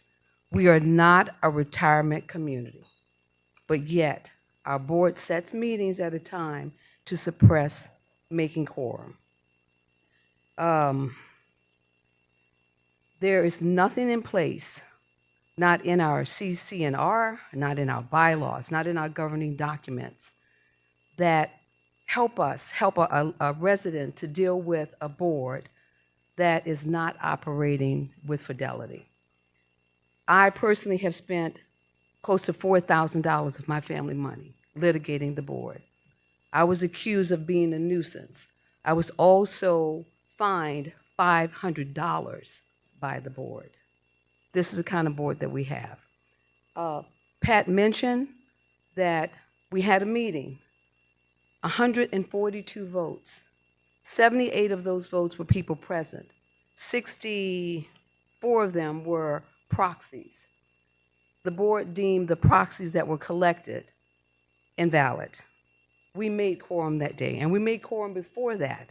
In September of 24 of the same year, we made quorum, 81 votes. But each time, the board uses the management company, the attorneys, to fight on their behalf. This is our community, and we want it back. We want that board out, and we need your help.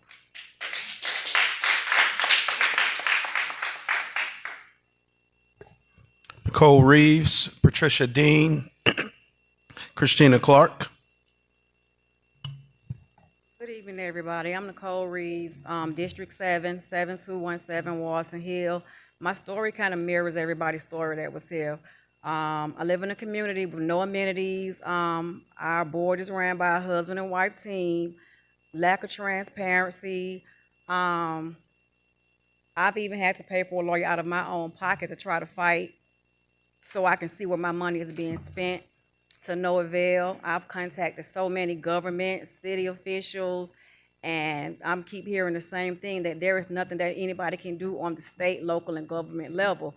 So we are in desperate need of HOA reform, not only in the state of Georgia, but in the city of South Fulton, because I love living in the city of South Fulton, proud resident, but now I'm thinking about selling my home because I don't have any recourse to the things that these people are doing to me. I don't have a say-so in meetings, and I'm being harassed, and we just need help. And some things that I hope that we can kind of do if we do get a task force. The city of South Fulton needs some kind of mechanism where we can report HOA abuses and not fear being retaliated. HOA boards need a set of basic guidelines that everybody must follow by, so we can have transparency. And we also need something that can oversight on conflicts of interest, a platform that we can call and we can voice our concerns without fear of being retaliated against. Thank you for hearing me today.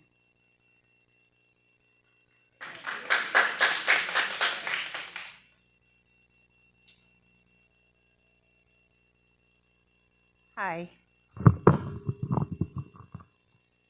My name is Patricia Dean. I live at 4165 Alveston Drive, District 5. And I'm here because my HOA president refuses to step down. She has been on the board since 2013. And this lady is holding bogus voting and everything. We just had a voting October 24th. She sent those people who exceeded the numbers to be on the board, she sent them emails saying, we don't need any more board members. We just need someone to be on committees. I mean, I put in requests for documents or to get my home painted, no response to me. Ever since I've been asking her for documents and stuff, it's just like no response at all. So I hopefully you guys can do something about this, because it's like these little folks coming in, you give them this power and they just going crazy. I mean, it's ridiculous. I purchased my home in 2010, single mother, first family member to purchase a home, and I'm going through all this. It's ridiculous.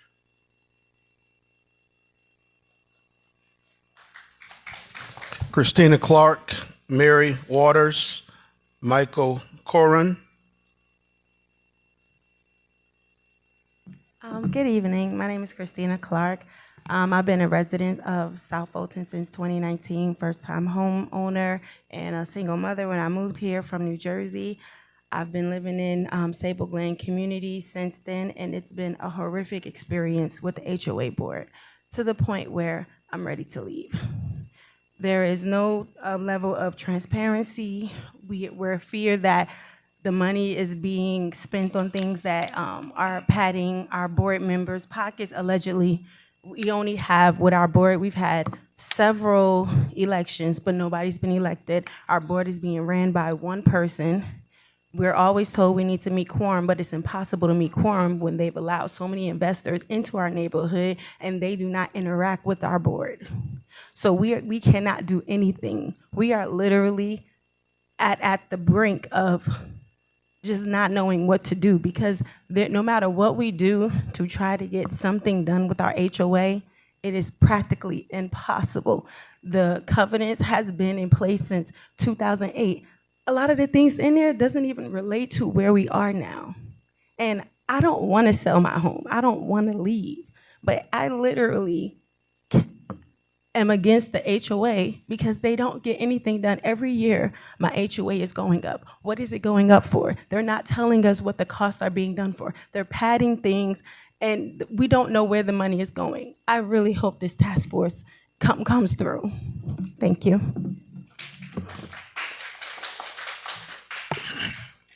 Mary Waters, Michael Corin, and then Crystal Price. Good evening, everyone. My name is Mary Waters. I'm at 4757 Irish Red Court, Union City, Georgia. I'm under Linda Pritchett's district, and I am a member of Oakley Township, one of many people. And I can just go back and say everything that everyone else has said. But one of the things I really want you guys to just be really mindful of with the state of everything that's going on in the world right now, we have options. And selling our home is an option. And taking that money and going someplace else because you guys are using tax dollars, we are the community. So we need your help. We're asking for your help. We're asking for your guidance. We're asking for your partnership for the city of South Fulton to truly become something really special where people will want to come in. And there is an air of unity because there is a system in place where we feel supported. That will bring in tax dollars. That will bring in investors. That will bring in people that want to live here instead of us wanting to leave. So we're asking you guys to please assist us, help you, help us.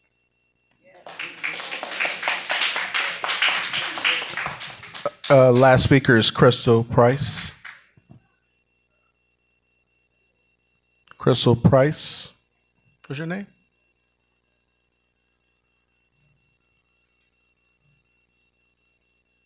Oh, yeah, I do have that. Yeah, I got Crystal Price, and Dana Thomas, and Earl McCarthy. Those are the last three. Crystal Price, yes.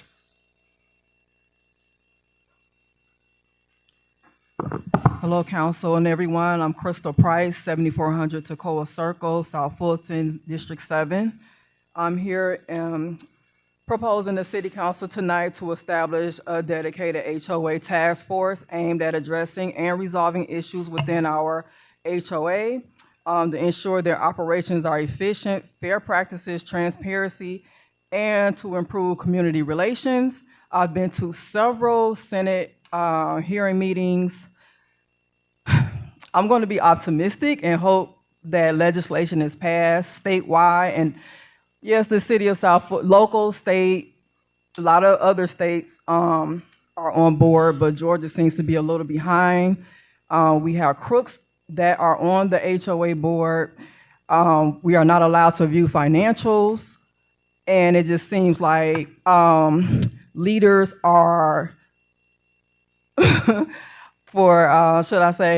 leaders are like protecting the HOA board members, protecting the corporation because HOAs are corporations, and it seems like they are being protected, and the people that are paying into the HOA are being harmed by people protecting crooks, you know. And also, I was charged $300 that was taken out of my account for trespassing in a community that I live in, all because he adopted a rule because he felt like it.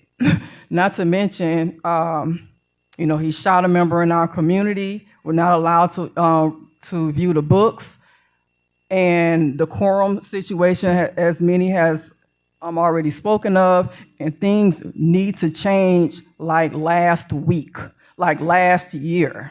And there also needs to be a limitation on how long a board can serve in office or be a board member, because at this, it just seems like they can stay in forever. Thank you. Dana Thomas and Earl McCarthy.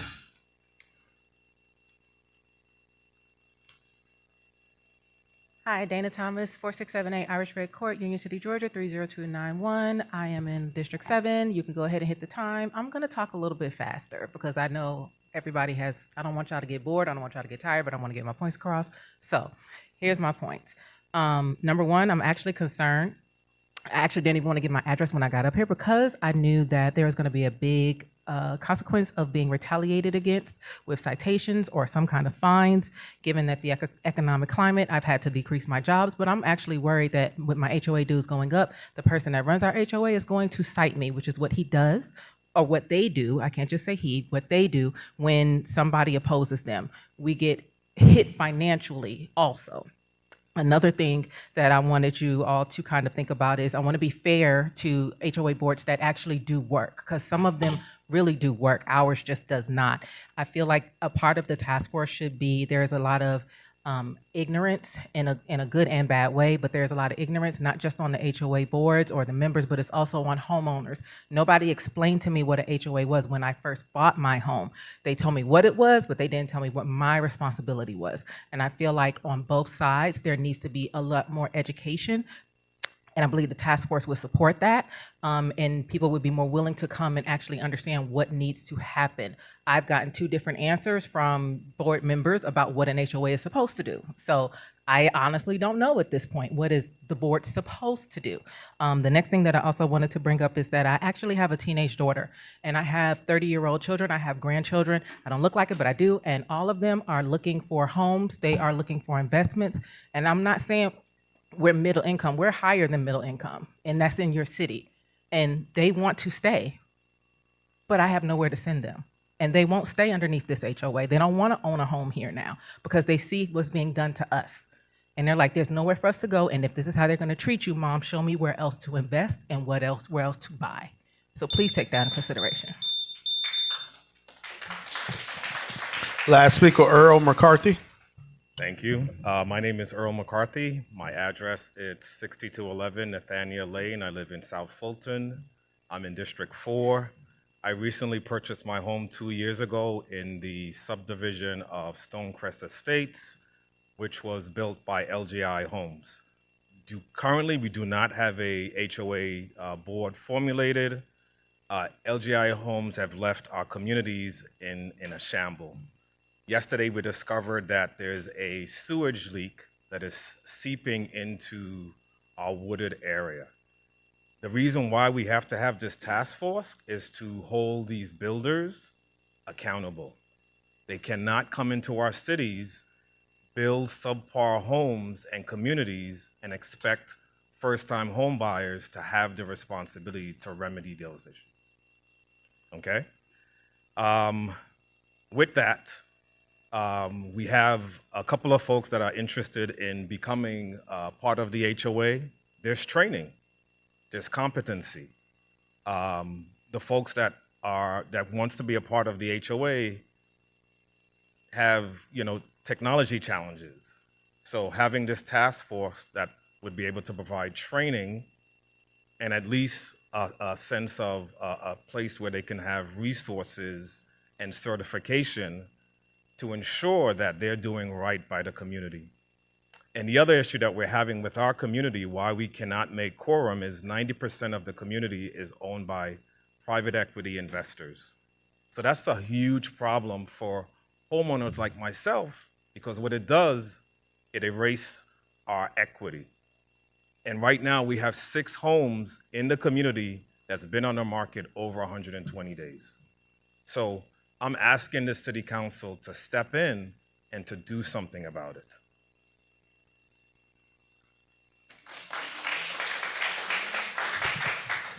Mr. Mayor Pro Tem, that completes the speaker cards that we received this evening.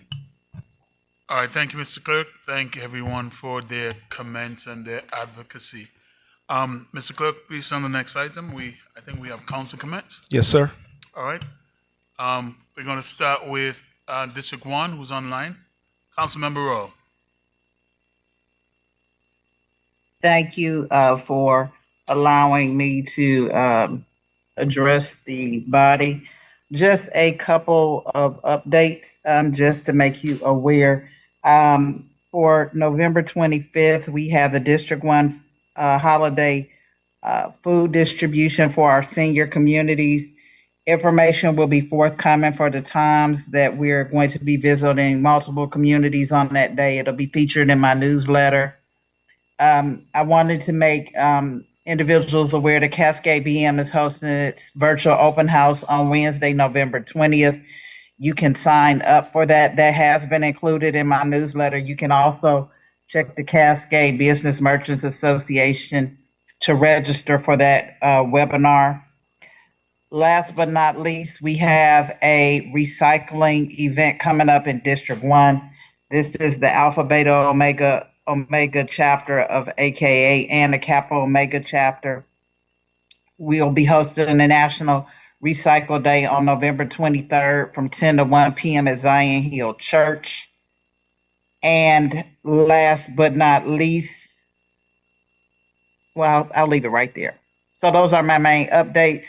Please check the Sandtown Rec Center for various recreational activities. We have line dancing, 10 again aerobics, and we currently have launched our basketball season for our young people. So get engaged and get involved. That concludes my comments. Thank you, Councilmember Rowe. Councilmember Gums, are you still with us? I am. Good evening, everyone. And first, let me start by thanking everyone for their love and support and expressions. It's been a tough couple of days, but I do want to take this time to personally thank everyone for the outpouring of support and the loss of my mother. So thank you very much. Last week was an absolute whirlwind. We had a lot of things happening. Just wanted to say thank you to all those that came out for the District 2 Empower Her in Pink event at Wolf Creek Golf Course. It was a beautiful, beautiful event and such an important cause that it brought the community together to raise awareness and support and resources around breast cancer prevention and treatment. So thank you all that participated. Also, too, we had an incredible time at Sandtown Park with Friday's Senior Health Day Glow and Glide event. I think the seniors actually enjoyed themselves. We actually were working out to neon lights, and they had their shirts that represents Not Your Average Senior of South Fulton. So we had a great time. We are looking forward to seeing our sassy seniors around our Christmas theme Senior Health Day event that is coming up. And looking forward to building a stronger and healthier senior population in the city of South Fulton. Also, too, I want to remind everyone that District 2 will have their town hall meeting at Cliftondale Park on November the 21st, 2024 at 6 p.m. We will be debuting our fire department, public safety headquarters, as well as having some great updates from our Parks and Recs department. This, again, is a great opportunity to come together, hear these important updates. And plus, around in the spirit of Thanksgiving, we will be doing something pretty special for you all that will be attending with the holiday treats. So I look forward to seeing your bright, bubbly faces there on November the 21st, asking lots of questions and seeing all the progress that we have made And last, I wanted to remind everybody and invite them out to Westlake High School Shades of Winter concert. That is also on November the 21st and the 22nd. Let's come together and support these talented scholars. We are doing some great things for those scholars in South Fulton at Westlake for the holiday season. So we would love for you to continue to support them. And the tickets are only $10. So hopefully you all will be able to attend. And more information is in my newsletter in regards to that. And also, too, is National Recycling Day. Councilwoman Rouse spoke about the wonderful event that we are doing at Zion Hill. Looking forward to that. And if you have any further information, if you're looking for more events and things to do in District 2 or throughout the city, please sign up for our newsletters. You can find more information on www.councilwomancarmelithagums.com or follow me on social media at I am Carmelita Gums or Councilwoman Carmelita Gums. Thank you all again, and I look forward to seeing you all soon. All right, thank you. And once again, our sympathies. Councilmember Willis.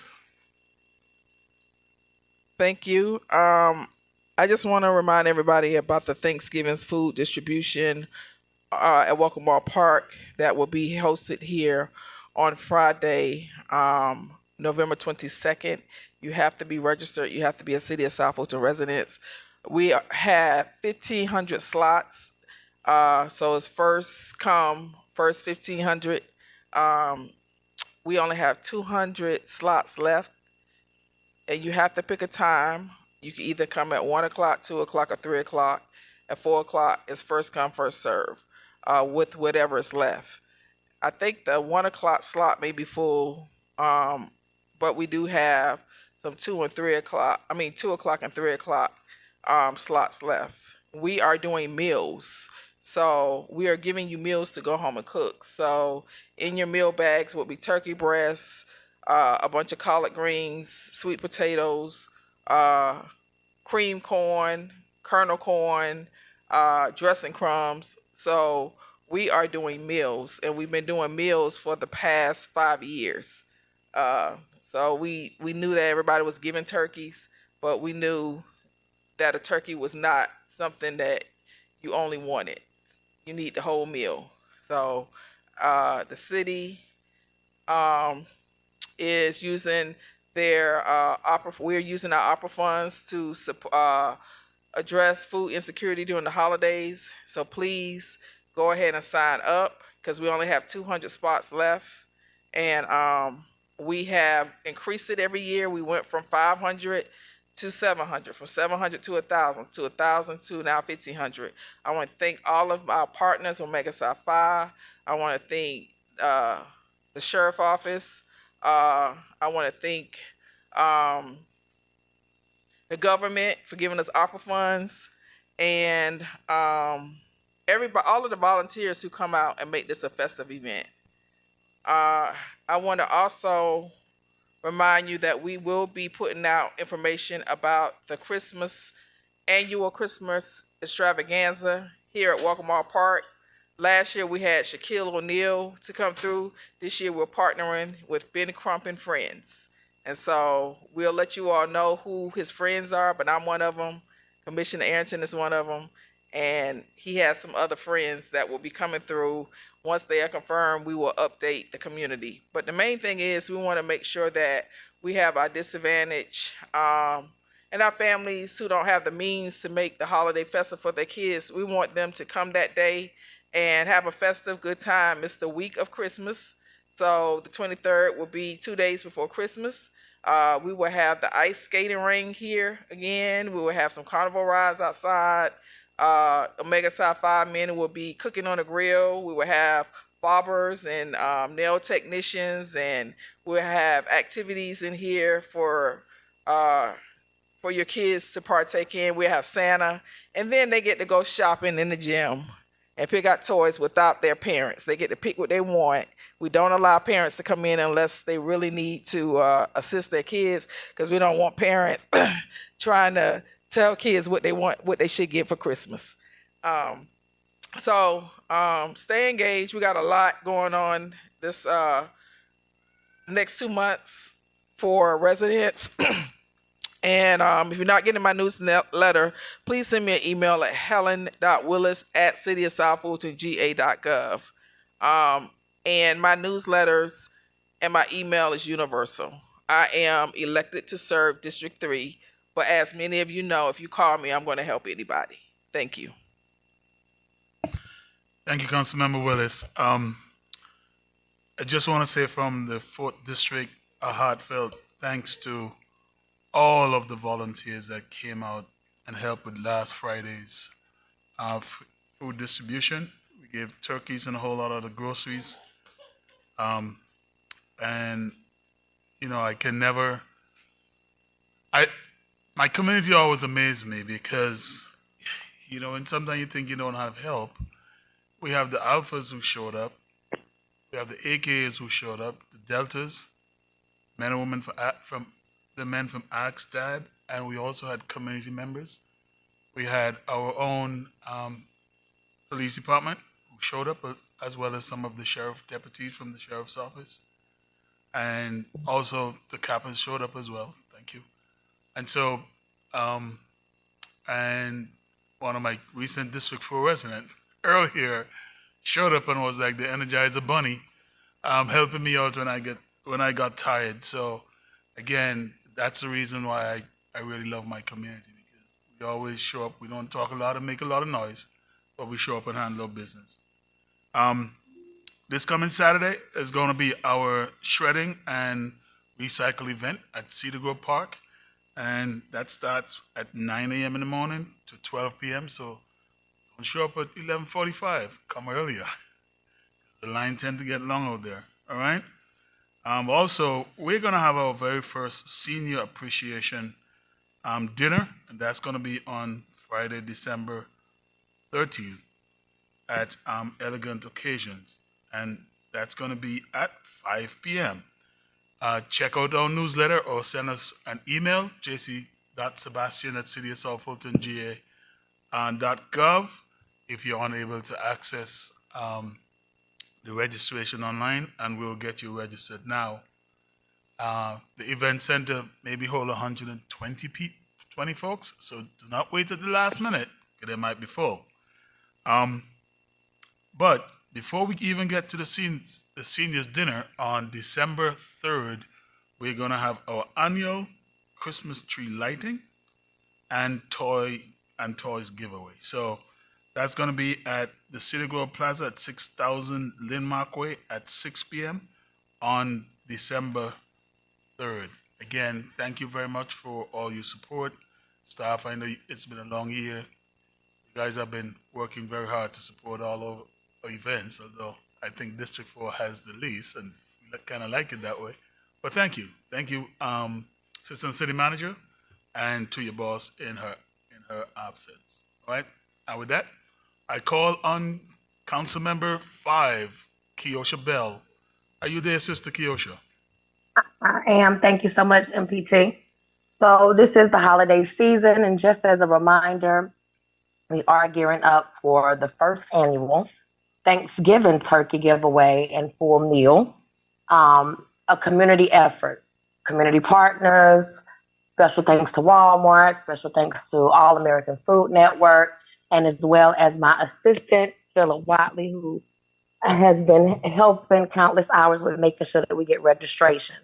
We were full on the turkey giveaway to give over 1,000 turkeys, but throughout the week, I have went through and deleted duplicate orders so that we could have enough space for all residents in all districts 1 through 7 to come out and really take part in this community event. This is about carving memories, getting together, making sure that we address food insecurities, but not just food insecurities, making sure that we provide healthier options throughout the holiday.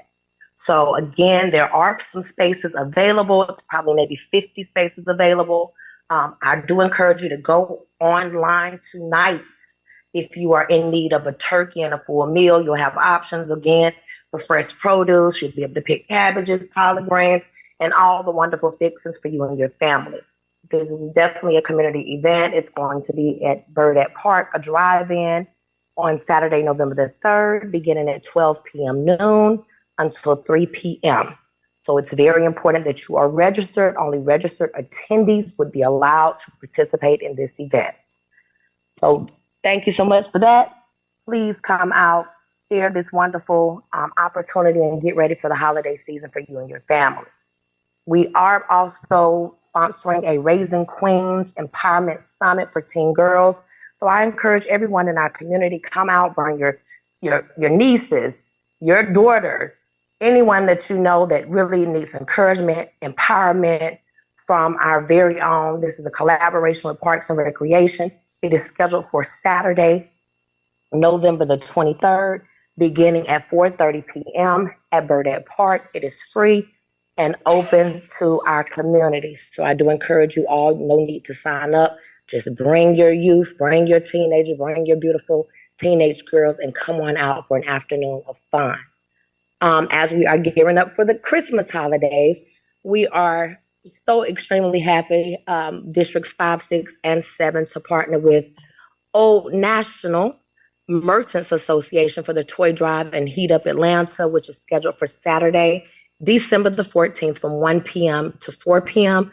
Of course, on our very own Old National Highway. So you can seek our newsletters, District 5, 6, and 7 for that to just, hey, make the seasons bright. And then District 5, I'm sponsoring alongside the City of South Fulton Convention and Visitors Bureau, Breakfast with Santa. So we do have a limit number of tickets.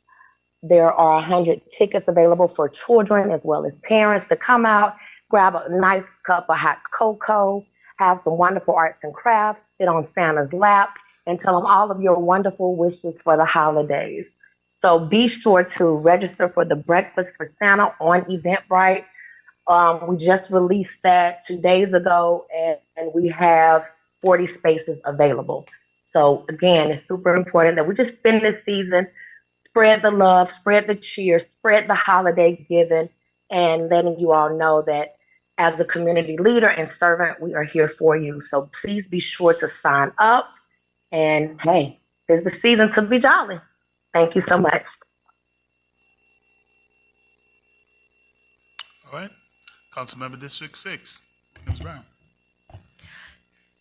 Thank you, Mayor Pro Tem Sebastian.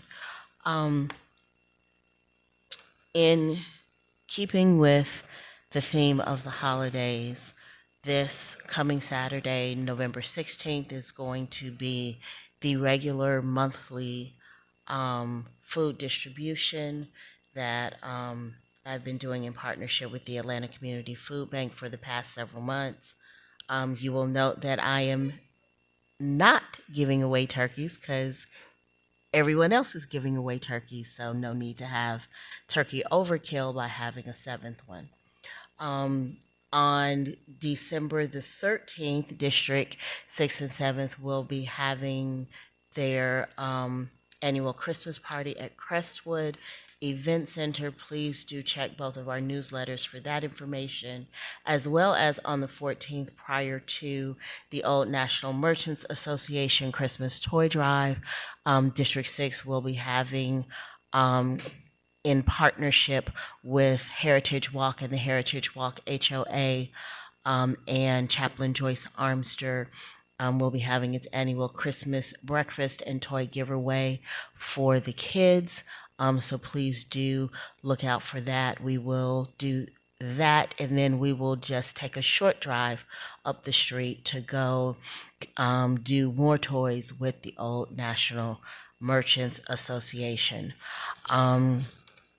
That being said, I have quite a number of thank yous that I need to go through. First and foremost, I need to thank everyone who volunteered with the October monthly Saturday food drive. Zeta Phi Beta Sorority Incorporated, a community conscious action oriented organization. The Eastern Stars and the Masonic Lodge on Old National Highway, and the 100 Black Men of South Metro Atlanta.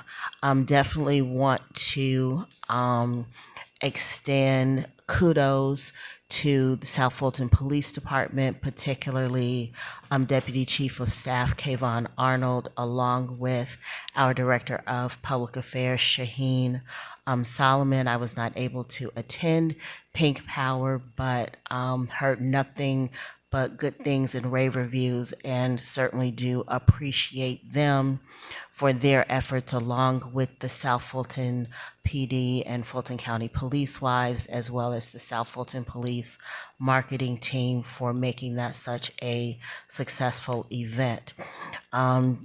This past week, I had in partnership with Elevate Transitioning Service Members, there was a veterans breakfast at Burdette. Want to thank Miss Fanny, Ultimate Fish Fry, who provided the catering for the meal for our veterans, and certainly a special thanks to Councilwoman Pritchett, who provided gifts for the veterans. Y'all, she brought boxes of stuff for them, and certainly helped to elevate that event and make it special for our veterans. Thanksgiving bingo, thanks to Parks and Rec, particularly Miss Joan Troop, who always does an amazing job. We had, I think, almost 300 people show up for that. Quite a fun time was had by all on Saturday. Also want to thank Tickle Me Pink Concessions, as well as Commissioner Marvin Arrington Jr.'s office for attending as well. And then would like to thank our Parks and Rec staff, who turned right around the next day and came out in a very cold and drizzly Sunday to watch the Falcons unfortunately lose to the Aints at the Rivalry Sunday tailgate, and certainly also want to recognize Lever Consulting for all of their contributions in making sure that that event came off successfully. And as always, if you are not getting my newsletter, please do get with either myself or with my aide, Merlin Knight. I think he might be out in the hallway, to make sure that we have your email address, and that there he is by the back wall. Make sure that we have your email address so that you can stay up to date on all of the things that are happening in the sensational 6th district. I yield. All right, thank you, Councilmember Pritchett, District 7. Thank you. Sorry that I had to run out a few minutes ago. Yeah, I got theme music now. But having an emergency on my street in my community, and so I do want to emphasize how important it is to have a community crime watch. And a community crime watch can be properly established through our police department, but sometimes it can be just as simple as having your neighbor's phone number. And when something happens, your neighbors can text you and say, hey, this is happening, that is happening, and then somehow being able to get the police to respond. So for that reason, I'm a little bit distracted, but I feel very confident because we're in very capable and good hands. I don't know if anybody else wished the veterans a happy Veterans Day yesterday. We were very excited to host the Daughters of Veteran Affair, which is our second event honoring veterans in our city. Last year we honored the veterans that work in our city. This year we allowed people to nominate veterans to receive an award that basically shows our appreciation for the service that you've given to our country. We have a few award winners in this room, so thank you very much for your service. We appreciate you, we honor you, and we're excited to have you in our city. And if you are a veteran in South Fulton and you would like a commemorative item like a baseball cap, a t-shirt, and what else? A car magnet that says you're a proud veteran in South Fulton, shoot me an email and I'll make sure that we get it to you some kind of way. My email is linda.pritchett, PRITCHETT, @cityofsouthfultonga.gov. And we will be having a turkey giveaway. We're not giving quite as many turkeys as everyone else. We're giving away 300, but we're glad to be able to give away turkeys to families that need it. In the last few weeks, I have been realizing that in my area, there's a lot of insecurity. There are a lot of people that are really living in poverty. And sometimes it's shocking when you see it, because you see, you know, when we go have these zoning meetings and everybody talks about, well, we want this kind of, these kind of developments versus that kind of developments. The nicest developments will hide the poorest people, depending on, you know, who's paying the bill. But people are really suffering these days in nice houses. So if you'd like to receive a turkey with the fixings so that you can make a meal, we will be having a turkey giveaway on November the 24th, which is a Sunday, after church between 3 and 5 p.m. at the Acts 2 Church on Fayetteville Road. But for more details, you can find it on our city website. You can also go to Facebook. You can also go to Nextdoor and even Instagram. I'm everywhere. You can find it and hit the link so that you can register for a turkey for your family. And with that, I will yield. Oh no, I'm sorry. One last thing. We recently passed the Veterans Advisory Board, allowing 2 people to serve as veteran advisors for our city. If you are interested in being appointed by your council person, please let them know. And with that, I yield. Thank you, Councilmember Pritchett. And with that, Mr. Clerk, please call the next item. Yes, sir. That brings us to Roman numeral 6, approval of city council meeting minutes. Regular meeting minutes from October 22nd, 2024. Work session minutes, October 22nd, 2024. Alcohol zoning public hearing minutes, October 22nd, 2024. And special call meeting minutes from October 8th, 2024 and October 22nd, 2024. Thank you. I'll entertain a motion for approval. I move to approve the minutes as sounded. Second. All right, we'll take that vote by show of hands and recording from online. Councilmember Rao? Yes. Councilmember Gums? Yes. Councilmember Bell? Yes. Those minutes were approved unanimously, 7-0. All right, please on the next item. Next item is adoption of the council agenda. I think Councilmember Pritchett has 2 items. One is the appointment of Craig Johnson to the Historic Preservation Board. And did you want to? And the second item is a resolution to create the Homeowners and Property Owners Association Task Force Advisory Committee. Okay, can we just make those to the last 2 items? Would be,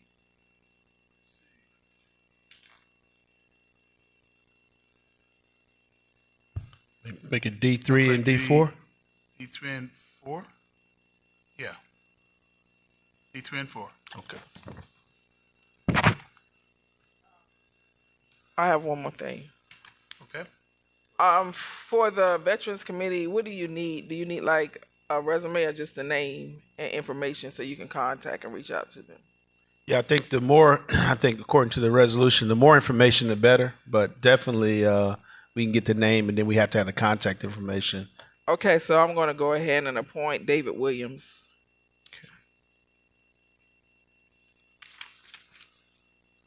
Okay, David Williams for the Veterans Advisory Board. Mm-hmm. At D5? And I'll send you his information. Okay. All right, any others? All right.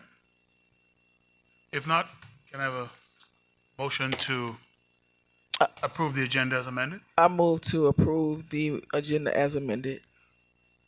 Second. All right. Can we do that vote online? You want to do it online?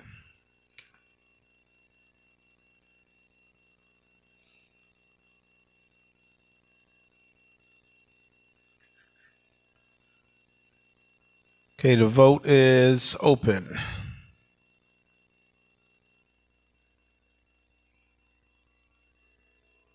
Some might not be logged in, those online, so we want to check. That motion was approved unanimously, 7-0. Everybody on. All right, thank you. Can you on the next item, Mr. Clerk? Yes, that brings us to alcohol license rezoning, variance, and modification cases for motion and vote.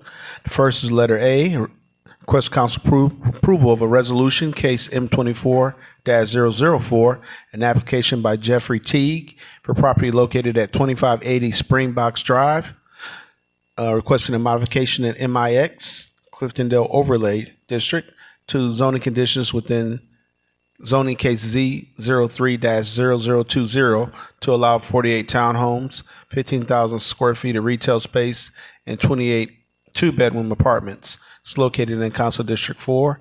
Staff recommendation is denial. All right, thank you, Mr. Clerk. Director Reginald, I know they're always fast spent. There are a couple of questions I have on this one for clarification.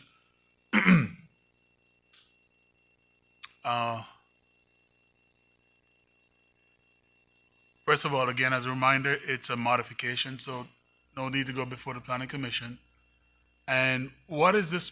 What is the area currently zoned? Because it was zoned for a previous development. Do you know what the current zoning is? Yeah, I'm gonna take 1 second to pull it up, but the, I have it here. The current zoning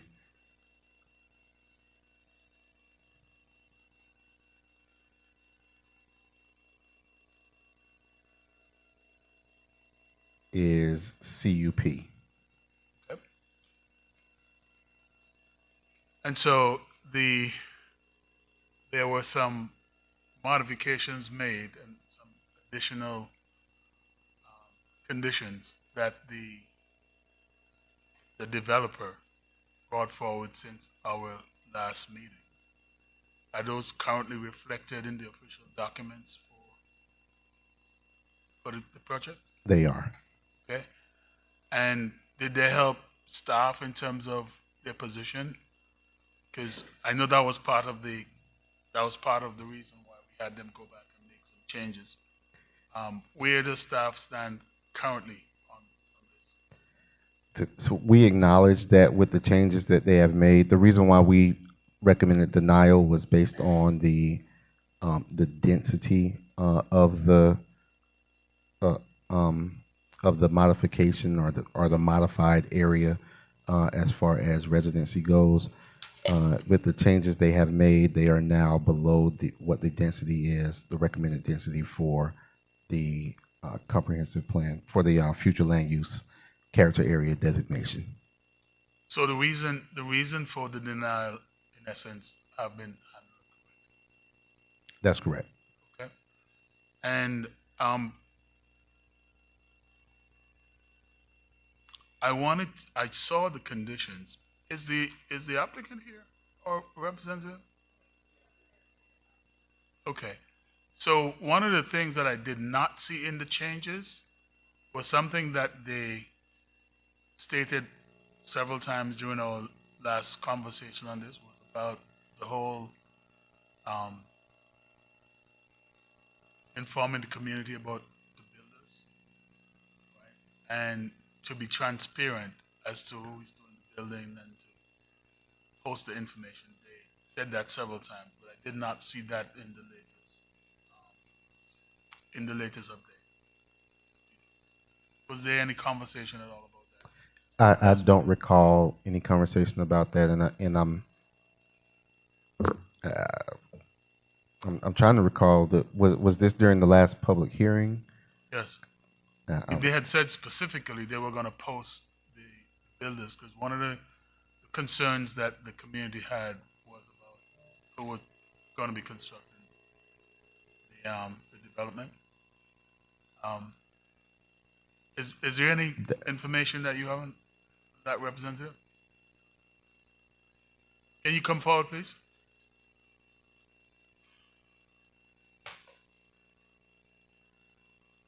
Hey, my name's Michael Corcoran. I'm at 500 Sun Valley Drive, Roswell, Georgia, 30076.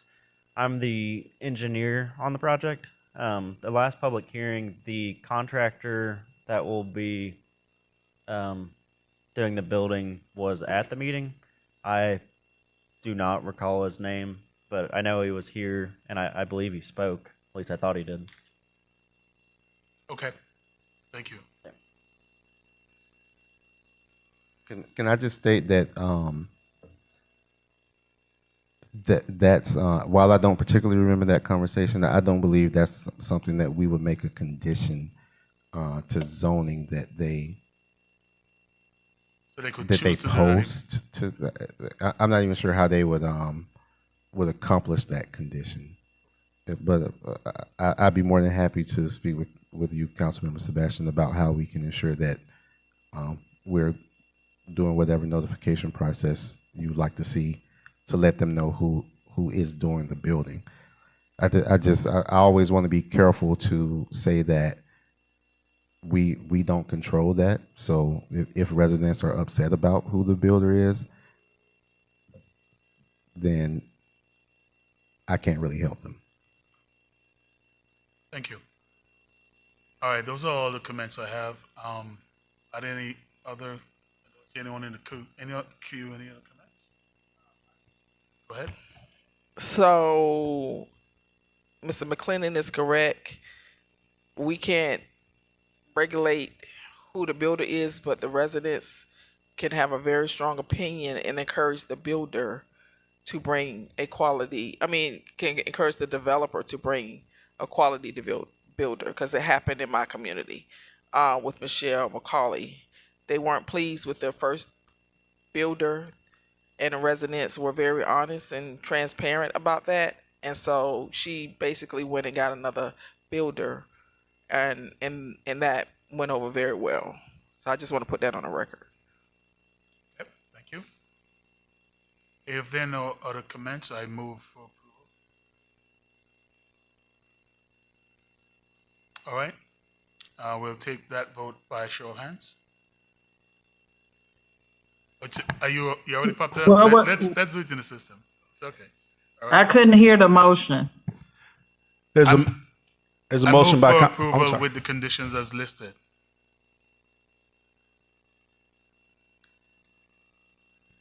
And the vote is open.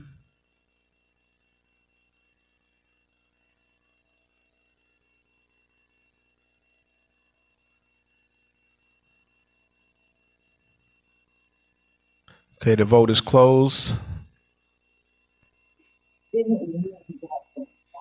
That motion is approved 5-2. All right, Mr. Clerk, can you please sound the next item? That brings us to letter B.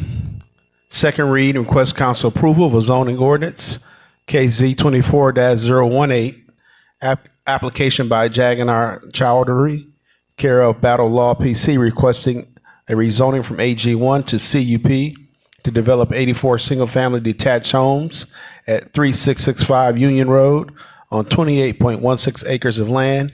It's located in Council District 2. Staff recommendations, approval conditional. Planning Commission recommendations, approval with staff's conditions.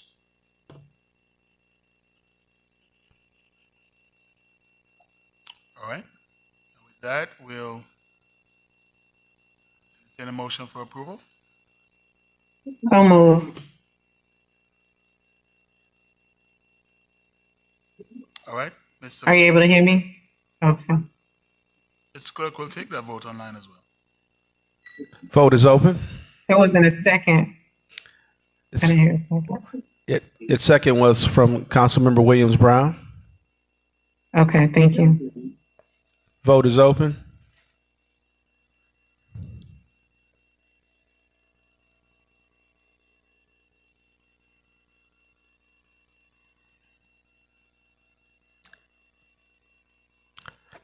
Councilmember Gomes, did you want to vote in the affirmative or negative?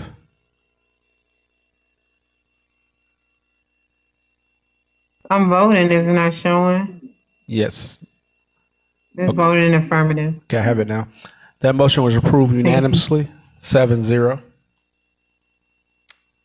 All right, thank you, Mr. Clerk. Please on the next item.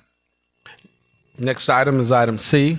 Request council approval of a resolution, case U 24-014, application by Ehizi Lee, requesting a special use permit to operate a short-term rental at 1183 Boat Rock Road in the Sub A Single Family Dwelling District, Sandtown Overlay. And this is located in Council District 1. Staff recommendation is denial. Planning Commission recommendation is approval. Will entertain a motion at this time? I move to approve based on the fact that the staff indicated that the primary reason for denial was that this was an obsolete or retired zoning category. And there was no opposition from the community on this. In fact, I recall being some letters of support. Second. All right. Clerk will take the vote online. Vote is open.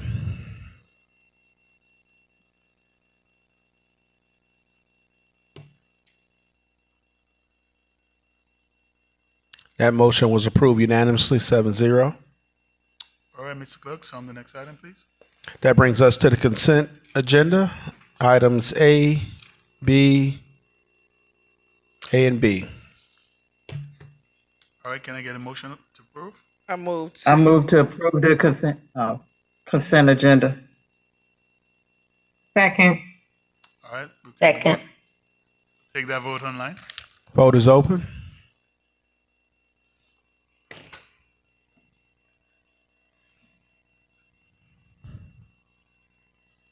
Oh, I'm sorry. That motion was approved unanimously, 7-0. Mr. Clerk, please on the next item. That brings us to agenda items. Letter A, under procurement and contracts. First one is the Public Works Department is requesting council approval for ITB 24-34, so on Old Fairburn Road and Stonewall Tell Road at Union Road. The proponent will provide improvements that would include the addition of 2 roundabouts to address congestion and reduce accidents at these intersections. Additional improvements include drainage, 24-inch curb and gutter, 24-inch stamped concrete, streetlights, and 5-inch wide sidewalks. 5-foot wide sidewalks. The extent of the project will extend approximately 500 feet in each route direction for each roundabout. The roundabouts are approximately 900 feet apart. A 400-foot section of Old Fairburn Road will be removed as a part of the realignment. Due to the proximity, this project will be delivered as a single construction project along with OSI 615 Stonewall Tell Road at Union Road. The contract should be for the duration of the construction schedule, approximately 450 calendar days. The proposed vendor, Summit Construction and Development LLC, was the winning vendor out of 10 bidders at $3,493,926.51. The recommended award includes a 10% contingency at a total of $3,843,319.16. I move to approve. I'm sorry. Go ahead. I move to approve this item as sounded, as well as the General Service Department in requesting the council's approval of a $2 million spending limit for standby civil engineering contract for Brian Lee Peters Incorporated and CTS Engineering. The City Council approved the standby civil engineering consulting contracts for Brian Lee Pieters and Associates CTS for the selection committee ranking the consultants' billable unit rates and the resulting standby contracts for 1-year term with the option to renew 3 successive 1-year terms, as well as general number 3, The General Service Department is requesting the council approval to amend the term contract pursuant to invitation to bid ITB 2372 Trimacrow Tennis Court rebuild to provide construction services between Signature Tennis Courts Incorporated and the City of South Fulton, authorizing the mayor to execute the same and authorizing the city manager to execute the administrative and budgetary actions related to the agreement. The initial contract term and the agreement is for 1 year with 3 1-year automatic renewals. The contract expires September 9, 2025, and this is the First Amendment. On September 9, 2023, the council approved the proposal, and now the Parks and Recreation would like to amend the amount and adding an additional $318,000 to vendor on November 12, 2024. The project will convert 2 clay courts, 2 hard courts at $119,000, convert 2 conventional clay courts to modified hydro courts at $180,000, and new irrigation system for 2 clay courts at $19,000. Under B, Public Works also approved second read and request for council approval of an ordinance to amend fiscal 2025 operating capital budget of the City of South Fulton, Georgia, by increasing the appropriations in the Grants Department to fund 2 new awards. Georgia Department of Transportation to construct new sidewalks on New Hope Road from Boat Rock Road to Danforth, and heat award from the Governor's Office of Highway Safety to purchase 2 additional police vehicles, equipment, and training, and prohibiting expenditures from exceeding the actual funding available, as well as number 2, the Public Works Department is requesting the council to approve to amend the existing contract with Manson Construction for the South Fulton Bridge repair and improvement at various locations. The amendments will incorporate additional bridge repairs based on GOT's 2023 bridge inspection, an additional 215 days to allow sufficient time for the additional repairs to be completed, and increase the contract amount not to exceed $573,450.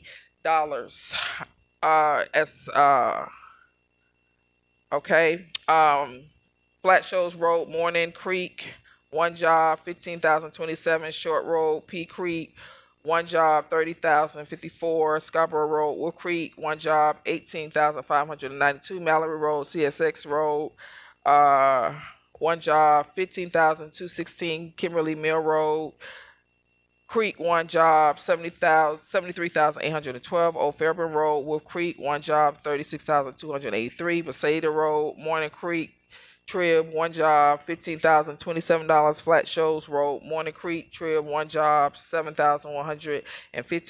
Butner Road, Wolf Creek, 1 job, $34,383.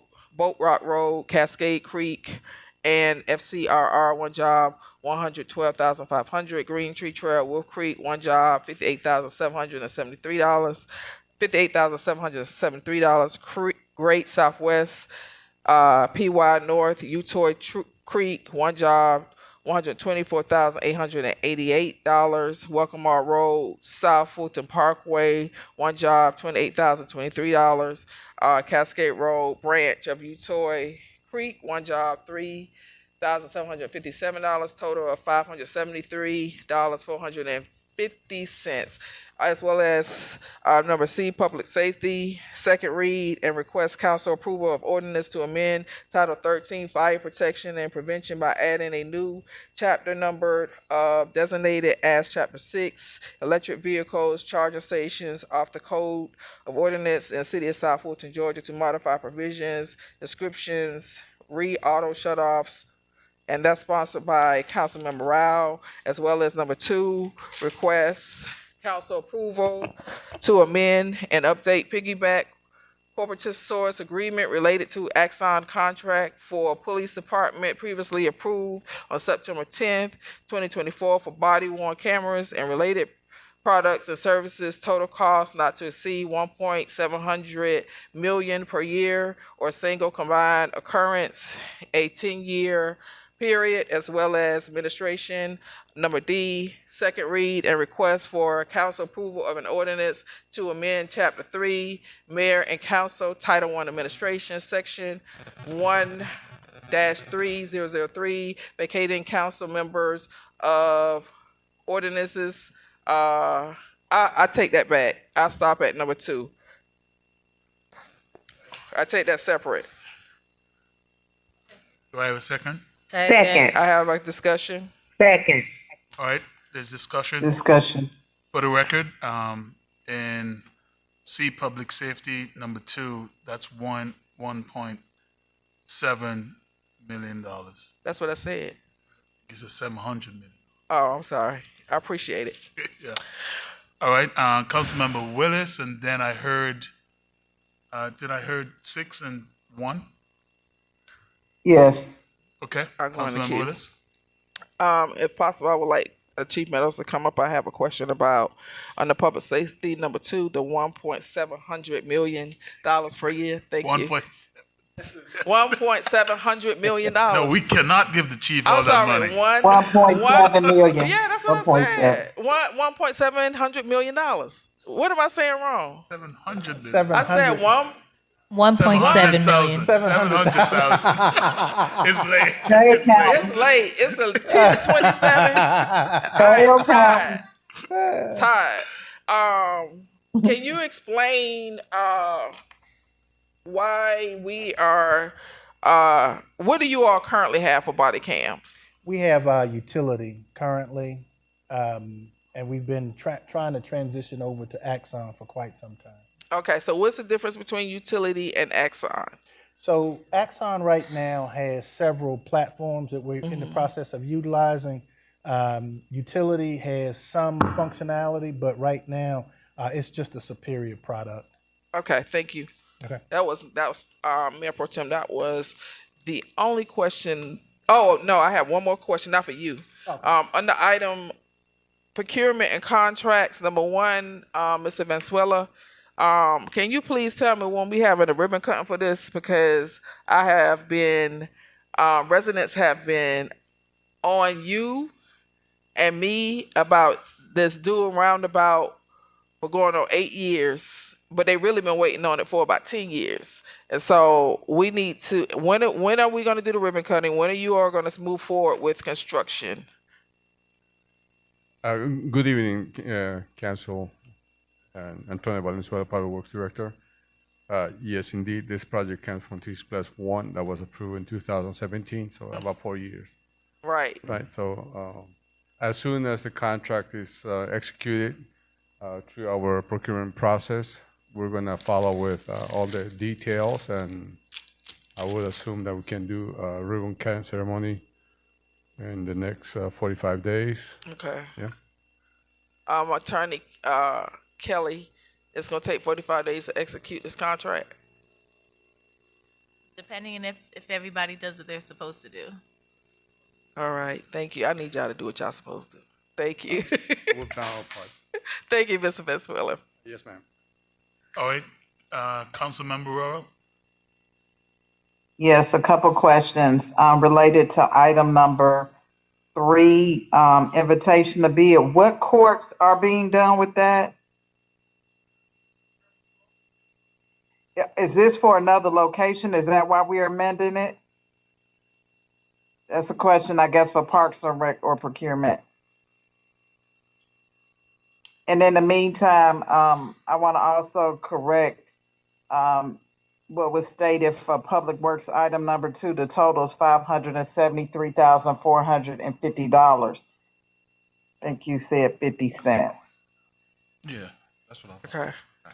Mr. Dyson, I know you can't see. Mr. Dyson is coming to the mic to answer your question. Yeah, we'll ask him to answer for you, Councilwoman Rowell, but those are for the South Fulton Tennis Center clay courts. Exactly. Good evening, Greg Dyson, General Services Director. You got to talk in the mic. Greg Dyson, General Services Director. The courts in questions are the clay courts at the South Fulton Tennis Center. And we're amending the Trammell Court renovation, tennis court renovation contract. Got it. I just wanted to be clear.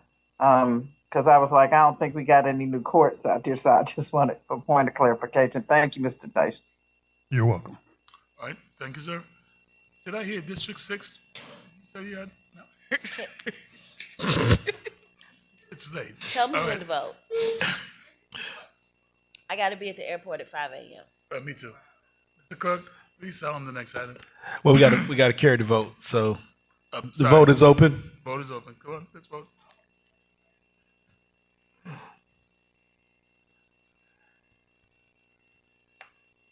So that motion was approved unanimously 7-0. And that was items A1, A2, A3, B1, B2, C1, and C2. All right, Mr. Clerk, please sound the next item. So that brings us to under administration D1. Second reading, request council approval of ordinance to amend chapter 3, mayor and council, title 1, administration, section 1-3003 B, vacating council member offices of the Code of Ordinances, City of South Fulton, Georgia. This is sponsored by Council Member Bell. All right, can I have a motion to approve? I have a question. We don't have to do that. She said we didn't have to do that. Come on. But I know, I Mr. just have a Angelou, quick come on, question. come on. Yeah. So the only question I have about this, I'm just kind of concerned because I know a lot of us work hard and we brought in our information with us when we came into the city. I just want to know if she's amenable to doing something to say that any data that was collected by the council member before they came into the city, if she's willing to accept a friendly amendment to say that this is exempt, because I know how hard some of us worked to build up or obtain information to communicate with our residents. And I just don't want us to be put in a position that if we leave, whether it's on our own or because we're voted out, that we got to leave that information for the next person behind us. I know we want that person to be set up for success, but I don't know how everybody, feels about that. All right. Recognizing Councilman. Thank you, Councilwoman Willis. Can I respond? Mayor Yes, Pro go ahead, Tem? Councilman Bell. The reason is, of course, we all know, again, we want to make sure that the next person that comes after us is set up for success. However, the contacts that you're bringing over, I understand we all had contacts when we campaigned, but once the credit card is swiped for a constant contact that is property of the city, it's no longer your property. It becomes the city's property. If resources are being spent on that information, any type of documentation, and that now belongs to the city. So anything that is utilized or purchased or managed by city resources is no longer a personal entity. It becomes a city property. Thank you, Councilmember Bell. Councilman Pritchard? Thank you. Thank you for recognizing me. I was going to say pretty much the same thing. When people gather information or data and you're spending city funds to gather that data belongs to the city and that council district. So I just, and I came in the city with information, with contact information before getting elected as well. But how can you distinguish the difference? Once you put all the information in, like she said, constant contact, when you put it in, then you're opting it in to kind of belong to the city as proprietary information. So, I see the point on both sides. I yield. All right. If we don't have any other discussion, can I get a motion to approve? Do I get a second? I move to approve. Second. Second. All right. Can we get that vote online, Mr. Clerk? Vote is open. Vote is open.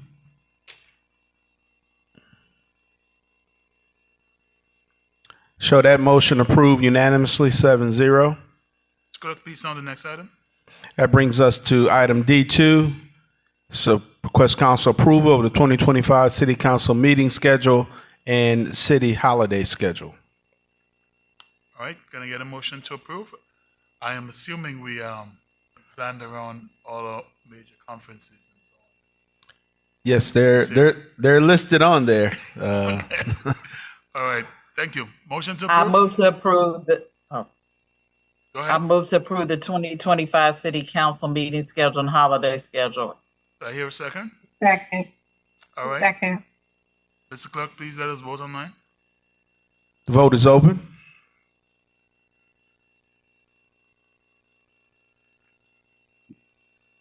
And I believe we added,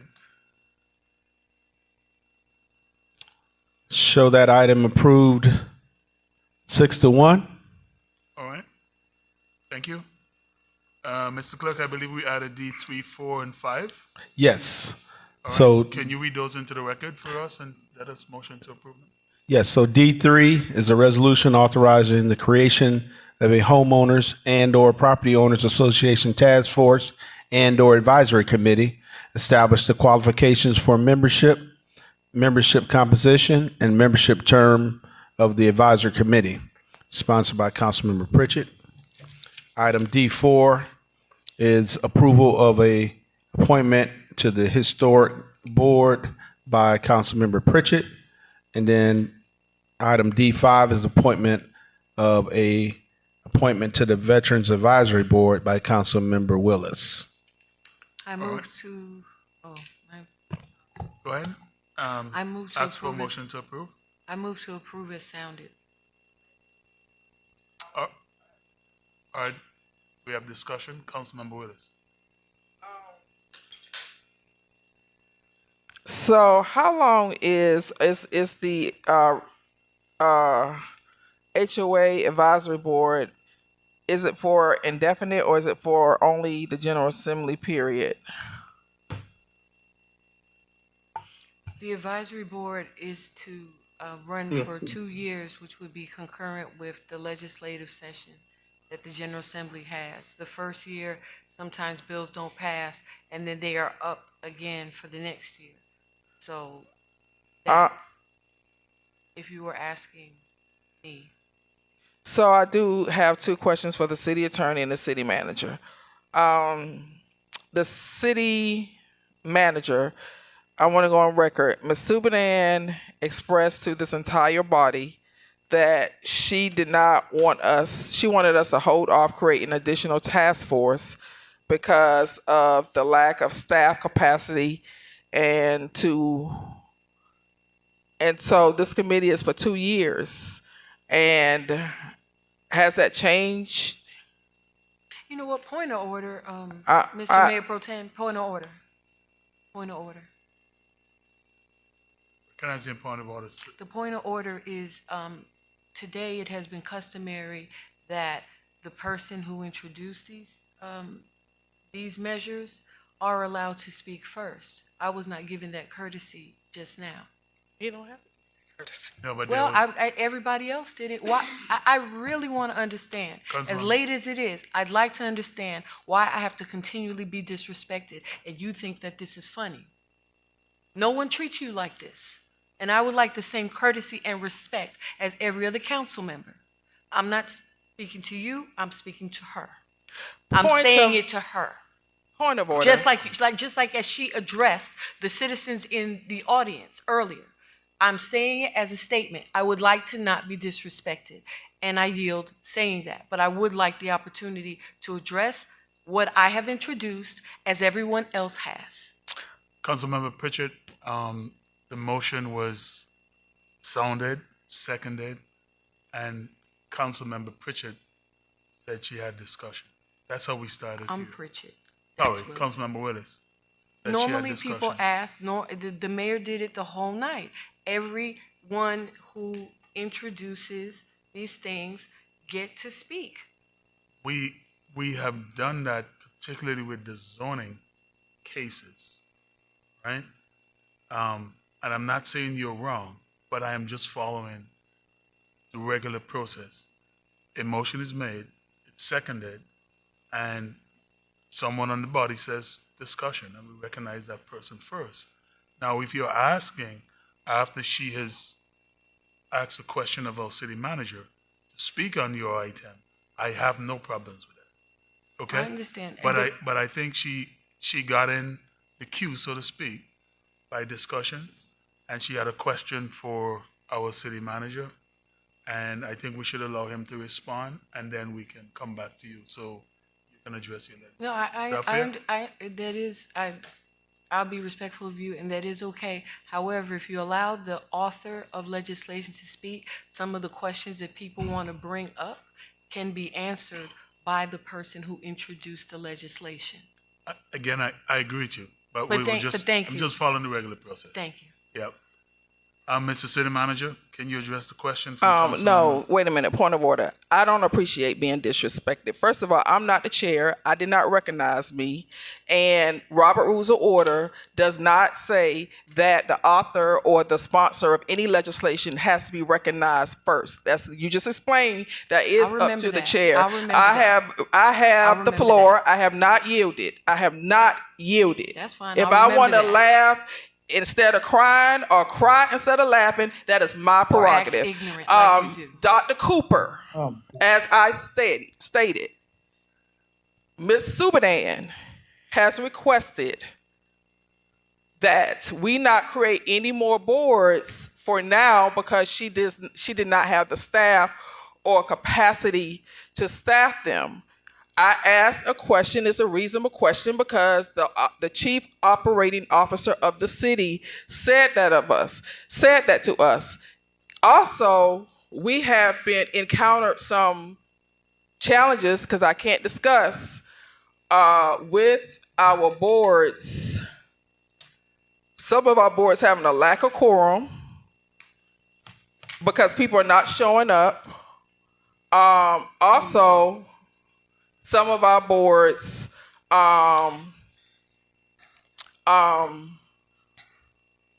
don't want to say too much because some of it is proprietary information, but we've had some challenges. And so my question to you, Dr. Cooper, has that position changed? Have you all talked with Ms. Pritchett, Councilmember Pritchett, and have you all changed that position? Because she said she wants to constitute this board for 2 years.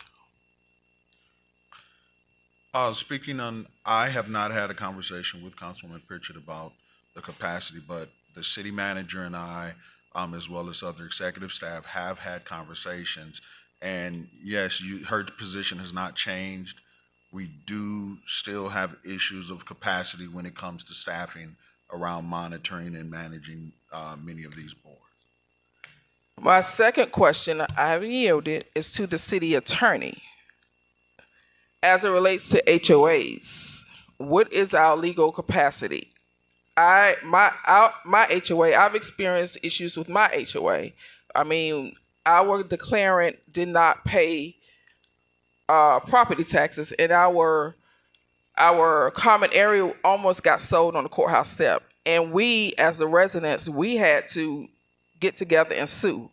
Not the city, we, the residents. So my question to you, what legal confines do we have around this? You know, because I hear some residents saying they're having all these problems. They want the city to step in. They want the city to do something. The city can do something. What are our boundaries? And how do you feel? Well, I won't say, what is your legal opinion about this? I'm going to give a very lawyerly answer. It depends. It depends on the facts of the case. But the city is constrained in what we can do for the most part because the HOA issue is a private contractual issue. I would have concerns, depending on the facts of the case, regarding tortious interference with the business contract. I'm not saying that the city can't do anything, but if it comes to nuisance and abatement, common areas, there may be some things with code enforcement that the city may be able to do. But as far as standing in the place of the residents against the HOA would be, in essence, suing the residents against themselves because the residents themselves make up the HOA. So there would be some significant constraints as a municipality against a private entity like a HOA. Most of the time, those are private civil actions. Okay. So would it be, can residents, do we have to regulate this? Can residents form their own task force and regulate themselves, create 501c3s, sort of like how Cliftondale and Sandtown works, where, and then have more power on their side versus creating a task force, the city regulating it for 2 years, and then they have limited, like, we can't really do anything because, I mean, we can do some things. There are some things we can do because I do have an ordinance in the queue that outlines that, and I don't want to go into that, and it's been in the queue since 2021. But I want to know, would it be better if they form their own task force, create their own 501c3? And the second part of this, and I'll yield to, because I know some of my other colleagues have questions, is can the city, through CDRA, put money in the budget to hire a HOA education, like they have the HOA boot camps. So can the city like sponsor HOA boot camps to educate residents on what they can and can't do? And can the city also, what else are some of the things the city can do without creating a task force and regulating a task force besides that? So I hesitate and give you the broad spectrum because it does vary again depending on the situation. Citizens can create their own task force. There's nothing in our code that prevents them from doing so. I would have to get with Mr. McClendon on the possibility of CDRA having the budget for HOA education module, but barring anything jarring, that could be an option. Okay, and so for me, the two things I have is the 2-year process when the city manager is saying she doesn't have capacity to create oversight. I would be amenable if this task force was only for the General Assembly period to offer recommendations to the state legislators, but strengthen the language in this resolution to say this is only a recommended body. The city cannot sue on behalf of, we need to be very clear because from what I heard today, some residents feel that we can actually take legal action and we cannot. I'll yield to hear what some of the other feedback is before I, have anything else to say. Thank you. All right, thank you. Councilman Pritchard. So I have spoken to Assistant City Manager Carmen Davis, and we have worked out how we will be staffing this committee. That's number one. Number two, when people are suffering, they are passionate about what their issues are and what they're suffering. People want help. They really sometimes don't care who they get it from, and they're just saying they need help. Regardless of what they asked us to do, we need you to do something. The only something that we can offer them is what's on this paper. I don't think that we have to tighten up and keep tightening up. It's very clear what it says here. And as this committee forms and starts, people will have to continue to always read the resolution for guidance on what you can and can't do. We're not hiring lawyers for anyone. We're not interfering with covenants. We're not getting involved in their specific HOA matters. The intent of this, based on my participation with many of these individuals here that have testified at the state subcommittees and the Senate subcommittee and the Senate Rules subcommittee on HOAs, is to gather information, to gather facts, case studies, look at the different covenants, look at the different problems. They are complex. They are legal issues. I have a background in this area of law where I do feel that there are things, very simple things, that need to be conveyed to the legislature that will make a significant impact on the people that live in our city. And so I think that this is something that the people that you heard here, and there are other people that have testified and that continue to email us, continue to plead with us to provide them a mechanism to be heard, to even coming together, to hear each other's similar stories. And all HOAs are not bad. When I first embarked on the journey to get involved in the fight for HOAs, we had to overturn our declarant board in my community. But I heard of a story where Joyce Armster, who is our chaplain, where she actually got her HOA president arrested.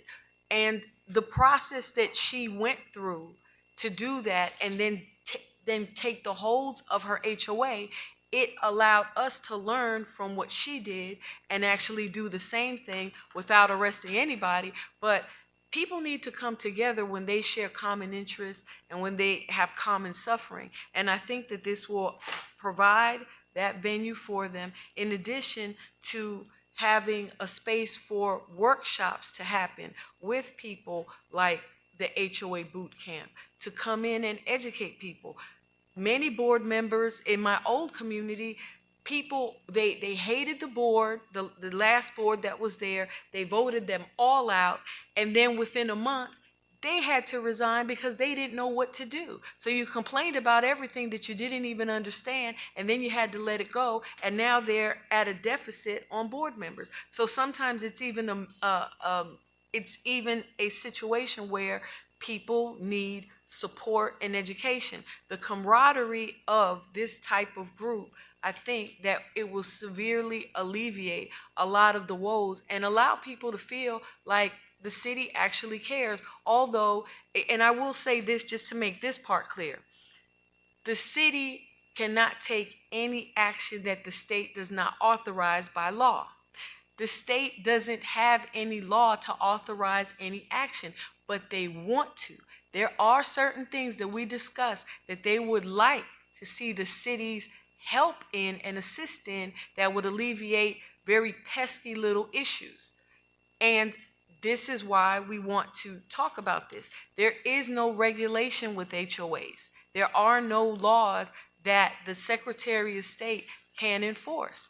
But the state is not even understanding this because they need to hear from the people. And the best way and the most compelling way to hear from people is for them to organize, put their ideas together, there's case studies, polish it up and package it in a way that the state can clearly understand it instead of just being bombarded by hearing after hearing after hearing. So with that being said, I just hope that you understand how bad these people are suffering, how much this means to them, and the small part that we can play or role we can play in this is simply just giving them a venue to be able to do this and present to the General Assembly.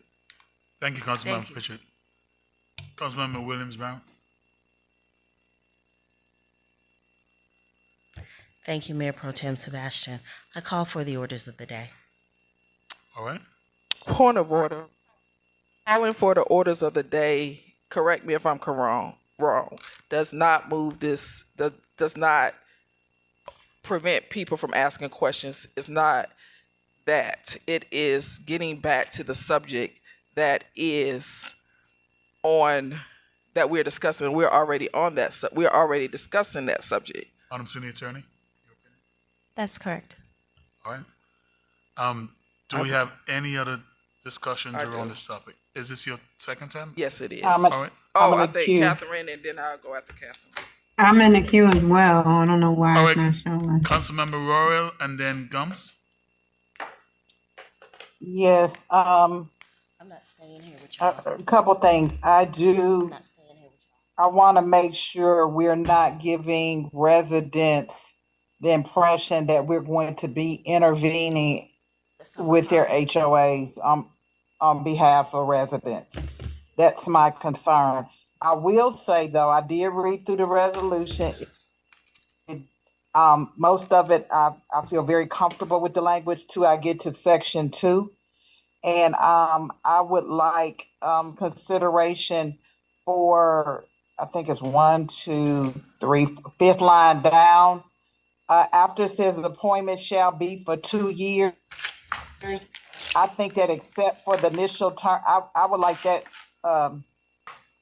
section stricken possibly. It says, except for the initial appointments for District 2, 4, 6, and the mayors shall be for 1 year. I just think everybody should be 2 years and done. It does say that they have to be quarterly. So that doesn't seem onerous if in fact Carmen Davis has agreed, our assistant city manager, to staff this.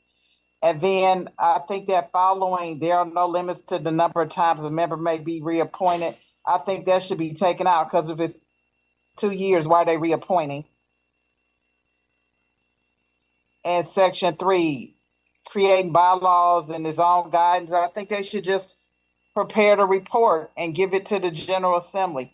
Those are my concerns, and those things make it to me what was described by Councilwoman Gum. Some of this, I mean Pritchett, I'm sorry. Some of this other stuff, I think it's setting it up to be more. And I just want us to stay focused that we are trying to encourage the General Assembly to take action. I'm concerned about us funding boot camps and all that. Education is important, but this is really beyond what we should be doing. Policy, I think, is good. I think recommendations make sense, but I don't want to take it too far. All right, thank you. Councilmember Gumbs? Yes, I definitely agree with Councilwoman Rao. And when I was approached about this particular legislation, it was my understanding that they would just be a recommending body to the state. So my two questions are the staffing. How is the staffing and what is that going to look like? And then also too, what is the process of recommendation? What is that going to look like? How? And I think that's what I'm trying to get my arms around, is what is the course of action of bringing these recommendations to the state legislature? Are they going to have someone that sits on the task force as well? Like, what is the process for that? And that is directed to Councilwoman Pritchett. So as far as it being staffed, you have to have a place to meet, somebody to make sure to be there for, let people in. You need a chair, you need a vice chair, you need a secretary, and the secretary would take minutes. That person would develop the agenda as prescribed by the body. And as far as recommendations being made, when there's a point that there's the appropriate amount of data, then that data will be compiled, and we would like to present that data to the chairman and the chairwoman of the two committees that are listening to these issues. Also, there are committee members that are introducing legislation, so our findings would be sent to them, and we would visit the Capitol and talk to them, and meet with the legislators that are interested in introducing legislation concerning these issues. They will have committee meetings of their own that we will attend, and then we will be in contact with them about legislation and the testimony that they need, and they do need these case studies. So it's a lot of compiling data, it's a lot of work, but it's something that's necessary for them in their process of being able to pass these laws. When legislators propose things, they need people to come and testify in their committees. And in those committee hearings, they ask questions. Similar to our zoning process, their process is what I just described. So basically that's it. It's even to Dr. Rao's question about we need education, but we are not in that business. Council members can coordinate with this committee as far as wanting to have town hall meetings concerning HOA matters and bringing HOA boot camp and all other type of organizations that deal with these matters. We have so many special events that we talked about, and we do so many feel-good things, and this is something that is really meaningful. And what I'm hearing is that there's so much apprehension towards wanting to do it, and I don't understand why. We have town halls, we have workshops, we have concerts, we have bingos, we have everything that you could think of, but now I'm hearing that people are not interested in creating a forum to provide our residents who are suffering with education. I mean, we even have doggy parties, and that's funny, but it's not funny. So our city does spend quite a lot of bit of money to push whatever agenda it wants to on a social level, and this is a quality of life level. And I don't know how many times I have to say that regardless of what people are telling you, they want help. And this legislation, how it's worded, there's a lot of what Dr. Rao said is fine. You can strike certain things because you want to do it for only 2 years. But at the same time, we just, how much do you want to dissect this? And then saying that, can we do this without the city being involved? Well, I will say this. I proposed it in good faith. The people have come and testified. A lot of the people that testified, I have never met. And their stories are still real, and they still mean something to me. We sat here and talked about communication and how people don't get any notifications for zoning meetings. The people that I met that came here, I never knew them, but yet somehow they figured out that this was happening. So what I'm trying to say in closing is, you can vote for it or not. We're going to do this regardless. It would have been nice to have the support of the city in this process. However, I personally will do this informally regardless of what this council chooses to do. But on the record, this will be a reflection about how the council feels about the people and the issues that these people are suffering. And with that, I yield. Mayor Pro Tem, I would just I actually wasn't finished, but thank you for that. Go ahead, That Councilman response. The thing that I am trying to get to was the staff. And I mean, I understand that there are elected officers that are appointed. I'm asking, who is going to staff the task force? Is it going to be oversight? Are you going to sit on the task force? Who's going to keep oversight of the task force? I appreciate all of that you gave me. And I can tell you personally, since being on council, I have been a very big advocate of HOAs, to the fact of me almost getting personally sued. So I understand, as sitting as an elected official, there are risks that are taken, but I understand that this is a good thing. So it has nothing to do about not actually, speaking up for the people. It's the legality of it, because these are civil matters that you and I discussed when you actually introduced this to me. I'm just saying to you, what is the staffing and the oversight? So, Councilwoman Gums, I do want to apologize because I didn't want you to take it that way. I was just responding to the totality of the comments. But to answer your question, I will be involved in the task force. I will attend every last meeting, and I do want to be part of this, staff that is there. Ms. Davis did say that there will be staff that will be available for the meeting from CDRA. Who that staff specifically is has not been determined, but she said that it's not a problem to staff this. And I spoke to her today. Mayor Pro Tem, may I? Thank you. I'm coming to you. I'm aware. Okay. Coming to you in a minute. Are you saying we're not able to continue the discussion at all? We are able to discuss, but we cannot take a vote as we've now lost quorum. Realize that. So I'm going to Councilmember Willis for the second time, and then I do have something to add. So And hopefully we can.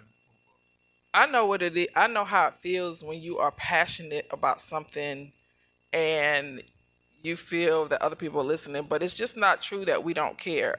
I have legislation in the queue to prove that this is an issue that we have been dealing with for a very long time. And it's been in the queue since 2021, working with legal on it since 2021, a whole HOA transparency ordinance that I want Bodie, former House Representative Bodie, to come speak to, because House Representative Bodie, Marvin Arrington, and it's a policy and it's an ordinance that our attorneys worked on. It's not a task force. It's not any of that. Residents can organize and do this stuff on their own without the city getting involved. That's how we created the city of South Fulton.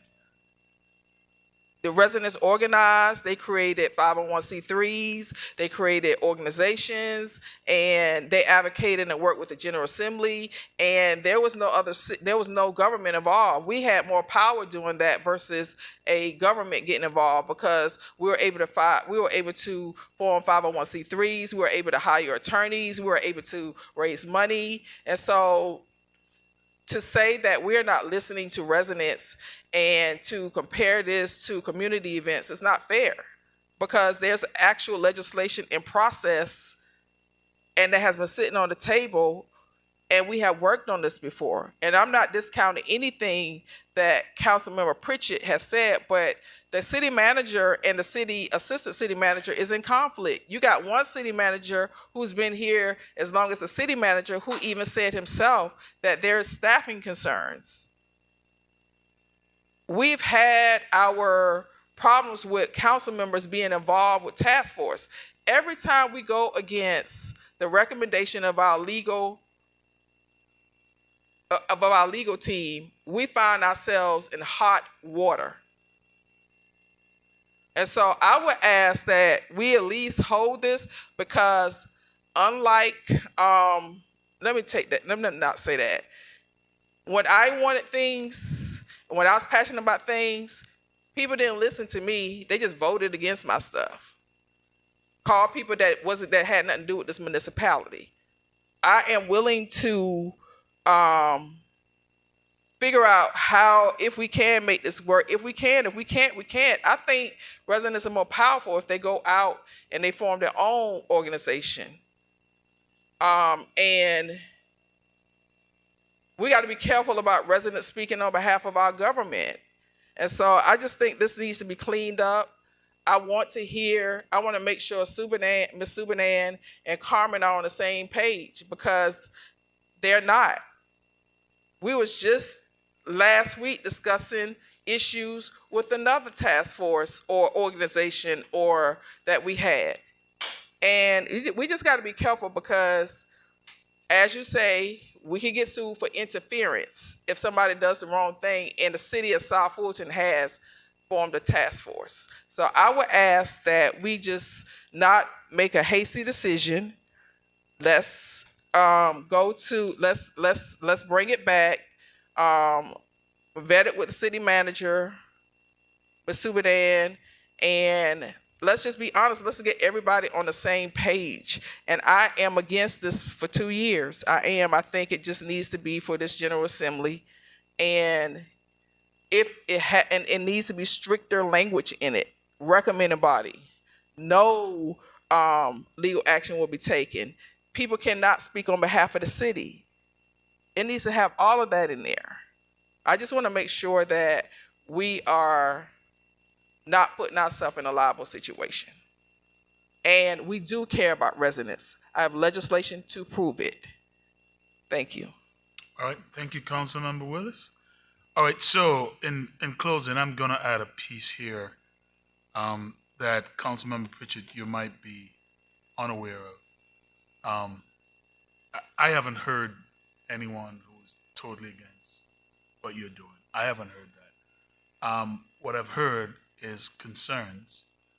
I've heard that we want to help. We all want to help. But we want to make sure whatever action this body takes don't create an additional problem down the road. That's what I'm hearing. I've had discussions with our city manager, and I just had a discussion with with Assistant City Manager this past, I don't know, Friday, right?